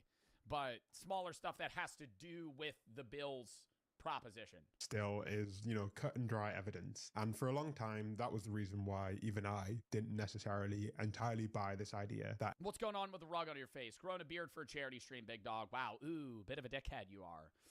Epstein was working for a foreign government. There was a lot of suspicious evidence, but also stuff that was just a bit too circumstantial to be properly convincing. The Alex Acosta quote about Epstein belonging to intelligence came from a single anonymous source. Epstein's association with Ghislaine Maxwell was also pretty suspicious, given that her dad was so loved by the Israeli intelligence corps that 6 of Israel's spy chiefs attended his funeral. And obviously Epstein's flight patterns in and around his first case were also pretty suspicious. But honestly, the US judicial system has a long history of letting people off lightly because they're well connected, and they don't necessarily have to be spies. Things have changed a lot in the last year, however. I think that's just a problem within any government. Like corruption and favoring towards those that have connections and power exists in any system.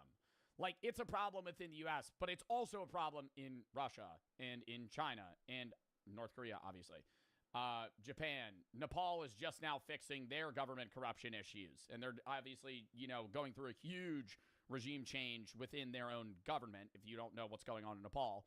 But stuff like that happens everywhere.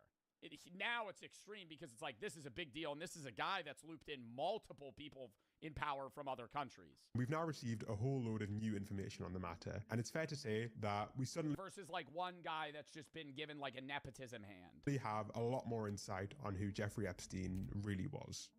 If you're in the US, it might feel like the release of the Epstein files hasn't really changed anything. After all, despite Pam Bondi claiming that they've released... Bro, these fucking clips that I see, bro, with Pam Bondi or anybody in general, dude, they be having so many hearings and then nothing happens. It's like an actual useless ass waste of fucking time. Like they'll talk about it and then do nothing. Everything that they've got on the guy.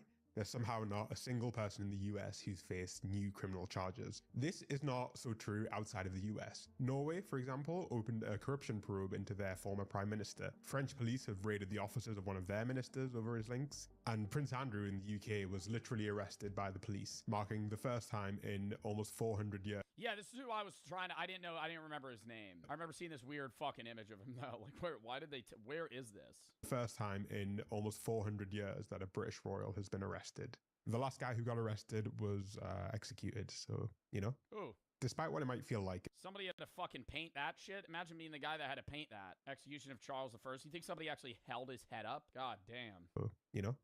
Despite what it might feel like at times, there is a lot of real material information in these files, and they've radically changed what we know about the relationship between Epstein and foreign intelligence. Specifically, they elucidate in great detail the relationship between Jeffrey Epstein and one man, a politician by the name of Ehud Barak. Okay, so calling Ehud Barak a politician is kind of an understatement. Let me just read a small sample of this dude's CV so you can get an idea of what he was like. He is the most highly decorated soldier in Israeli history, having served in the IDF for over 35 years. He served as the head of Amman, Israel's military intelligence directorate.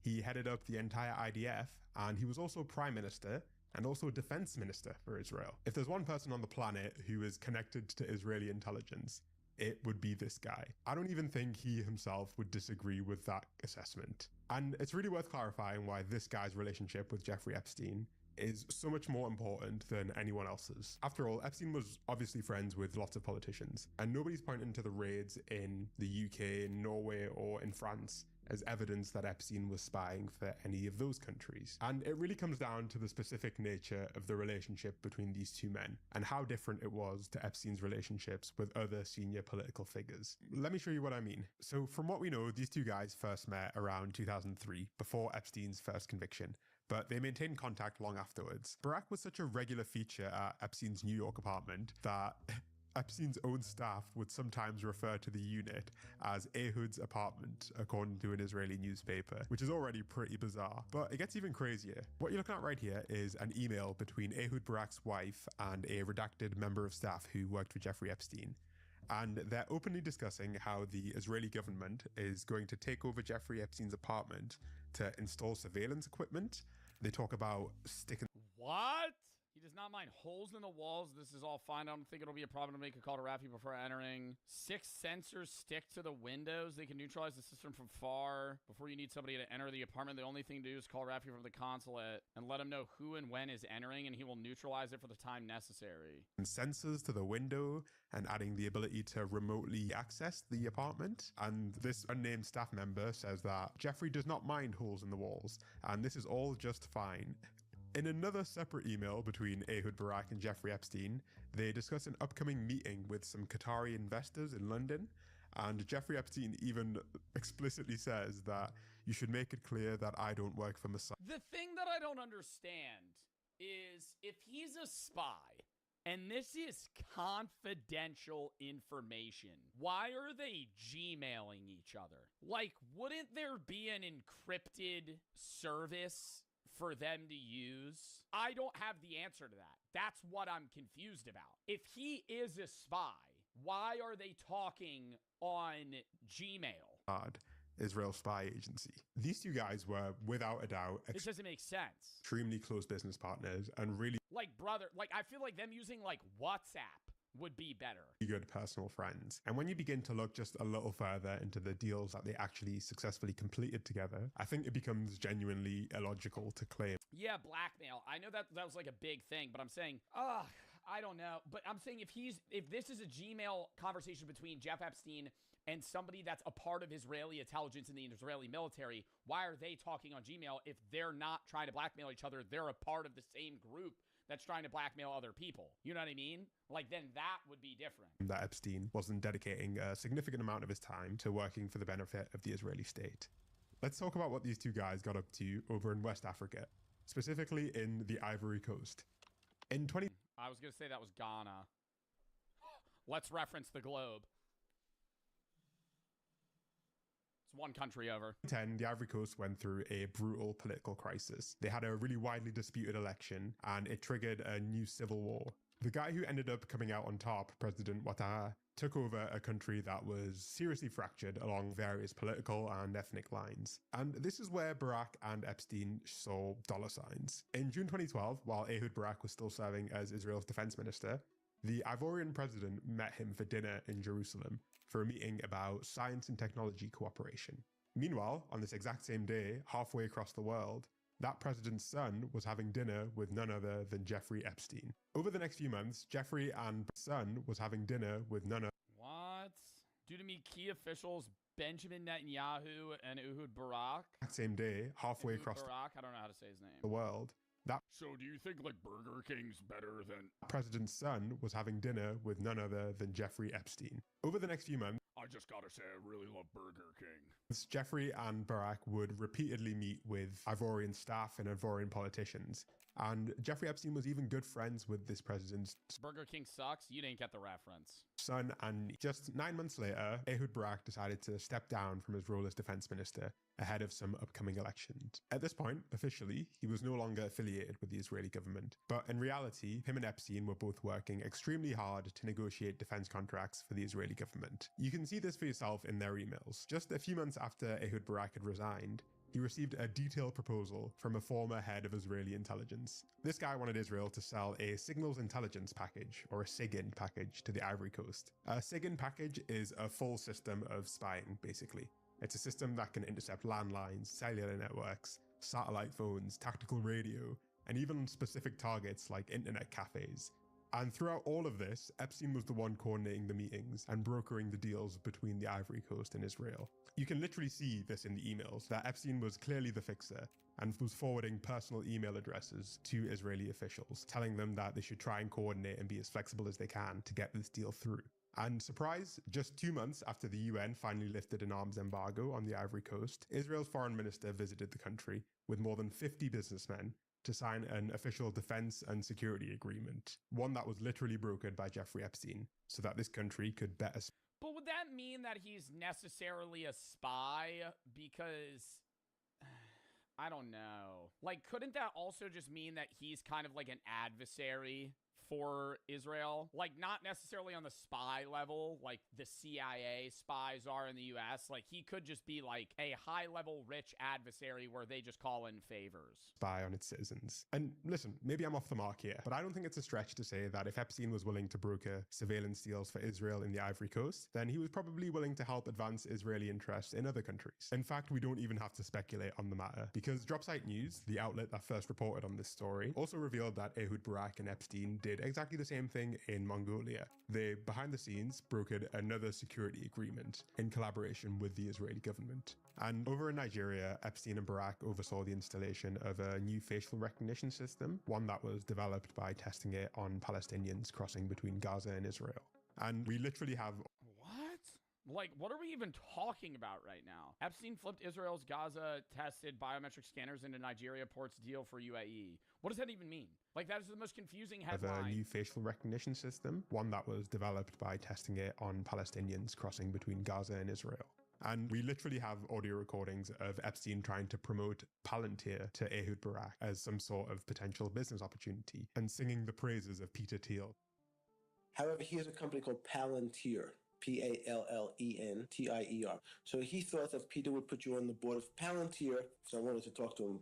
Dude, whenever I hear the name Peter Thiel, I immediately think about that South Park segment where he, like, is so driven to get rid of the Antichrist that's inside of Eric Cartman. Peter Thiel knows about the Antichrist. Yeah. And you might ask yourself, what happens to these countries after a dose of Epstein-brokered Israeli security? Well, see, I also don't know what the fuck Peter Thiel does. Like, modern day. Like, what does Peter Thiel do right now? He's a German-American entrepreneur and former CEO of PayPal. But what is his role in government U.S. right now? He doesn't hold a goal, or he doesn't hold a role, but he has influence in the Republican Party. And he's a major donor and key ally to Trump. Okay. Well, I'm not super clued in on Mongolian politics, but I can speak to the Ivory Coast at least. Over there, President Ouattara has now been in power for over a decade, after he changed the constitution to remove term limits. Opposition candidates have been arrested and barred from running in elections, and even just last year, hundreds of protesters were arrested for protesting the country's authoritarian backsliding. This is what Epstein's deal-making produced when he worked with Ehud Barak and the Israeli government. It was pretty different to the stuff he was doing with, say, Prince Andrew. Epstein and Barak literally openly bragged in their emails about the scale of business opportunities that was being created by the explosion of civil unrest around the world, and how they could transform that civil unrest into cash flow. It's honestly like, Transform that shit into cash flow. Yeah, we ain't doing that shit anymore, bro. Oh my God. You know what? You see, what doesn't make sense to me is we knew, I'm not going to get political right now. I'm just going to say this, and this is what really confuses me. We were the ones that killed Iran's leader, which in turn caused an oil pinch and increases gas prices worldwide. Knowing we were going to do that, we meaning the United States, chat. Okay, yeah, actually, we probably shouldn't say we. The Trump administration bombed Iran. Like, knowing that, why did the U.S. not stockpile oil reserves? China did for years, 1 million barrels a day. Why did we not do that? Like, we could have had, as a country, the potential to start this conflict and know a way to prepare for, like, a long-term struggle that would cause financial burdens on the average American person, but refused to do so. And instead, it seemed just like a mocked up, like, oh, literally like the week before, they were just like, yeah, let's do this. like harrowing to read these emails. Do basic research, said Kelly. I have done basic research into that. I don't think I have a TikTok brain. Can you explain why? Because China's trying to get off. I'm saying, like, from a world perspective, why did we not stockpile oil, knowing that this would happen? Because we were the ones that caused it to happen. That's not a do your research. You're just saying do basic research instead of rebutting what I just said. Oil isn't important. Oil is one of the biggest things that sparks financial burdens on the average person in all grounds, because oil is used in a majority of processes of business, right? Whether it be trucking across the world. Right now, diesel prices are very high. Casual gas, obviously, is what people see pay at the pump. People don't like paying at the pump. But I'm saying beyond that, like, if oil prices skyrocket, anything that needs transportation also skyrockets, because the overall production cost and transport cost is increased, right, for everything. Israel rushed us too. Yeah, Israel threatened nuclear war and other shit. But it's like, they're the foothold we have in the Middle East. It's just, I just don't get it. And I think it's quite naive to assume that they restricted themselves to like low and middle income countries in Africa and Asia and didn't do the same thing in Venezuela. Venezuela has crude oil. Different types of oil. You got to look into that. The oil that is drilled out of the Middle East is a lot easier to refine than the oil that exists in Venezuela. Europe or the Americas too. These international deals are, to me, by far the most convincing evidence that Jeffrey Epstein was a major asset to the Israeli government. I mean, if you're brokering multiple international arms and surveillance deals for another country, then, like, yeah, you're a foreign asset at that point. But it's worth making clear that that is different to him being a... How's crude oil not crude oil? I'm saying how hard it is to refine the type of oil that is in Venezuela is harder and a much more cost and time-extensive process than in the Middle East. Not crude oil. I used the wrong term. Spy in the traditional sense of the word. I don't think that Jeffrey Epstein was a spy, largely because he didn't need... What? I thought this whole video was trying to prove that he was. ...to be a spy. I think that Jeffrey Epstein was a spy, largely because he didn't need to be. A spy or an agent still operates within a bureaucracy. Yeah, there's no reason. I mean, outside of personal protection for him, why would he want to be a spy? They have if he was already rich. People they're accountable to and direct reports and direct underlings. For Epstein, it feels like it was a little different. He was clearly an asset to foreign governments, but he held a level of power and influence that let him completely bypass the traditional bureaucracy. And he had a direct line to the people who gave orders. You're pretending to know oil, please stop. I'm not pretending to know oil, I'm just asking a question. I'm saying it doesn't make sense, right? When the countries that didn't prepare for this, or didn't know that this was going to happen, were able to predict and prepare that we were going to do this years in advance and started stockpiling oil years in advance, when our claim is, well, Israel forced us to do. well, we've been in talks and been allies with Israel for years, so we probably knew that they wanted to do this for years. So why would we not prepare? To the spies. I think it's fair to say that the spies worked for him, not the other way around. That's just my take.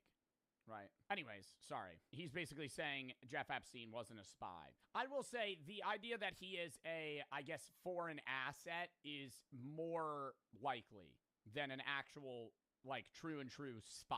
Like, he was just used and then also gained, you know, some sort of protection for himself through what he was able to do for them, but only to a T, to a point.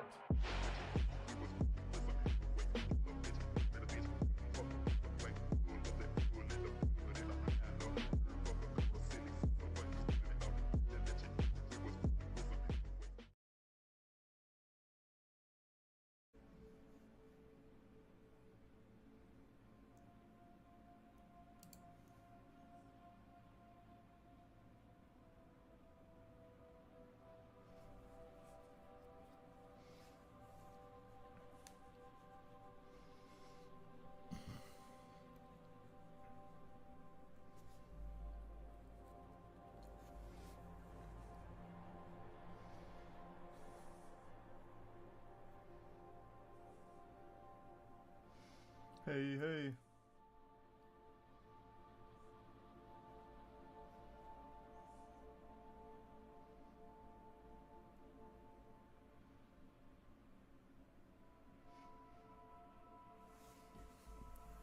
Doing alright. Hope you had a good day. Did you hear about the Sony hack? I did not.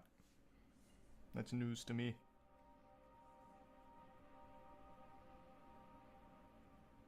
Early access? No, it's just out. I thought it came out tomorrow, but no, it came out today. This afternoon.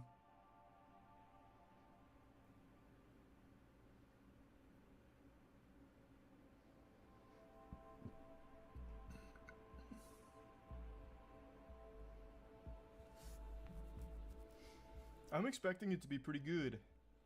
I did not get to finish the playthrough we started 2 days ago. I was out all yesterday and most of today. So, we're just going to start a new game into Phantom Liberty.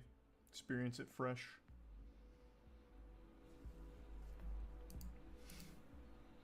Thanks, Pigeon. And yeah, PP, I guess.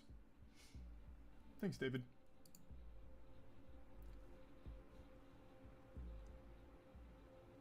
I have not yet, Arrow.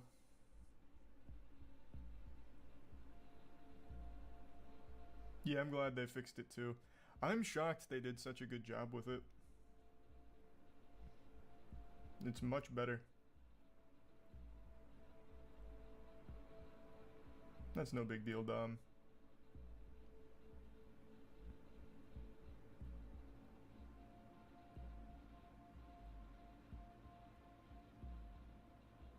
Expansion is available halfway through main quest, not off rip. You're just straight up wrong. You can even read right here. You can start a new game to experience V's story from the very beginning, including contents of Phantom Liberty. Skip ahead to Phantom Liberty. You can literally start with it if you wanted to. Though probably not recommended. You should finish it at least once first. Thanks, Costin. I do not play Roblox. I've played it a couple of times, but I'm not like an active player. Welcome aboard, Alejo.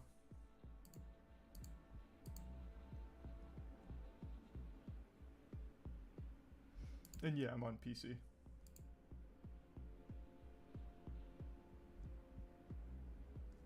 You hear about the writer's strike? It's good news. I haven't looked at all of the terms they came to agreement on, but that is great news. Welcome aboard, Ninjex.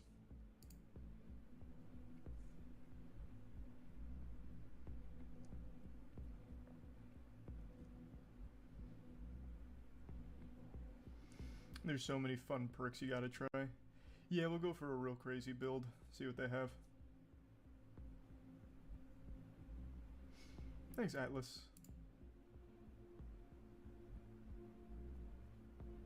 That is pretty hype, Arrow.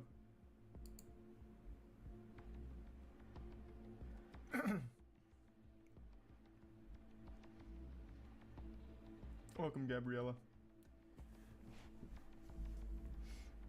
Yeah, we're starting in just a minute.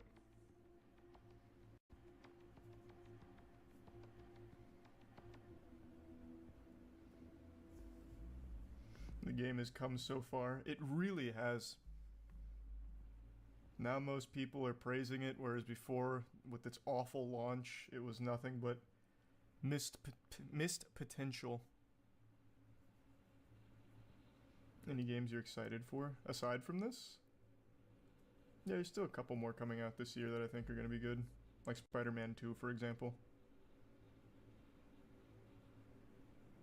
I mean, it's not bad, Ian, if that's how you want to play it. I have not seen that MGR. And thanks, Henry. Hope you have a good night.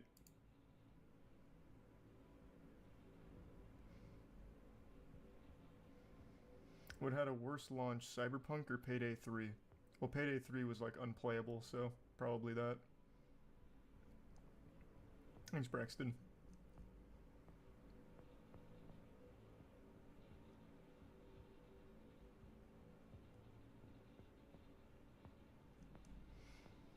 Have you heard about the Boston College swim team being suspended indefinitely for hazing and allegations from that is wild.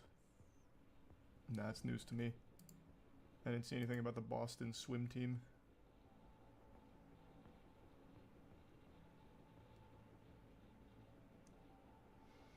Have I heard of Lost Light? I have not. I'm not big on extraction shooters. I like Dark and Darker though. And yeah, I have played Ultra Kill. Doing alright, Mango. Hope you had a good evening. I don't believe that at all, Prod. There's no way they haven't responded. Check your spam. There's a full-time team that does every single one of those. There's no shot. You can try tweeting it too, but I feel like it probably just went to your spam and you missed it.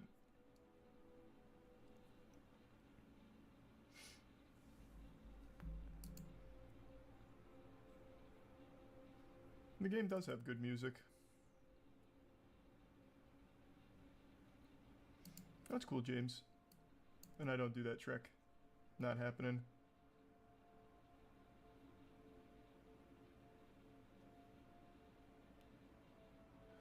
I do not have to play 4 hours of the game to start Phantom Liberty. It's right here. It's just an option to start there. We're fine to just jump in on a fresh account. Welcome aboard, Pampa.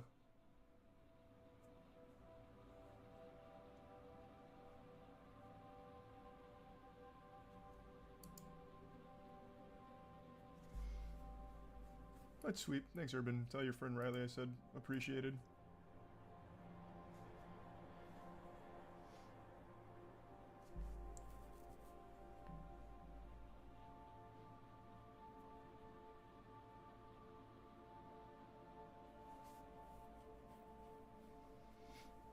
Happy birthday, Robert.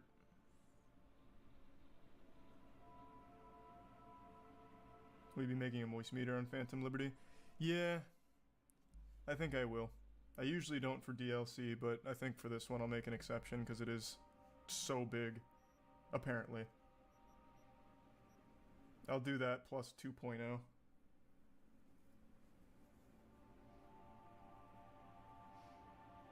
I have seen Professional Roof Ball. I was actually talking about it on stream like a week ago.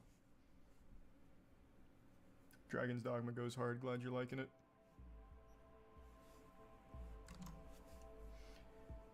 Relogic said they'd be giving $100K to Godot Game Engine and FNA and $1,000 a month as a sponsor in response to the Unity changes. That's pretty cool. Fuck yeah.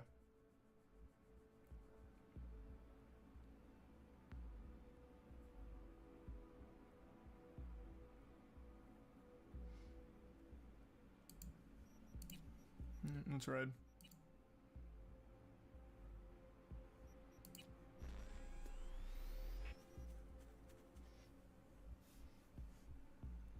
Hope you enjoy your kitten, Flab.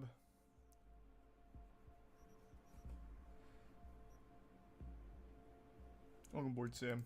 Let's do Nomad this time. Now I've done a full playthrough Corpo, started Street Kid, now we'll do Nomad. We'll just go across all of it. Where's Randomize?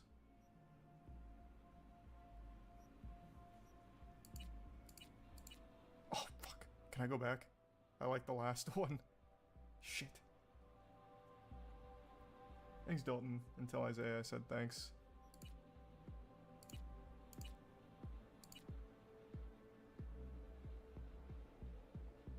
I would have gone with this, but this looks like that Fortnite pedophile that got arrested like a year ago. So he really ruined this look, unfortunately. Welcome aboard, MGR, and thanks, Alejo.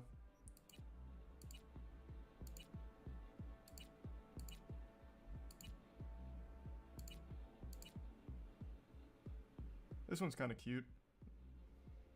This is looking like Sum 41 or something here. Sinner. That's beautiful.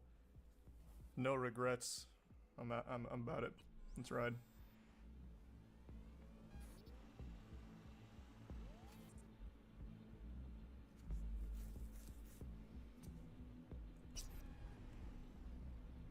Just fully randomized. Konpeki Plaza heist. Supposed to transform your life, wasn't it? Mark the beginning of the end instead, huh? Both the Emperor It's a little quiet. and lowly Haywood Pond met their maker that day, while you got a relic to the brain, meaning that experimental Arasaka biochip. Not sure yet, Sam. And who was on it? Enter yours truly, Johnny Silverhand. Fucking pleased to meet ya. Thing is, relics now devouring your mind, bit by bit. Voodoo Boys used you as bait. Alt can't do a damn thing to help you. And you're still dying. Know you want to save your ass feet, but remember, survival's got its price. Up to you whether you're willing to pay it, friend. Yeah, we'll pay it. Of course I know Radiohead.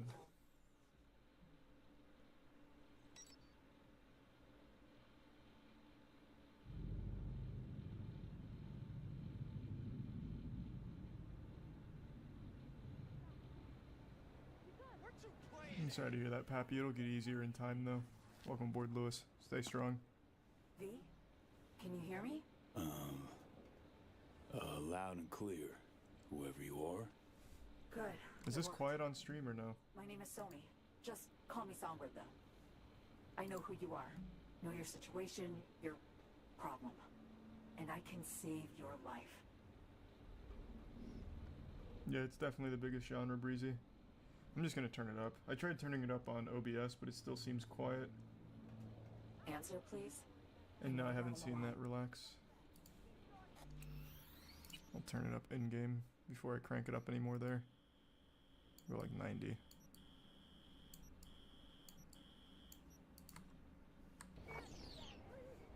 Alright, Songbird. Got my full attention. Glad to hear that. You must have questions, and I'll answer them in due course, shortly. But first, I need you to get to that swollen appendix of Night City called Dogtown. Fine. No clue what I'm stepping into, but no risk, no reward. Thank you. I appreciate this, truly.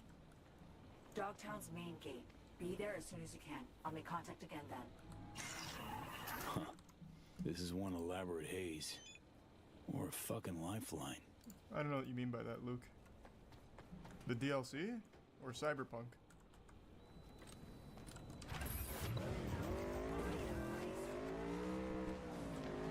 Remember a lot of the OG game? I remember probably most of it, I'd say. At least from my playthrough. I didn't choose the best the best options. So my ending was a little less than satisfactory, but for the most part, yeah.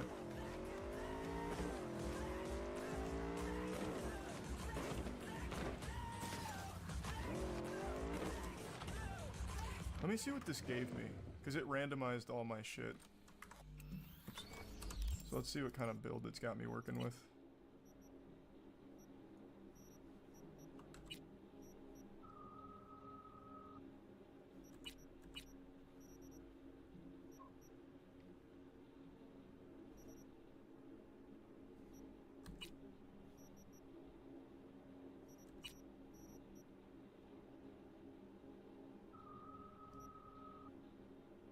Okay. That seems fine.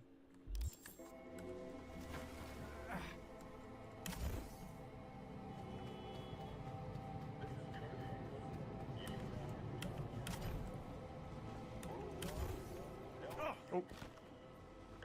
The fuck was that? I hit the barbed wire or something?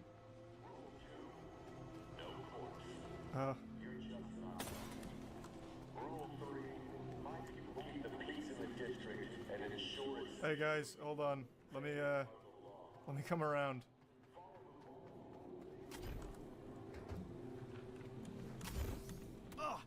Okay. I should have just gone all the way. I thought this would be a little faster. But they're not gonna like that I trespassed, I think.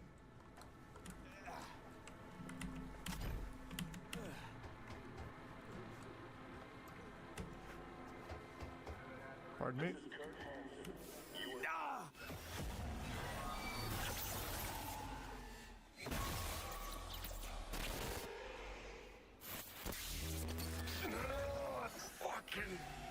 Johnny!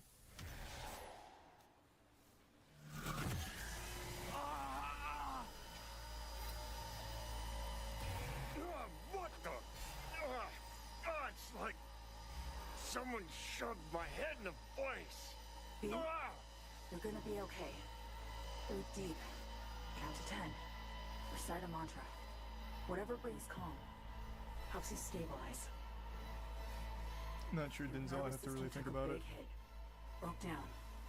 Racing heart. Cold sweat. It'll pass. The fuck you doing? This a trap?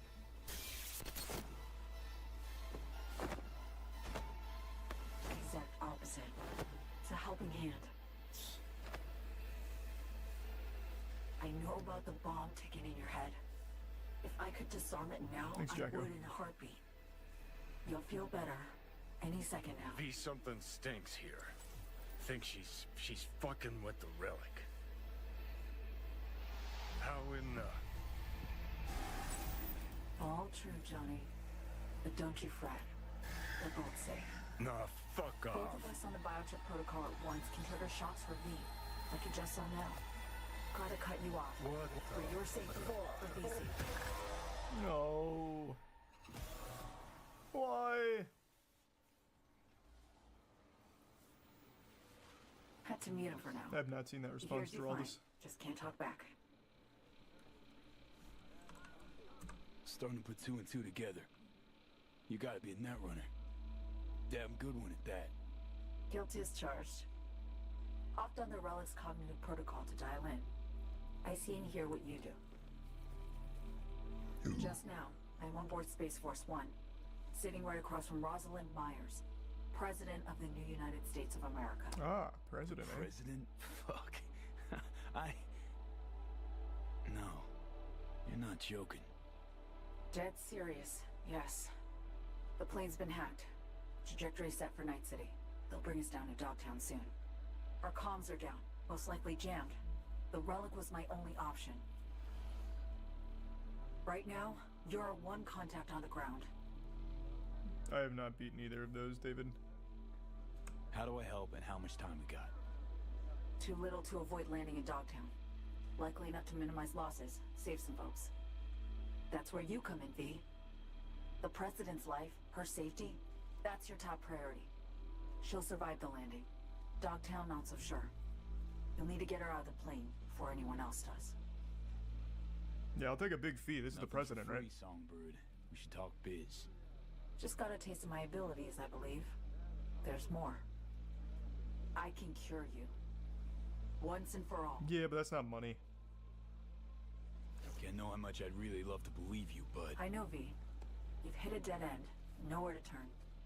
Been there. Believe me. Consider this, an advance.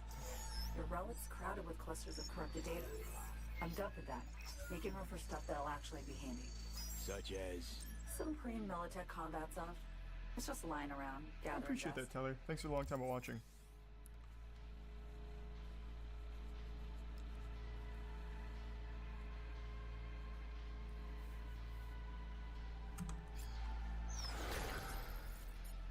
Militech firmware. My. Solid soft. Well, a cushy government gig like mine just comes with all kinds of perks. This is a different Now story. listen, what I gave you is the skeleton soft, but the firmware's It's not like fancy. a continuation, I don't Grow think. with you. It'll improve if you feed it data. Combat analyses, logs of legendary ops, shit that make the NCPD piss its boots. Look around Dogtown. Gotta get there first. Main entrance is a no-go. You don't have an entry pass, and I don't have time to produce a fake. You'll slip in the back way, quiet as you can. We really don't need anyone spotting you, scanning you. Guess so. I really don't want to stealth it though, Songbird. I'd like to go in there and just crack skulls. I'll be right beside you, as much as I can.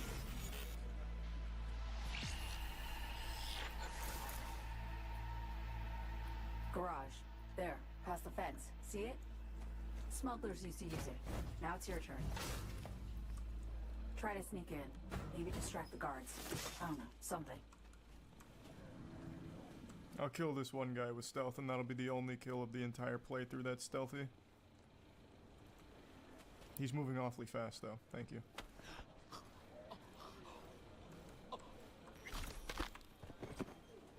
What weapons did it give me? Nothing too crazy.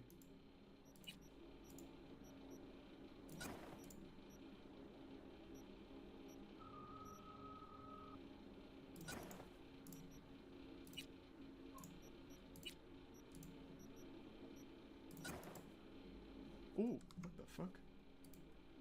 Really appreciate that deep voice, Jesus Christ. Did BitBoy actually get arrested? I saw the headlines on Twitter, but I didn't watch the video yet. Really fucking appreciate that deep voice.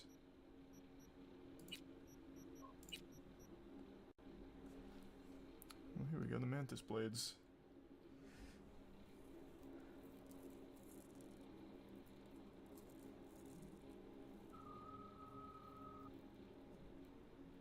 Okay.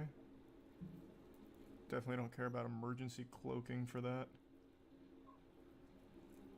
Eh, might do UFC 5, we'll see. Just give me this. I need to get Mantis Blades first, though.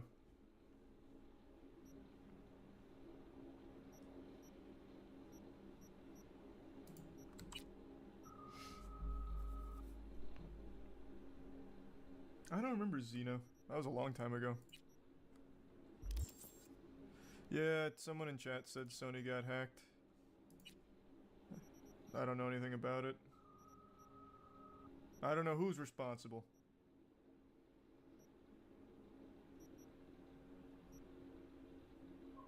This seems like it'll be helpful for a Mantis Blade build. Thanks, 7th Elo.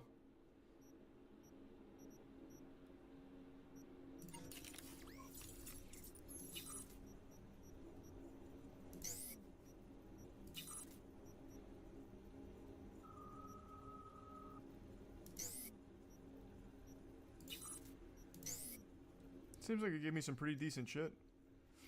Even gave me the Mantis Blades already. That's pretty nice.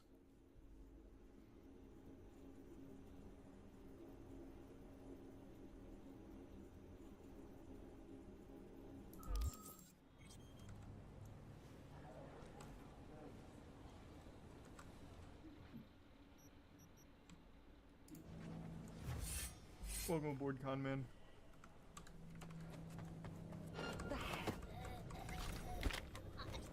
I lied. That was the last stealth kill of the playthrough.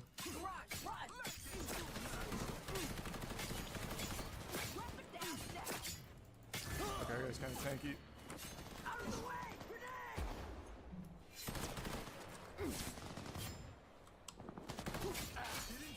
Yep.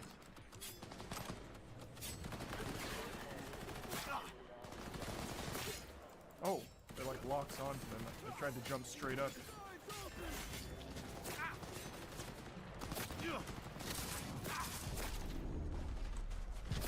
Okay. All right. This is suboptimal. I gotta get my land legs about me here. There is a lot.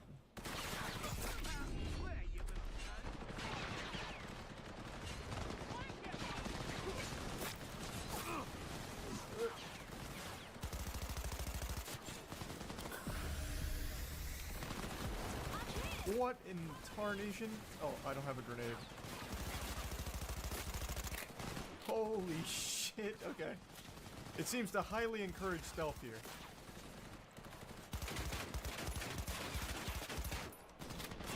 Okay, okay.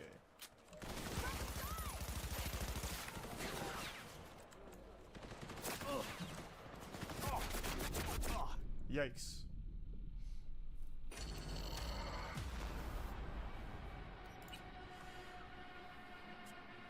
Yep, that's a lot. That was a lot. Well, a cushy government gig like mine just comes with all kinds of perks. Songbird, I think you were right. I think I just go by them instead of fight them all, huh? But the firmware's fancy. It'll learn. Oh, appreciate another big one, Aaliyah. And congrats on the contract renegotiation. Now listen, what I gave you is the skeleton soft, but the firmware's fancy. It'll learn, grow with you. It'll improve if you feed it data. Combat analyses, logs of legendary ops. Shit that make the I already used my heal, man. I know. Look around, I just used it. Gotta get there first. Main entrance is a no-go. You don't I'm have sorry an to hear entry that, pass, Luke. Hope and I everything's don't have okay. time to produce a bake. You'll slip in the back way, quiet as you can. We really don't need anyone spotting you, scanning you. Guess so. After you.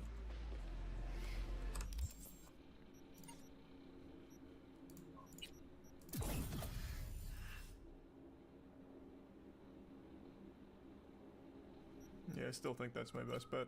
I do still plan on doing Mantis Blades. This is just not the place to fight it, I don't think. That's just a lot of bad boys in there.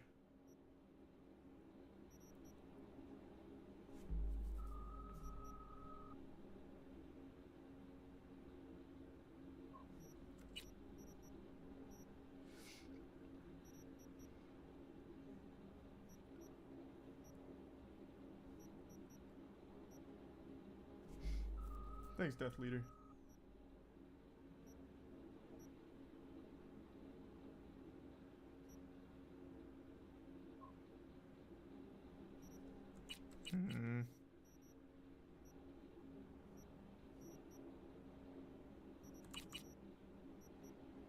What would be good here?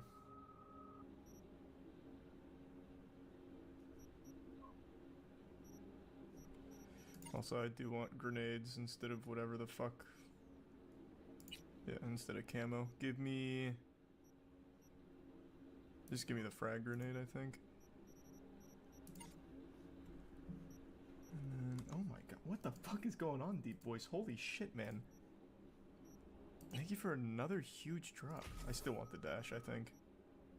Well, no, the dash was kind of bad.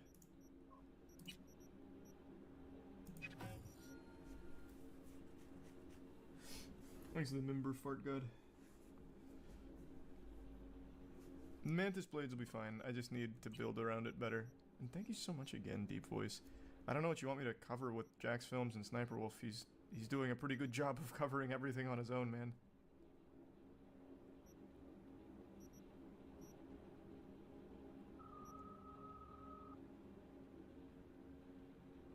Okay, let's just dump in the grenades. I think grenades will be fun. I'll be right beside you, as much as I can. Garage. There, past the fence. See it? Smugglers used to use it.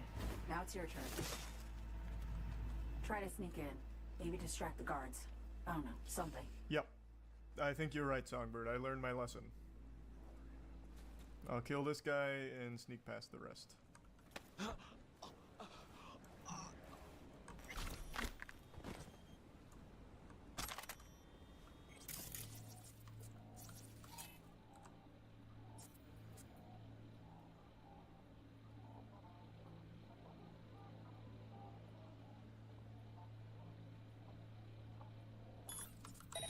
Fucking optics! Ugh.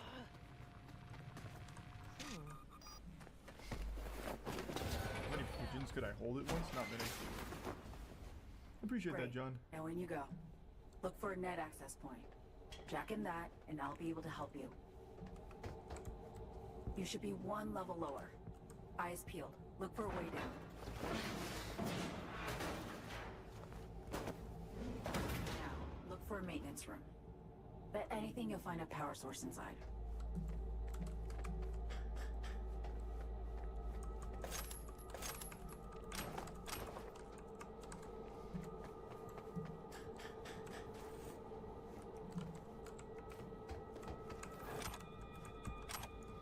A lot of goodies. Why would I play Red Dead Redemption 2 tonight, man? No. Big no. Turn something on. Nice, V. Exactly what we need. Okay, we're up. Perfect. Bridging systems now. Ancient, no, proto-ancient protocols. Largely corrupted data. Give me a sec. Need to ping one of our sats. Let's see which active Dogtown network links to this infrastructure. And putting in a back door. Ready to roll.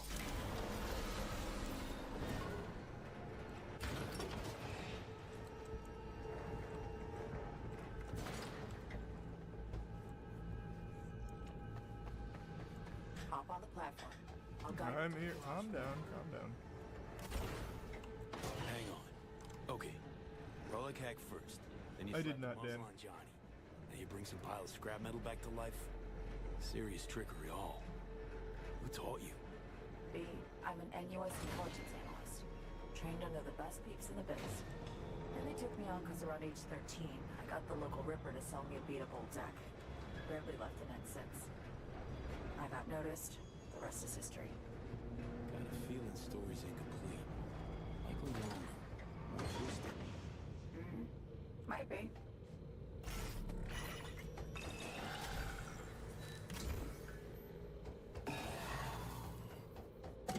Apologize upfront for the query, but I gotta ask. Compeki Plaza heist. Why? Konpeki was pure ambition. Sometimes you hit a rut in life, and blaze your way out. Do something you'll be remembered for. Set my sights too high, I guess. Yeah, I know the feeling. But ambition, confidence, they're not bad in themselves. Human soul can be. Maybe. What the? You alive? Think so. Double jump's gonna be nice to make this quick.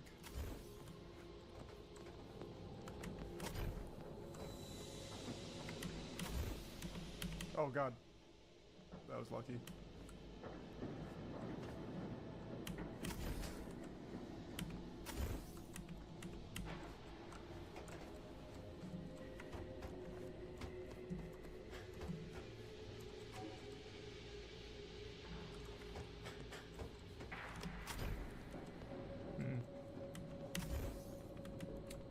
Okay.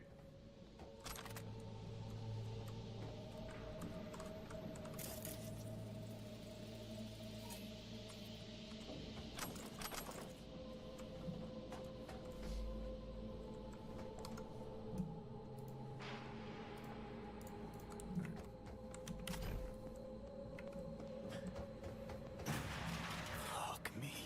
V? President Myers wishes you the best of luck. How's she doing? Awful nice. The of you to president ask. seems so sweet. I laid out the details of our plan. Typical Rosalind. Keep me apprised, she says calmly. Just sitting there, sipping her gin. Yeah, I don't know why Dark Shadow. It's a weird meme. Woman's unshakable.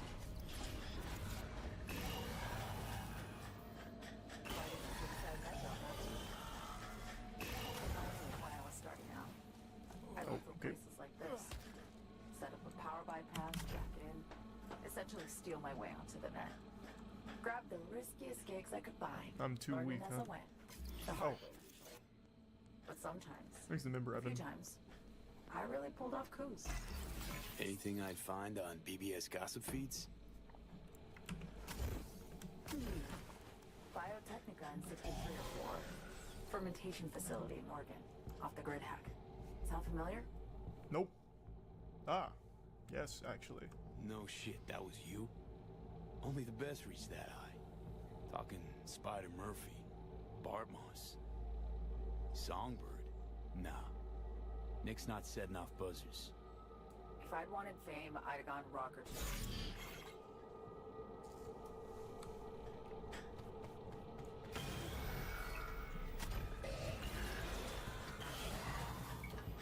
Elevator. Hop in. I'll do the rest. You'll be in Dogtown in a minute. Both Try to games are steer great. clear of Hansen's Which boots. games? Oh, my quick text message will elevate. Oh, that was quick. It's a very fast elevator.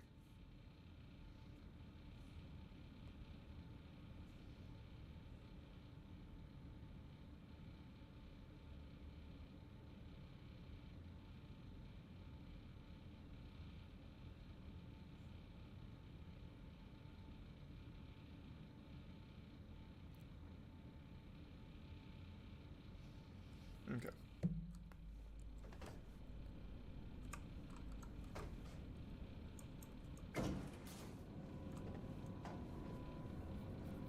Red Dead 2. I don't even know why that even came up in a conversation. But yeah, the game was fine. It's good.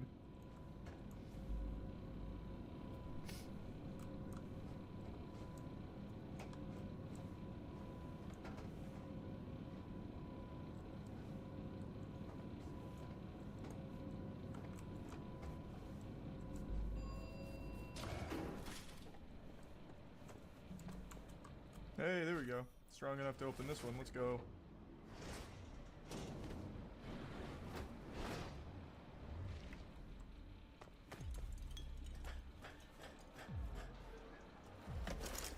Get your ammo, assault rifles, tactical gear. Too tame? Scare what we got in the bag.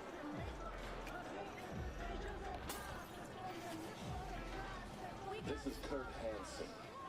If you're hearing this, you've come to the Pardon me, pardon me. Wait, this ain't what it looks Oh, I can't double jump here. Show some respect. Taxes, who the fuck needs them? In Dogtown, I keep your business safe as long as you abide by law. V, been meaning to ask. How bad is it for you? Not bad at all, actually. Clock's ticking. Very manageable. Fast. Relic will finish me. Sooner rather than later. But you're here. Looking for a means to survive. Still fighting. Thanks, Elena. Yeah, Rebecca was good. Would you do anything for another chance?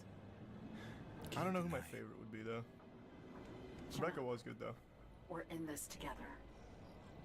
There is that.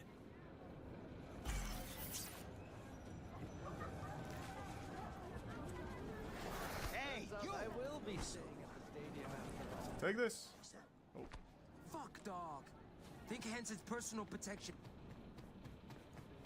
All right. Time you got up on the roof. The hell for? For the view. And I'm not being coy here. I mean, you'll see where we land, literally. What is that marking? Oh. Does this do anything for me? What am I hacking in here for?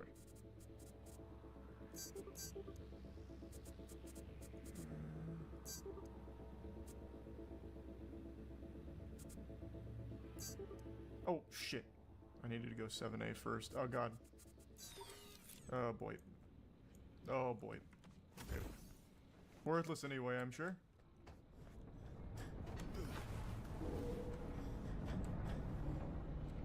Take the elevator.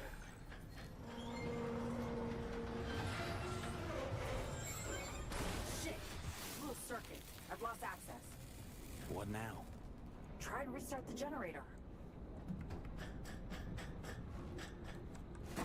Problem after problem. You keep breaking shit. Like here's tottering on its last feeble legs. Or you hack rough and the hardware don't like it. Finally, pop in. Elevator's roof now. Why they start the DLC so slow? I don't know, it's building FYI, up. we're about to cross into Night City airspace. Might be a But we have the president coming in. That's pretty big. braced for it. And whatever comes next. Not sure one can ever And be she could ready be for a like force Senator landing. Armstrong or something. Dogtown of all places. But having you means my chance of Songbird, you won't believe it. They booby-trapped the roof.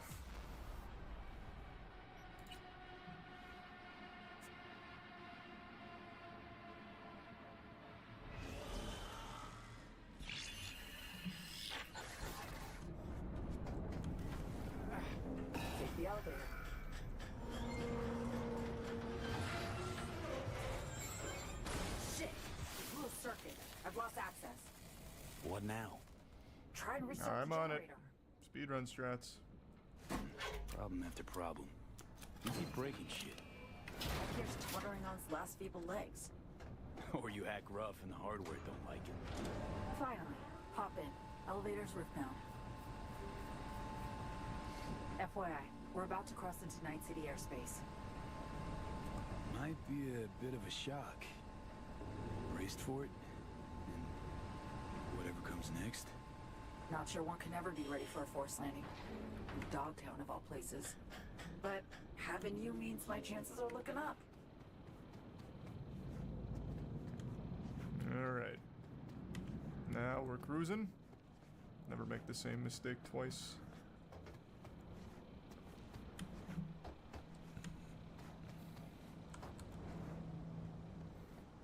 Beautiful view. You made it. Good. What now? The calm before the storm. See that? It's us. Space Force 1. We're descending. In for a rough... Oh, there you are. Fuck. What's going on? Overboard toss. Watch out! Get out of there, Songbird! Eject! V, the president! You have to... No! Songbird! God damn it! Holy shit! Shit! Damn, that was unlucky. Out of all the places in the city to crash, it chooses right on top of my noodle. Oh, well. Got this. Save the president. Sure.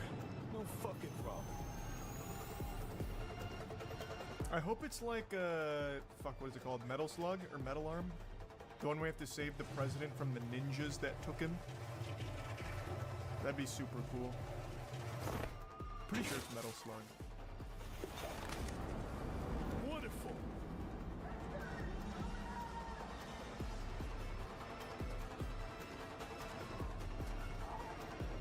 Calm down, everyone. I'm on it. Okay, I'm back. Songbird. And down. Landed safely. Oh. Shit, Songbird. Thought you might have... Landed safely, huh? Oh my god, Yeah, don't do it. I know. Songbird the cat. Life number 9 commenced. Alas, I made sure to get Myers to the safe room before I ejected. Run to the wreckage, V. Save her. Missile, Songbird? They just shot you clean out of the sky. No fucking way. I had no idea Hanson was that fucked in the head. We're that fucking determined. You need to hurry. What then? Got a plan? Find Myers, get her to Liz Crest Street. It'll be the safest spot in Big downtown. stunt inbound. Right. I'll be in touch. Alright, I can't do any backflips or anything. Focus now. Big stunt. You won't pass this way without a fight. You're capable. Oh, shit. Speedrun strats. Won't pass this way without a fight my ass. I just Travis Pastrana that and I'm halfway there.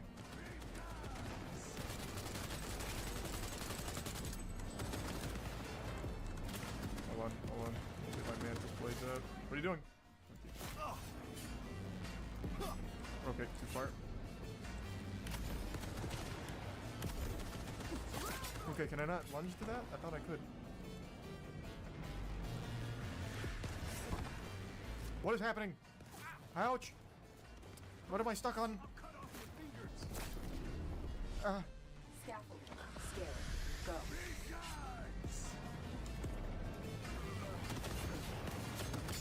Okay. I don't know what my lunge range is, but it must not be that long. Okay.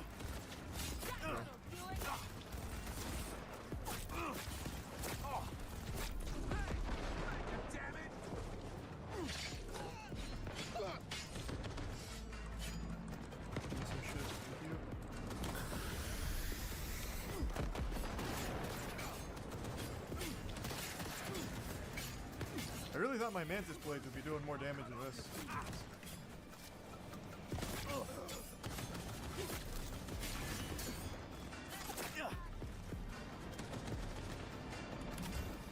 Nope.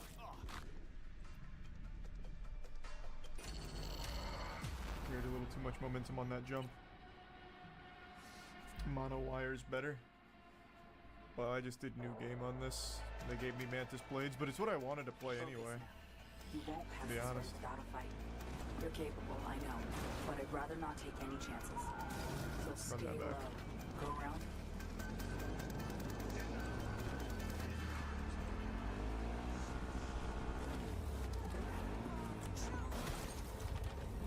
Oh my god! Ah!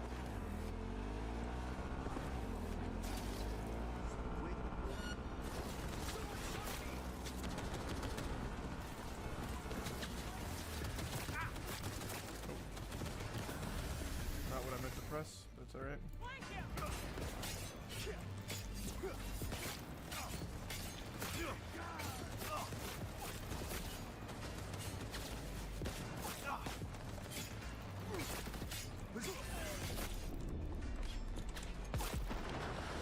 Scaffold.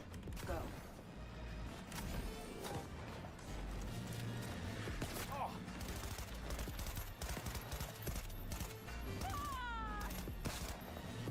I didn't drop anything.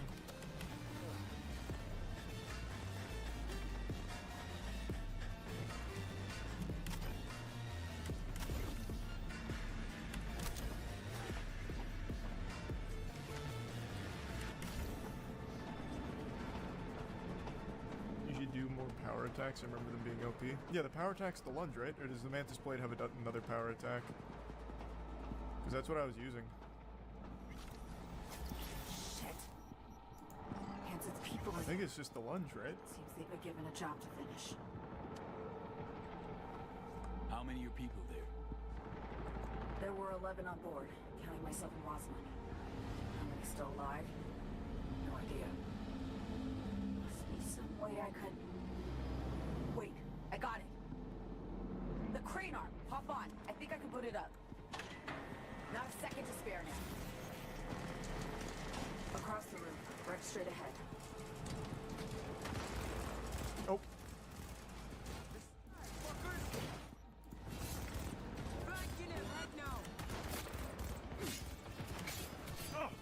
That is just not that much damage. Feed him some lead! Everything's going to shit! Ready, steady. Enemy backups on the way. Oh, and I can't do it while jumping.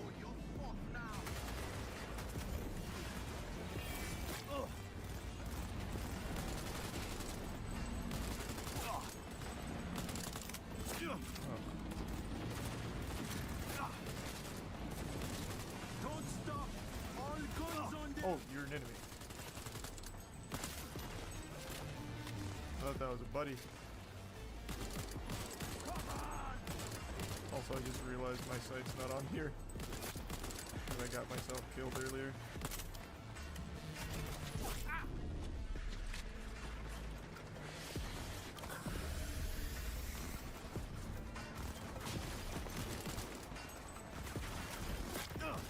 Forward!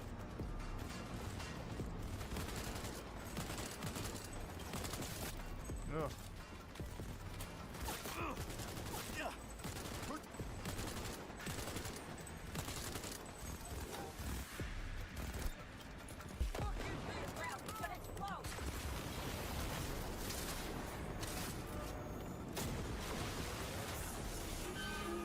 Somehow the melee bash does more than my Mantis Blades.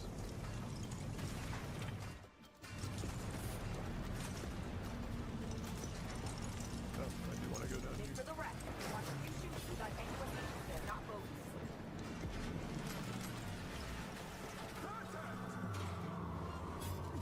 Oh shit! Okay, that time. Oh my god, I'm just flying. That time it actually locked onto that. I wonder if you could use that for some speedrun tech. Clear the gap. Thanks, Maya. Hope the recovery's going well. Oh, all the way back here, huh? Yikes.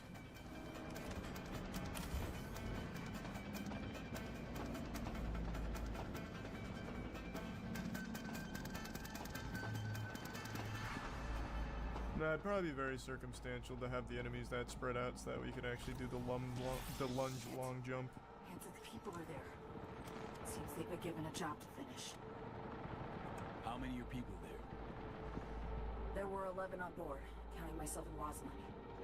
How many still alive? No idea. Some way I could... Wait, I got it. The crane arm. Hop on. I think I can put it up. Not a second to spare now. Holy shit. Okay. What is going on? Across the room. Right straight ahead.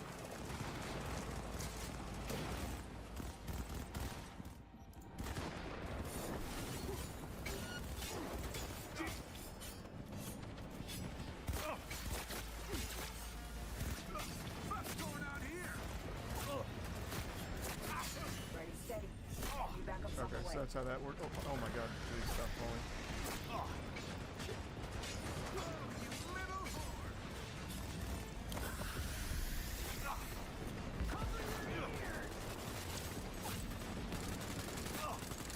Okay, huge.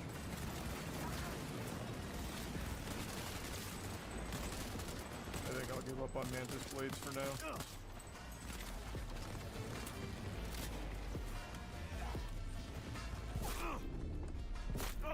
Jesus Christ.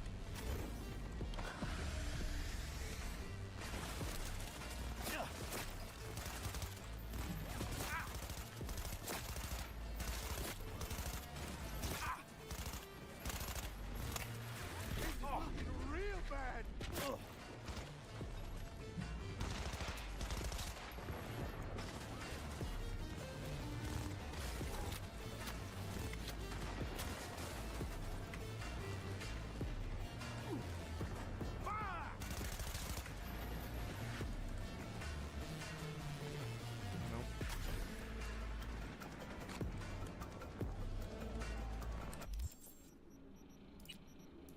Nope, stop.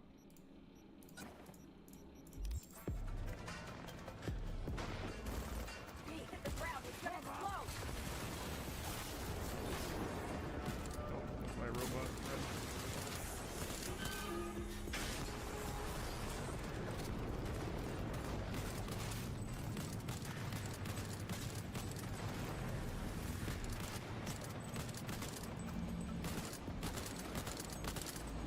Jesus, goddamn.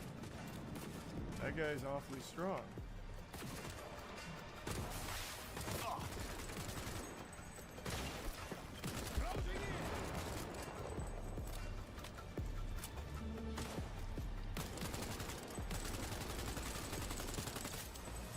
Casualties!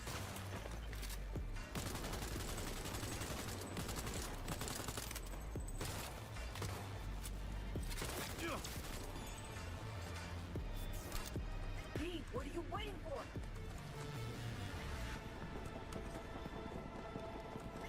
No, DLC came out today. I thought it was supposed to be yesterday or tomorrow, but it came out today.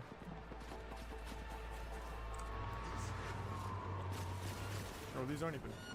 Oh my god. Come on! Closing in!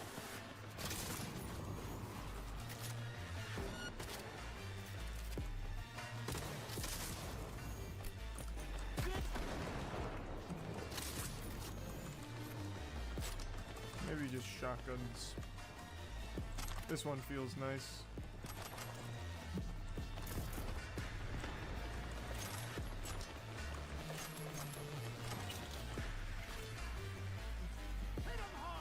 Use Phantom Liberty free. Don't think so. I don't remember how much it is though.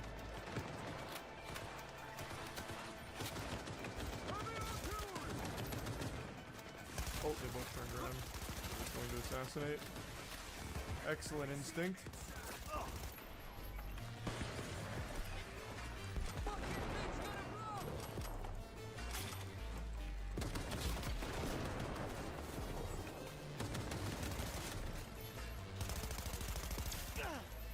This gun's pretty nice. See the hatch? Run!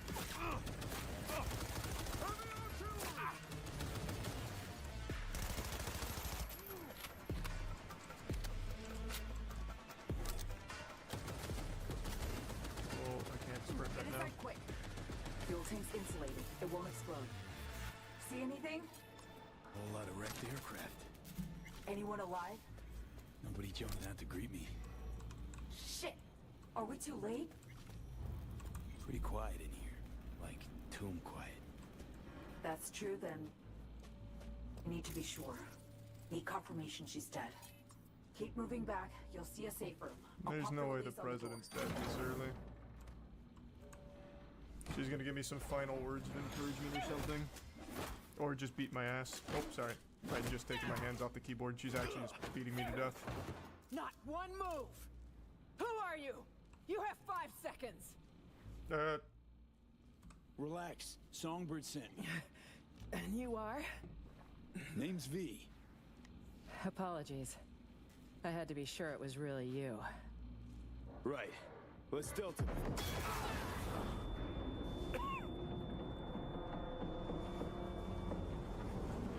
Fucking hell. Can you upgrade the blades? You can get better blades. They just won't let up!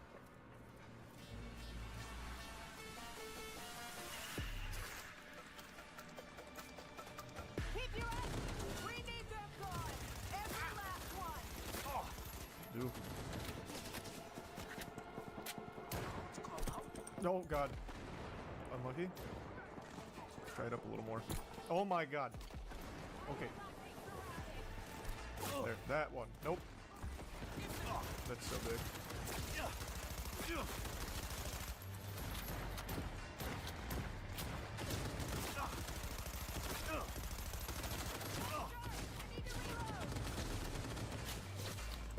I think what I really want is that perk that slows down time when you double jump. I think it was double jump that it slows down time.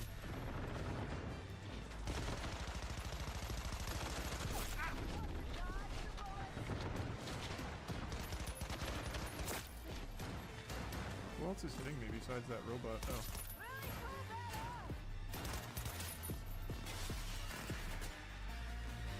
Oh. I can't move.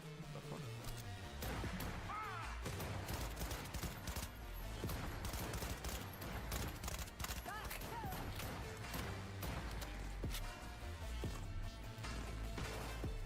Closing in!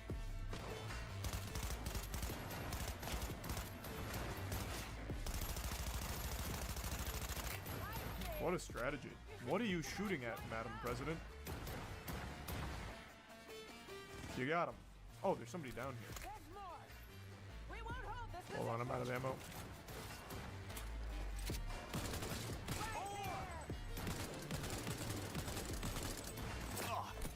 What the fuck, man? God, just one grenade. Oh my lord. Just one. Just one.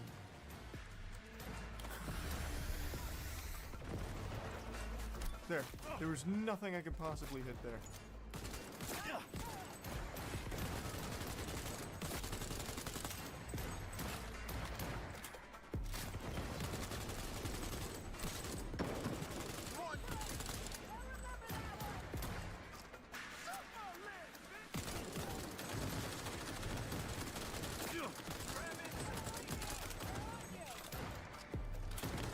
Don't worry, Madam President. I've got him. Slowly but surely.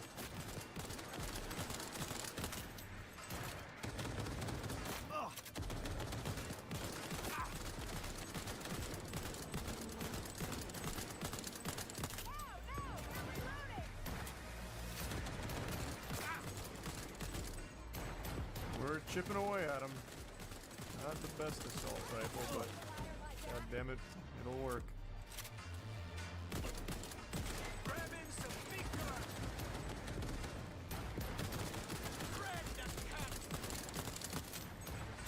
They're low enough that that'll actually make it.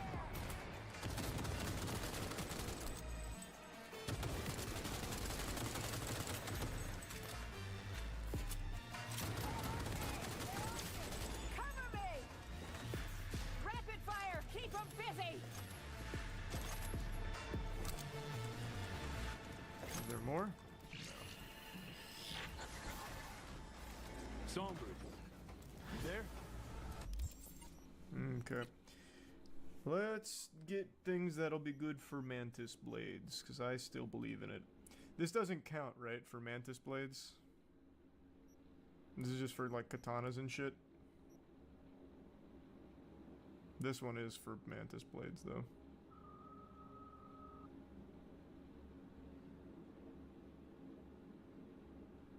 It does count? Okay, we'll do that for sure.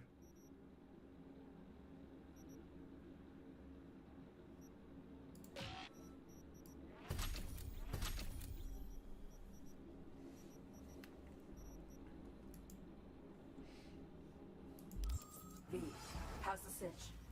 We're alive. Both of us. Now listen, head for the vacant building on... Elizabeth Chris. Got it. Give me some credit. It's the best place How are they to all lay still low. breathing? No heat signatures, so it's empty. Not a soul inside. Now get moving.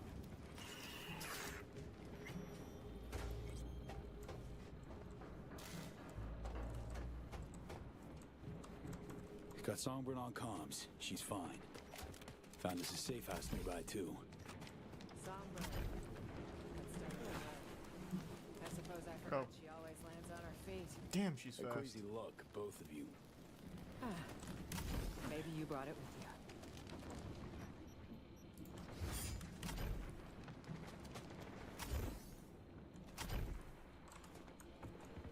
This is some fucking nightmare. My people dead. All of them. Because of me.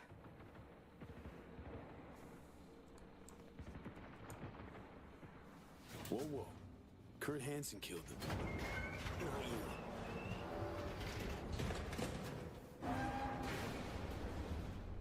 Is that what you think? You have no idea how deep this goes. We were hacked. It means Hansen had We help. need better weapons ASAP. From Washington. Well, yeah, no shit. The NUS government is aware of the crash, no doubt. They'll have sat-mapped it, seen us hit the ground in Dogtown.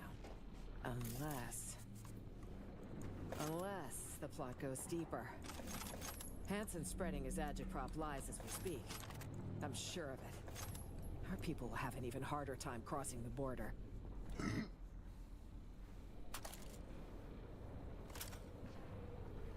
I can't trust a soul. I just... Fuck. I don't know what to do. Just keep killing. Understanding Eventually it'll concerns. work itself Don't out. forget, you got me here, though. You? And Songbird. We'll get you out of this mess. Thank you, V. We stick to the plan. After that, guess we'll see. Wait a second. Damn it.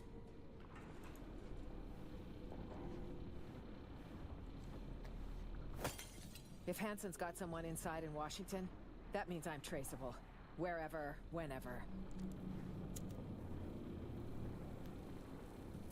I have a subdermal tracker. It needs to go ASAP. It's near an artery that's best not nicked. I'll need your help. I'll do my best. Assume you know what you're doing. Be completely on your own without the tracker. Well, you're here. Almost a rite of passage. Feel like I'm welcoming you into the clan. A clan? Quite the career change you've made. Wait, is that? Drone. Finish up, quick. Cover it now.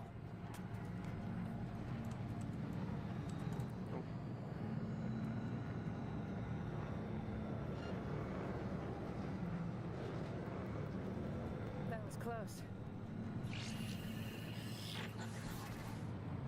V, I'm here. Right on time. You in one piece? For now. Can't say I'll stay that way. You need to get to the top of the building. Talk later. Got Songbird on comms. Says we gotta climb higher. Lead the way. It's your city, after all. Goddamn right, it's my city. Kurt's hounds have caught your scent. You need to move. Delta time. Let's go. Songbird, get this elevator back online ASAP. We'll ask our guardian angel if she can get this elevator moving. Elevator could use a runner's touch, Song. Already on it. Uh-huh. Sorry, V. My magic's no good here. What we need's power. There's a maintenance shaft with a fuse box nearby. Which chat's terrible. Every single new game, yep. Lights back on. Literally every single new game, it's nothing but whining about new game. It happened with Starfield, literally everything that's a big game. Tears of the Kingdom. Welcome to the internet. It's for cool points.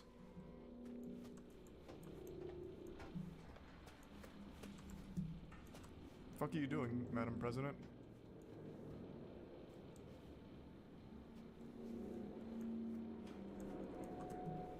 Is that not how I get down there? This one's locked. Well, I guess it wouldn't be locked if I was stronger. Oh.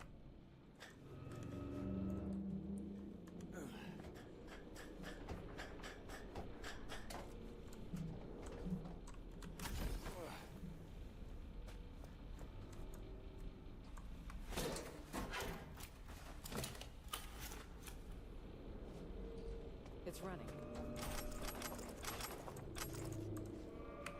What was that purple material I just got? Aluminum? Think it'll work? Lousy place to get stuck. Just one way to find out. What's the probability a random passerby noticed a moving elevator in an abandoned hotel? Right. Leave the analytics to Songbird. Little fuckers are fidgety. Sharp sensors on those.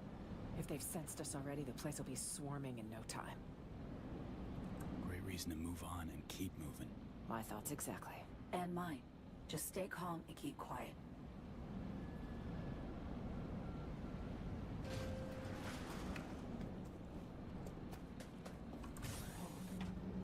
Drone on your left.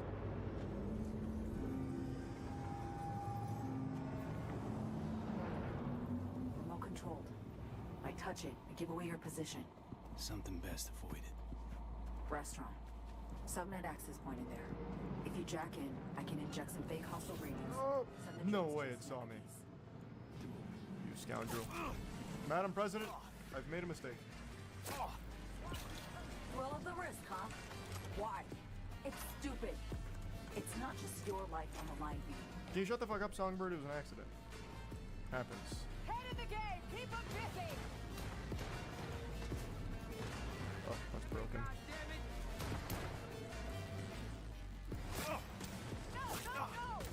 Oh, oh.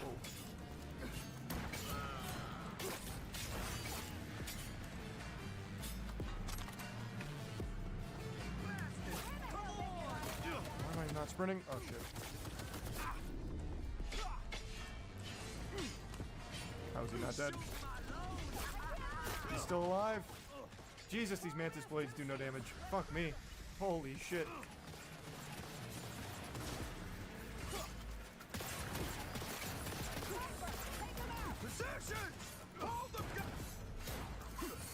Okay, I missed every single one of those. That one's on me.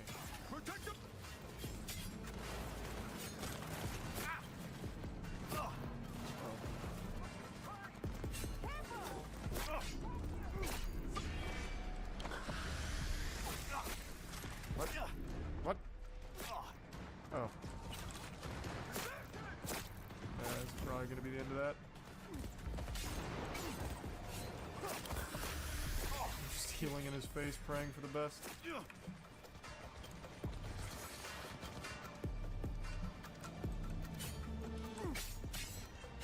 Let me see your inside, bitch.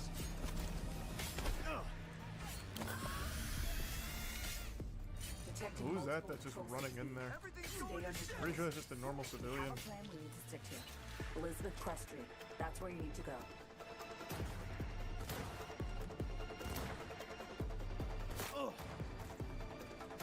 You'll take old metro tunnels.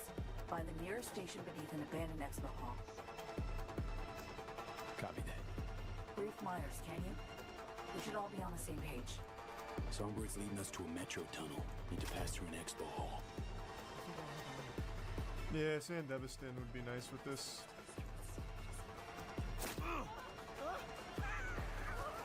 Not really an option right now, though.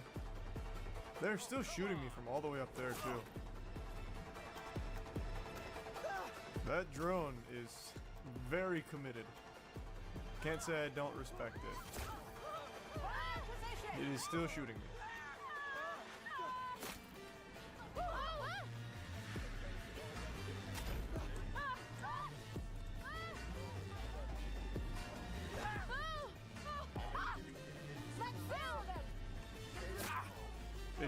How is it even hitting me?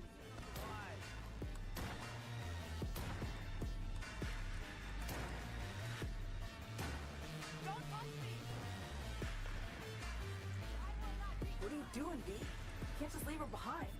She'll catch up? What do you mean can't just leave her behind? What, she can't jump? But all of a sudden her ankles hurt or something? She'll be fine.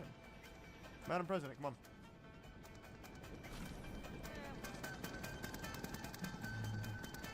Just avoid open spaces, okay? Let's see, there she is. Fate. Can I take this? No.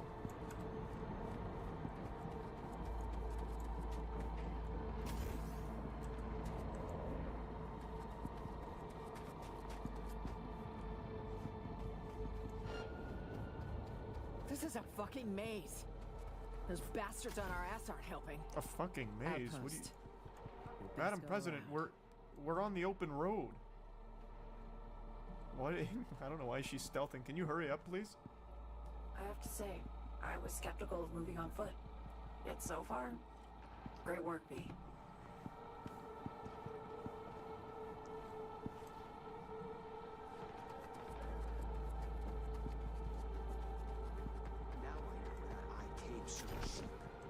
What? You mean you're basically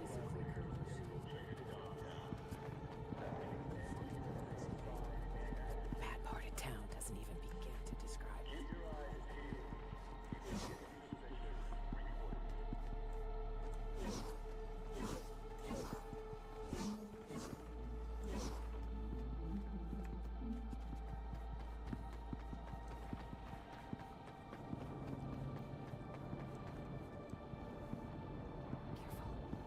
Bump into anything. Where am I? Whoa. Where am I going? Ow. Down here? It hasn't given me the next part. Oh, shit! Scumbags won't let up. Lose them before accessing the garage.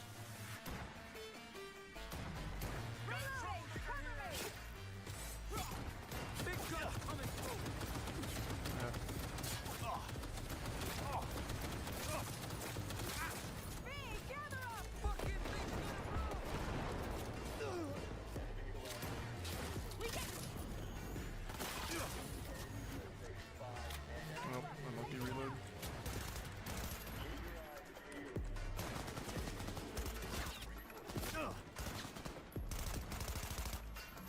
Okay. Oh my god, they're still.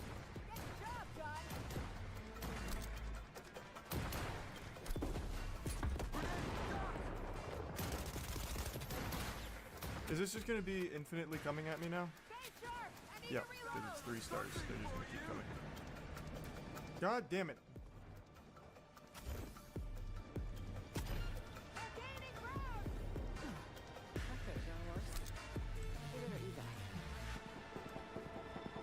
Just wait it out, Madam President.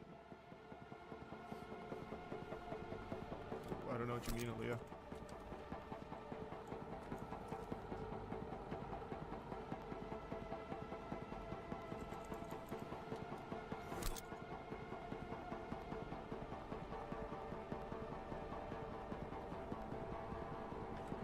You want to talk?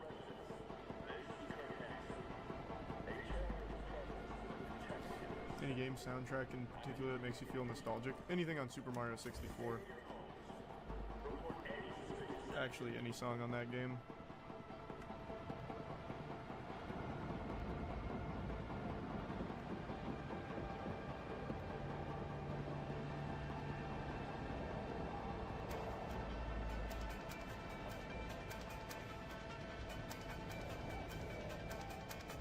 How long does the 3 stars last? At this rate, we might make it after all. At this rate, you'll probably die of old age before you get in the garage. I still have 3 stars.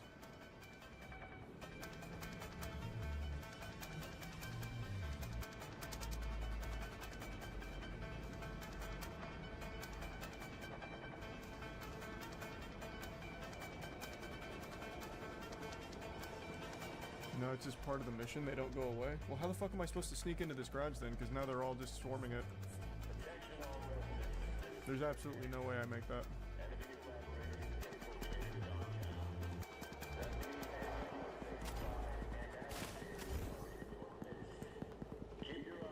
There's actually 9 dudes all looking at that garage entrance. I probably just need to reset.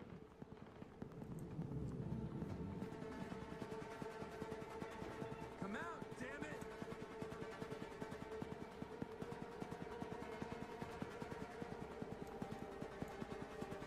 I've seen places like this. Welcome aboard, Matthew. Third world war-torn nations.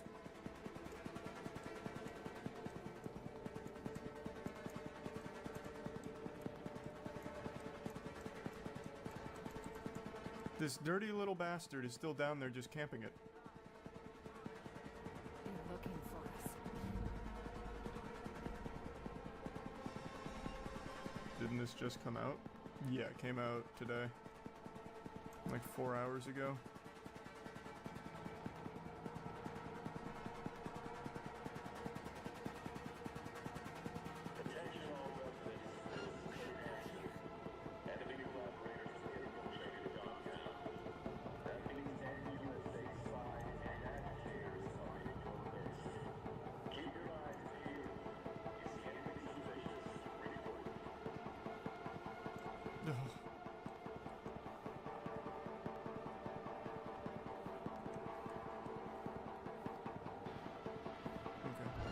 Got it under control. You're tossing everything at us. Just reset.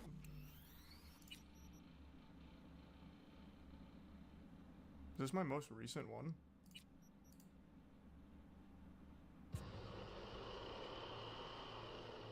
You can just kill them. It doesn't seem like it, they just infinitely come. That's what I tried initially. Give away your position. Is this really my last autosave? That's fucking huge. Restaurant. Subnet access point in there. If you Speed jack run. in, I can inject some fake hostile ratings. Send the drones chasing after geese. Doable. Does he see me here every time?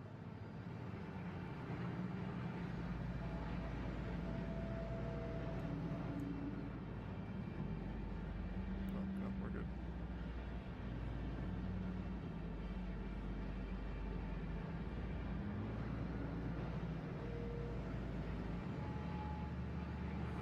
It's not that big of a time loss now that I know where I'm supposed to go.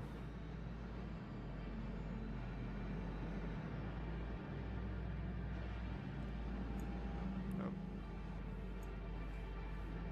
So it should be fine.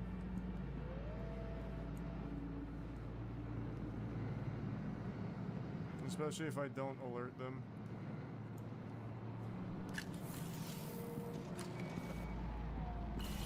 Now, ready up.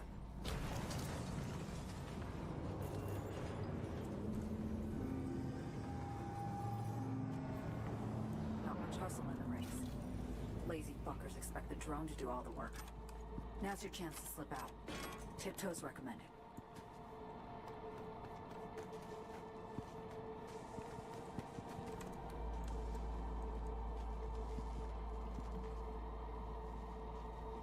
Search the area, secure the perimeter. On it. Oh, 4 wheels, 2 seats. A taker.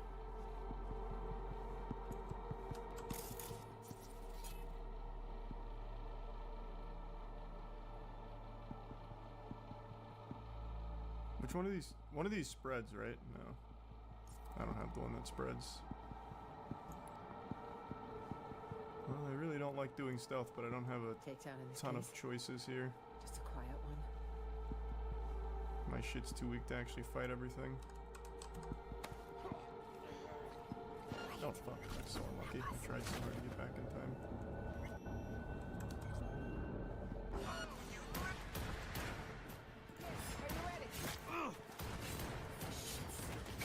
Catch us out.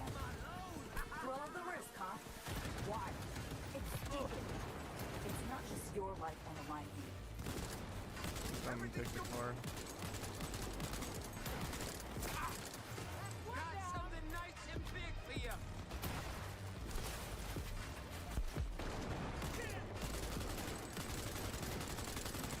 Stubborn fucking. Nice, V. You should think about joining up. Oh. Oh, whoa. I didn't even press jump. Quick, get in, President.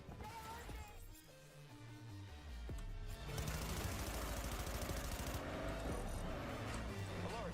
Meyer sighted in sector 2-1. Investigate now. Detecting multiple patrol ships, V. Stay on your toes. All right. Sync to a radio frequency. Hear me okay? Looking good. Loud and clear, sir.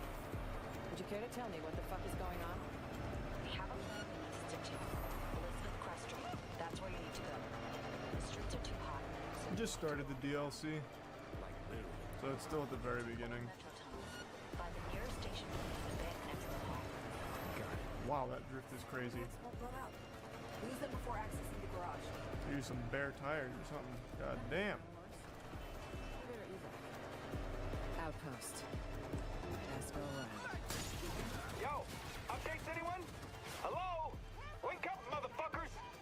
I'll be honest, I don't know what I was thinking. I actually totally forgot about this needing to be completely empty. That's on me. I just totally forgot that this needed to be empty. In order for that to be open. Maybe I killed them quick enough they never get back up.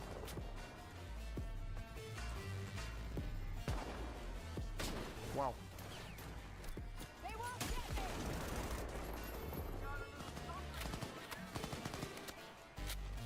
Careful, someone's locked in.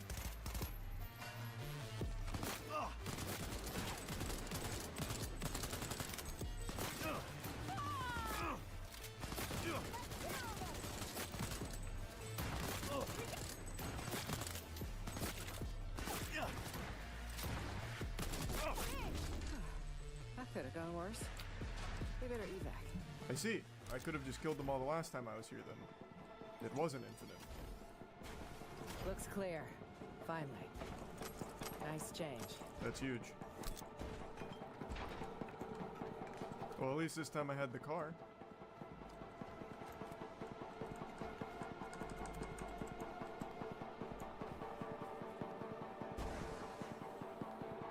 Dogtown. What a joke.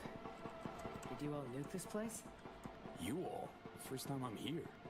Likewise. And if I never make it back, it'll be too soon.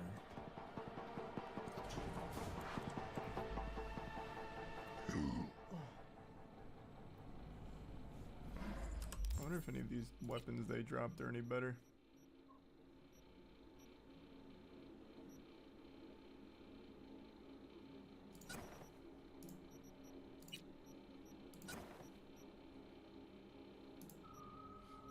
Yeah, Korn's alright. Some of their songs are still pretty good.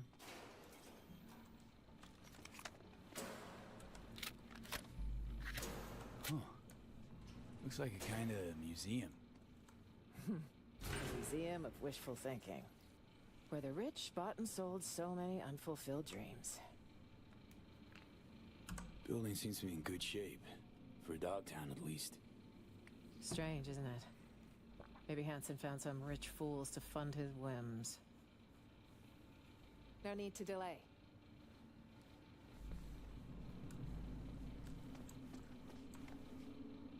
I'm ready. Okay. Feel free to ask her about those exhibits. Really wonder what she'll say.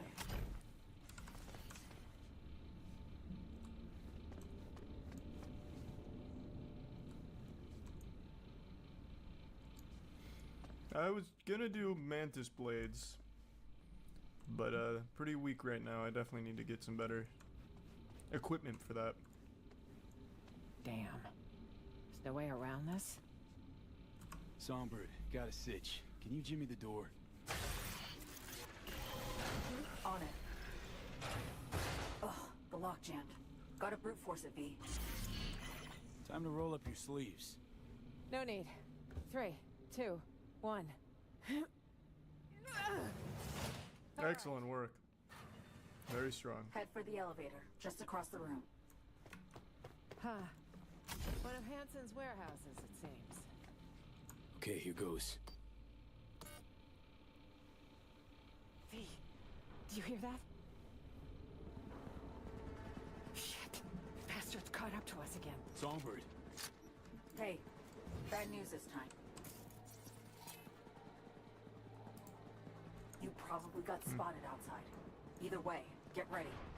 What now? Got a surprise for our guests. Making the final adjustments now. No negotiating with the enemy. Eliminate them. Keep them busy for a second. Need that. Myers, no we gotta shot engage at the, him. Song's on the case. what's it called? Mantis Blade's gonna be the good here.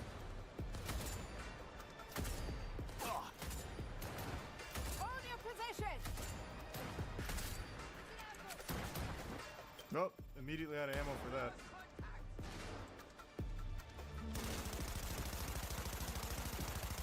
Fuck. Where the hell they get out of like that? Regroup squad.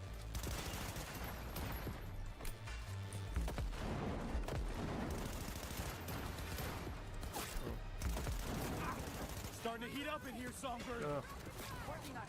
Hold on tight.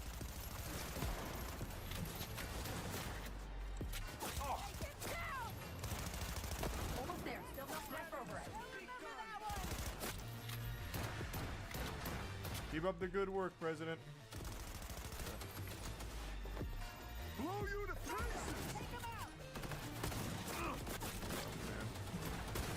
70%. Let me see him inside. 90.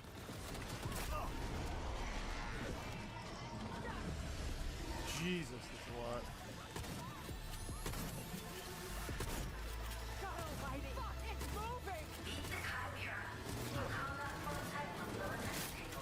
moving. Man, it takes so many shotgun blasts to kill one armored enemy. What are you shooting at, brother? President? All that for the president?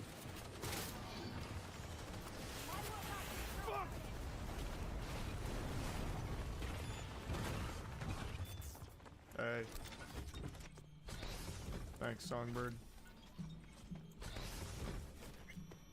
It's your build. Well, it's not my build, it's just the randomized new game build. But yeah. Everything is super spongy for my shit right now.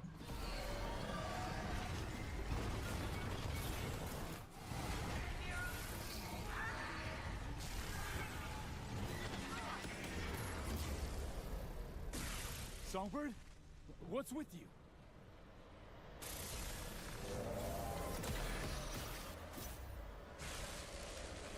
What the hell is going on, V? Dunno. Song's having a fit or something.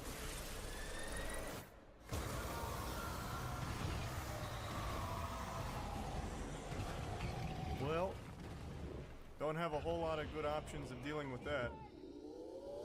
Can we try diplomacy? How about a please don't kill the president? Wow, Son of a bitch went haywire. she's handling that well. Somebody slap a muzzle on the thing. This way, quick. Through here.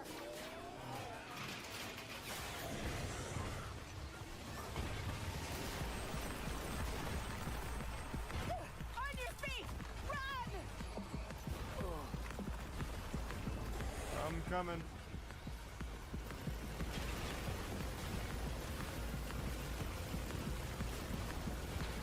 Up here. Escalator, go.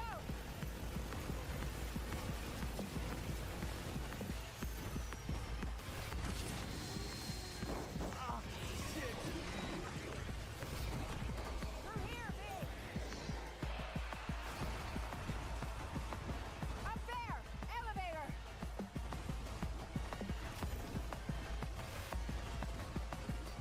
Fucking move, damn it. There, got it. Elevator on the way. Stay low till it gets here. God fucking damn it. I'll just wait behind this, I think. I can't really fight it. Unless it's extremely weak to mantis blades for some reason. I'll go ahead and spin this oh, I thought I had another point to use.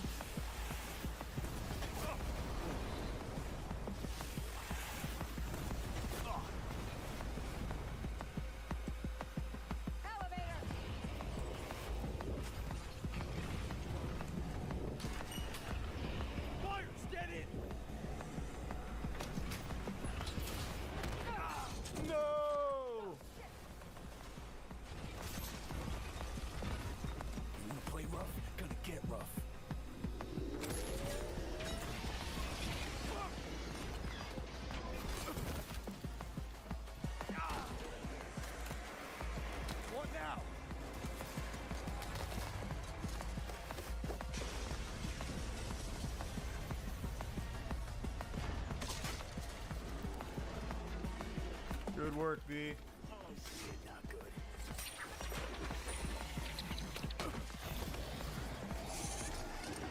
Oh shit.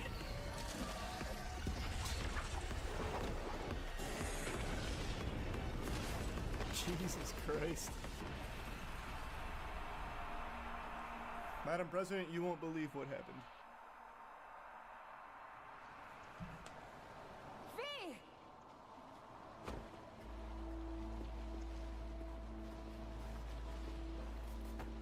You're not dying on me today. Oh, hey now. Hey, stop slapping me. I'm clearly awake.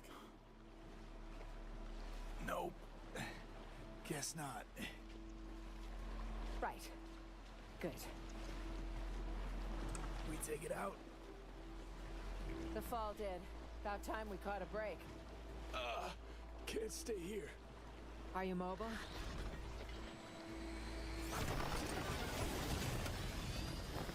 Songbird, can you stop now? Enough goofing around. Will you just die? The fall wrecking! Let's go! Kick this tin can to hell! Me and what weapon? My shit is trash.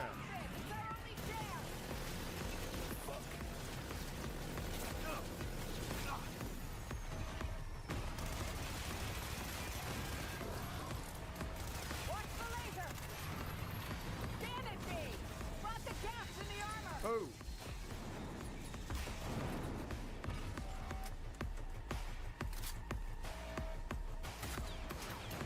Let me see it again.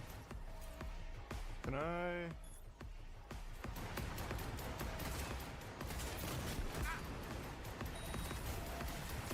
I don't know if that short circuit actually worked or not.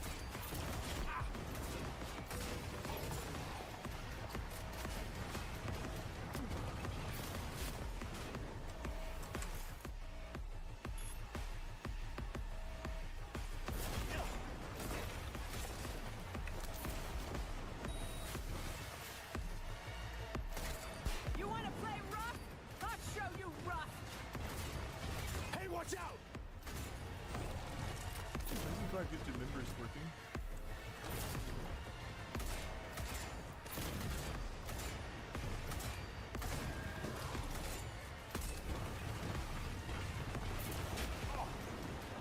I did not think it could blow up that box. Damn. Can it blow up this wall?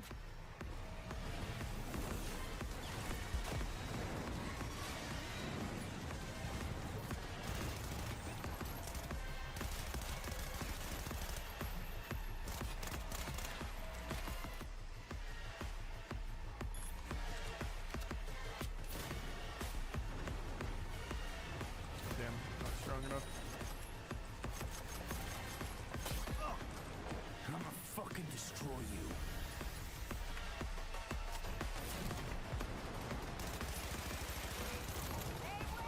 Fuck, man.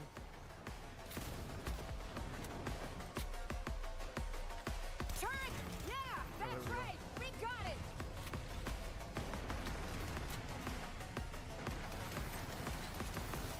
Shit! Not dead yet! Look alive! Test drones! Don't let Okay. him cut you up the fat one! You die already. I'm trying to get to it. Taking a lot of damage here. I'm just fucking eating everything. Concentrate your fire on the drone! I'll cover Madam President, I'm trying. How about you do something? One more. I'm gonna strangle you, show me. You're done. This precision rifle is not the move. I'll tell you right now.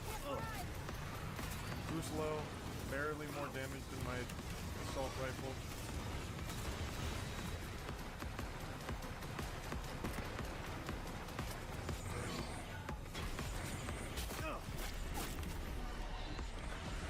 Missed the jump.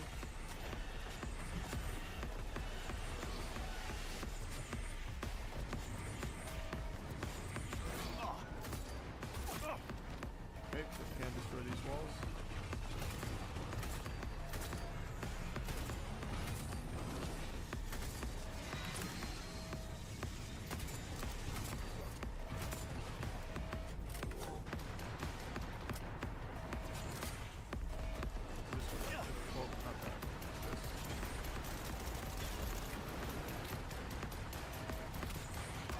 I need to just grab the perk to reload while sprinting. I like that one a lot.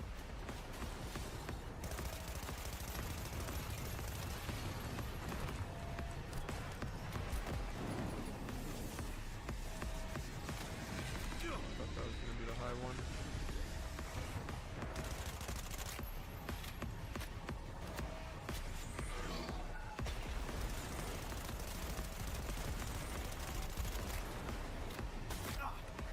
Toxic gas! Up! Jump up! Careful!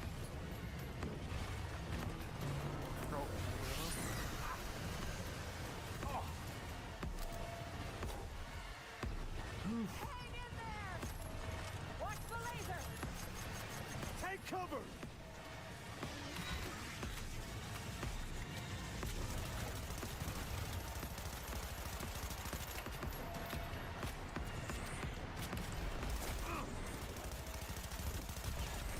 I'll just sit here and hip fire at this.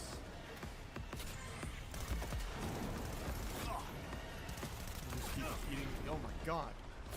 Oh my god, he's still throwing missiles out. Jesus Christ.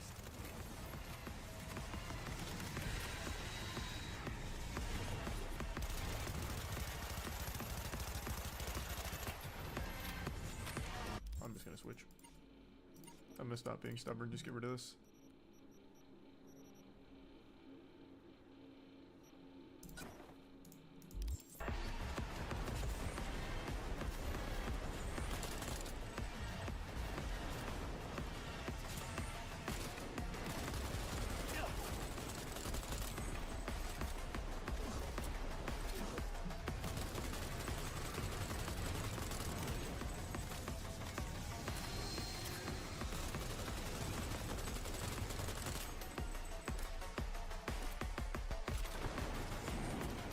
Almost there.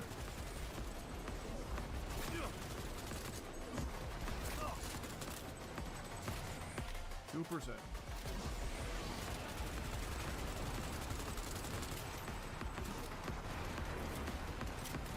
Jump on top and finish it, V! The sucker's gonna blow! Kill it now!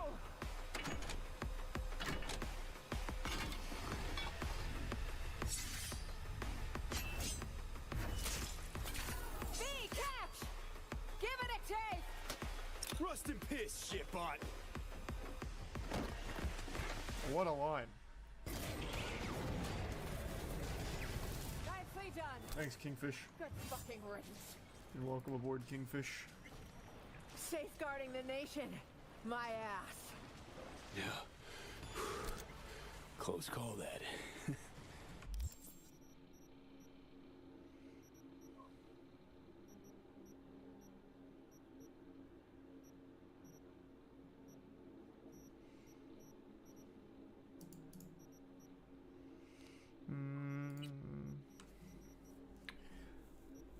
Maybe we do more dashing. No, probably just more blade shit. I don't really use the counterattacks that much.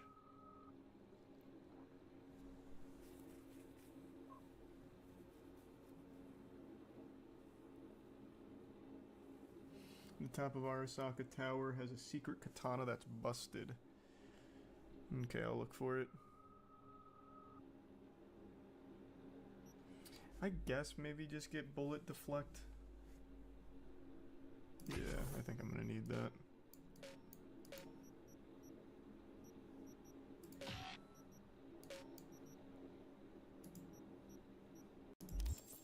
Or wait. Yeah, that's fine. Good teamwork. And luck. A pile of luck, V. Grab what you can. Let's head out. There has to be an exit here, somewhere. What's this?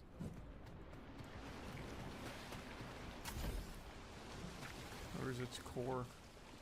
Thought it would have been the thing on top that I threw off, but I don't know where it went.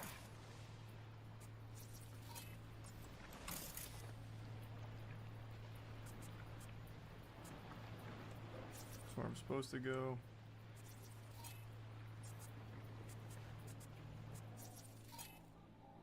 Damn, I could have used this to help. Didn't even look for that.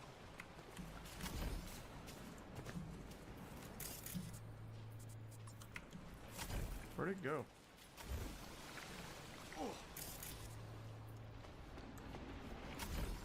Scan it? I can't. This is me trying to scan it. It says Chimera Core, but there's nothing to take.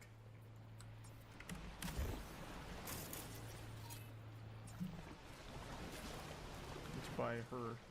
Bro, it's right there on the ground. Where? What?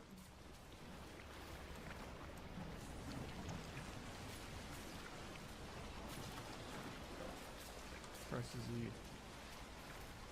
Oh, and then it switches it. That was pretty much fucking invisible. There's no way many people saw that. No shot.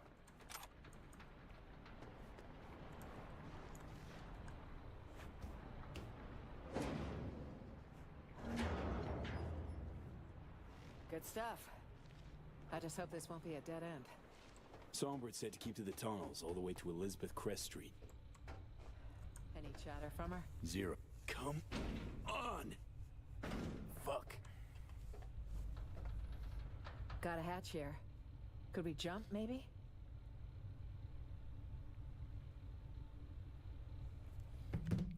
Alright. Yeah, we can jump. Whatever.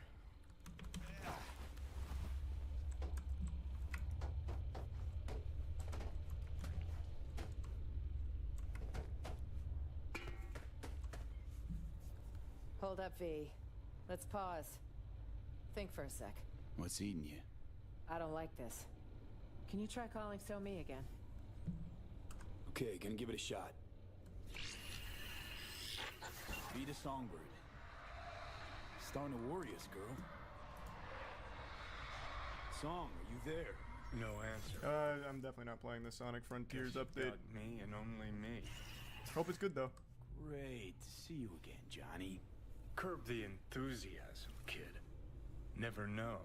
Could need me. So? Did you reach her? Nothing. No response.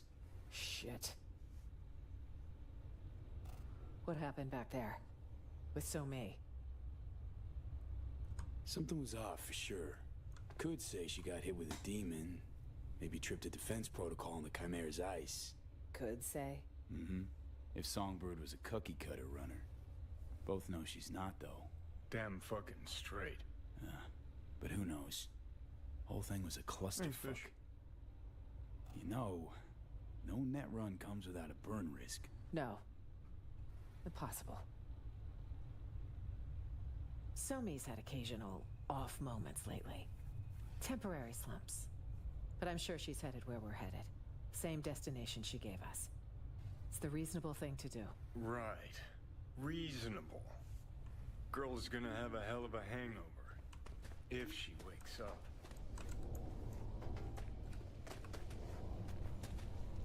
Yeah, wait. Damn it. We're heading I just noticed that I could talk to him. I was busy following Myers. Damn you, Myers. Yeah. Saw mention an abandoned building. Place to lie low. No heat sig. Should be relatively safe. I pray you're right, So-Mi.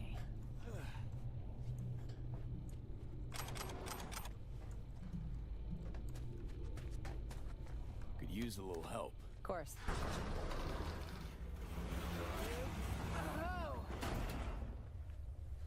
A damn fork? Well, we didn't account for this. Which way now? Thoughts? Let's just go this way. It's more open. Let's try this way. Our stop. On the right, see it? Here's where we surface. Christ, finally. I'm gonna smell musty for a week. What the fuck?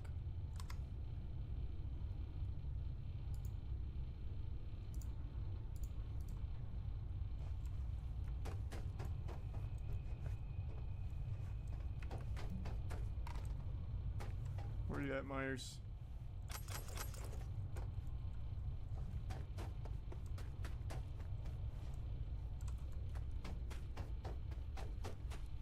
A maintenance tunnel. We could try to squeeze through.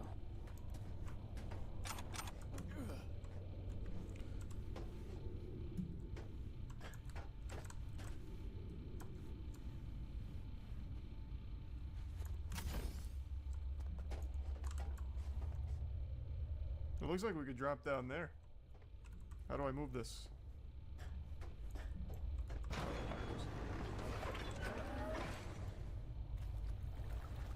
So far, so good. But the faster the better.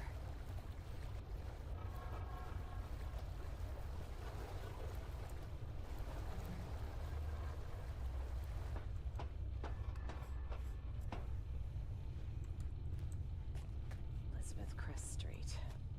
Bull-headed Betty. That's what we called her.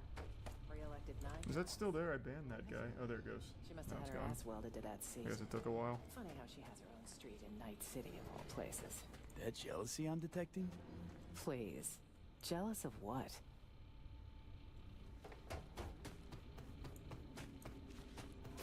Ah! Not now! V, are you? 1 sec. It'll pass. Oh. See? Better already. What's the matter? Are you hurt? It's nothing. Really. V, please. I have a highly honed nose for bullshit. Yeah, nothing gets by you, Myers. Got a experimental Arasaka biochip in my brain. It's killing me, literally. Somi says she might have a solution. Wait. You're talking about the relic. That'd be the one. The secretive tech someone stole from Arasaka. On the day Saburo lost his battle with mortality, no less. Bingo. So that's how she could reach you. It also goes a long way toward explaining the nature of your deal. I appreciate the candor. Seems it's all for one and one for all, if we're to survive.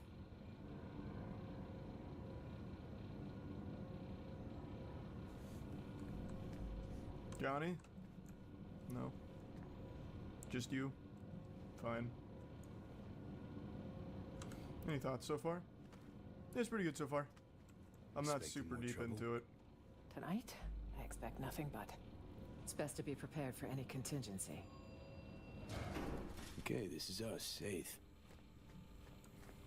I haven't had a single bug yet, which is nice. Place for an ambush.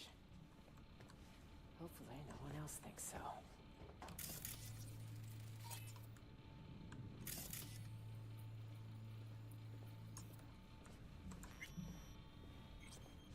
Is this the place? I'll cover you. On 3. 1, 2.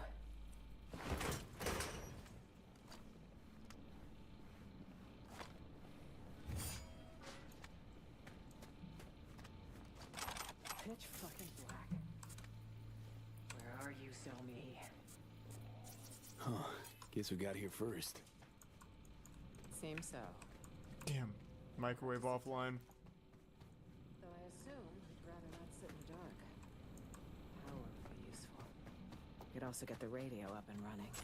What? Can't miss our daily dose of fear-mongering? We need to know the situation on the ground. I'm gonna change out of this mess. High time. Check this, B. Attempted postmodern art. More like a home-cooked generator. Maybe we kick-started. Literally. Uh-huh. Okay. I don't know what the sarcasm was for, but alright. Old Thornton engine pretty run down. A little bit of chew left, too. If the fuel's not degraded, it could actually run. But can't start it. Not without a power source. Sure, but seeing as we got a lull in the lead pouring down on us, listen, got a bad vibe about this. You? Nah. Makes two of us. Gig's got too many twists and turns. Songbird, S-tier netrunner, promises a panaceum, a cure-all, then gets wiped off the map. She's probably fine, brother. Myers, shady politico. Got a dagger thrown at her back all the way from Washington. Who by and why? Fuck if we know. Oh, plus Kurt Hansen and this fucking SAM launcher. Just preem. Got this hot itchy feeling in my groin. Like someone's not fessed up to something. Huh. Saying Songbird didn't give us the full picture. Our mystery girl. Usually love a bit of hard to get, but trust me, rarely ends well. Well, not like we had time to really chat. Spent most of it running. SF1, run, Chimera, run again. It's just, got some questions for the chick. Hope we get a chance to ask them. I don't think she's gone, Johnny. Anyway, let's get this power sitch sorted. Just a hunch.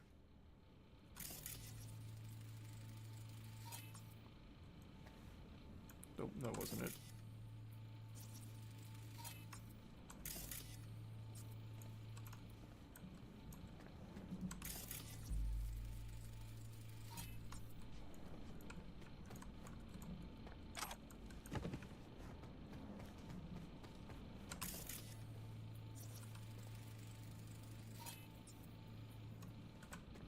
What else we got in here I need to scan?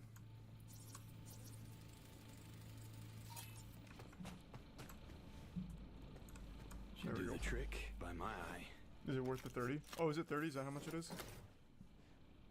I mean, yeah, I feel like Cyberpunk. It's 2.0 plus the new DLC, which seems like a lot. I've only just started. Fire it up. Fingers crossed. There it goes. And the maze balls. Amaze balls, huh? Look what I found. What do you say? There's more in the fridge. That writer's strike must have hit at the worst possible time for some of these lines. Booze. This is a good time. I don't remember him saying that shit in the main game. Let's see. Today I survived a Delta crash, a district-wide manhunt, and a prototype killer robot. Yes, it's a great fucking time. If you say so. You look like trash. You look like actual trash. Well, when in Rome, right? Grab a gulp. I'm good. Fine. Just earned yourself a vote, Madam President. Are you even registered? Housewarming gift from Songbird, maybe? Wouldn't it be wonderful? And circling back to Night City, speculative chatter continues tonight around the downed passenger craft.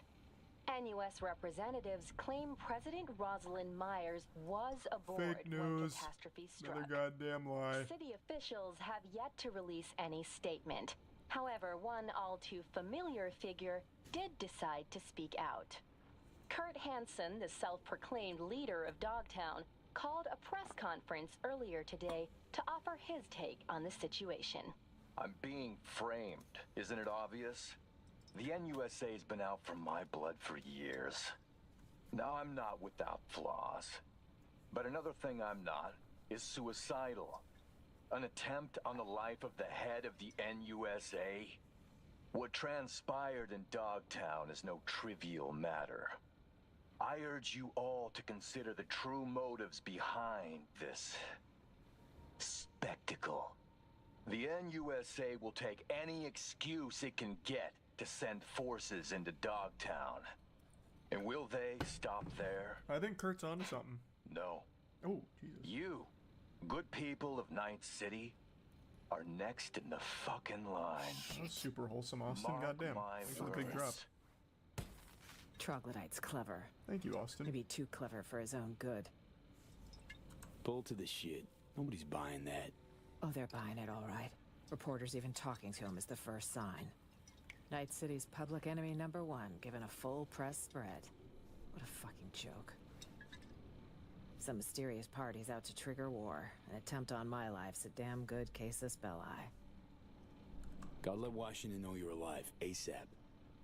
Ah, call Washington without knowing who'll answer, friend or foe. Or should I go outside? Give Hanson snipers a big thumbs up. No, V. Neither's an option. Hear that? Footsteps. It's just gonna be Songbird. Yeah. God, what are you so fucking Maybe. freaked out about, Myers? Can't be sure, though.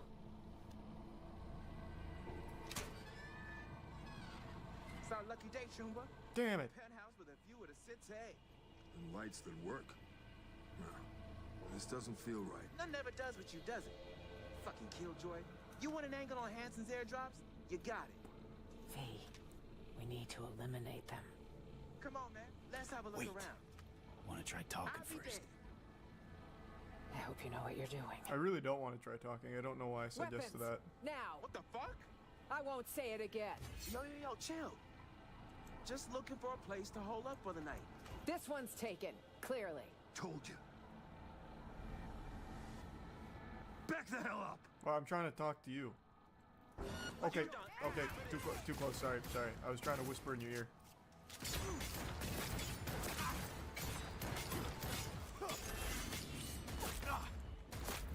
You pay. Oh, it is what it is, I guess. Can't say I didn't try. They didn't leave me a choice. You still alive? Whoever they were. If you are, you're certainly not happy. That's 2 fewer problems down the line. Tough but necessary. Yes. Yes, you're right. The bodies. We really should do something. Why? I saw a chute in the hallway. I understand you're not used to being in this side of town, Myers, but I assure you there's not a single apartment in this entire city that doesn't have a few couple, dead bodies around. Don't leave a trail. We really don't need to do this much. Just leave them. It's more suspicious that there's no dead bodies in the apartment, to be honest with you.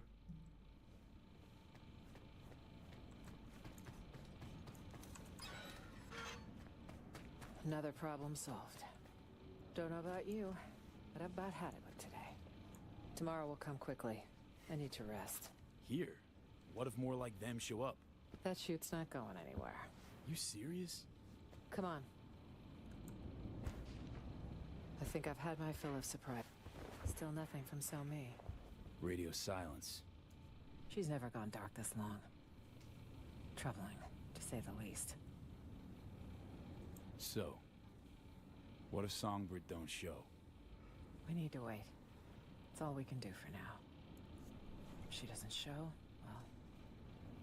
then... I'll have one other option to consider. But let's table it till morning. We should get some rest.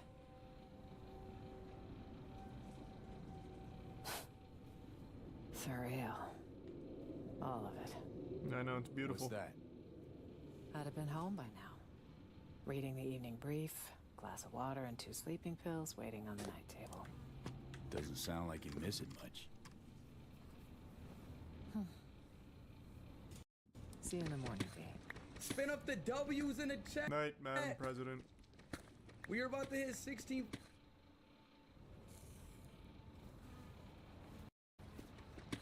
I'm so hot, chat. Hold on. Bro, it's still not up, bro. You It won't said believe the failed. dream I had, I'm Madam not even President. live. Beautiful one. No, I'm not. Oh, she wouldn't go anywhere without her gun. Good morning.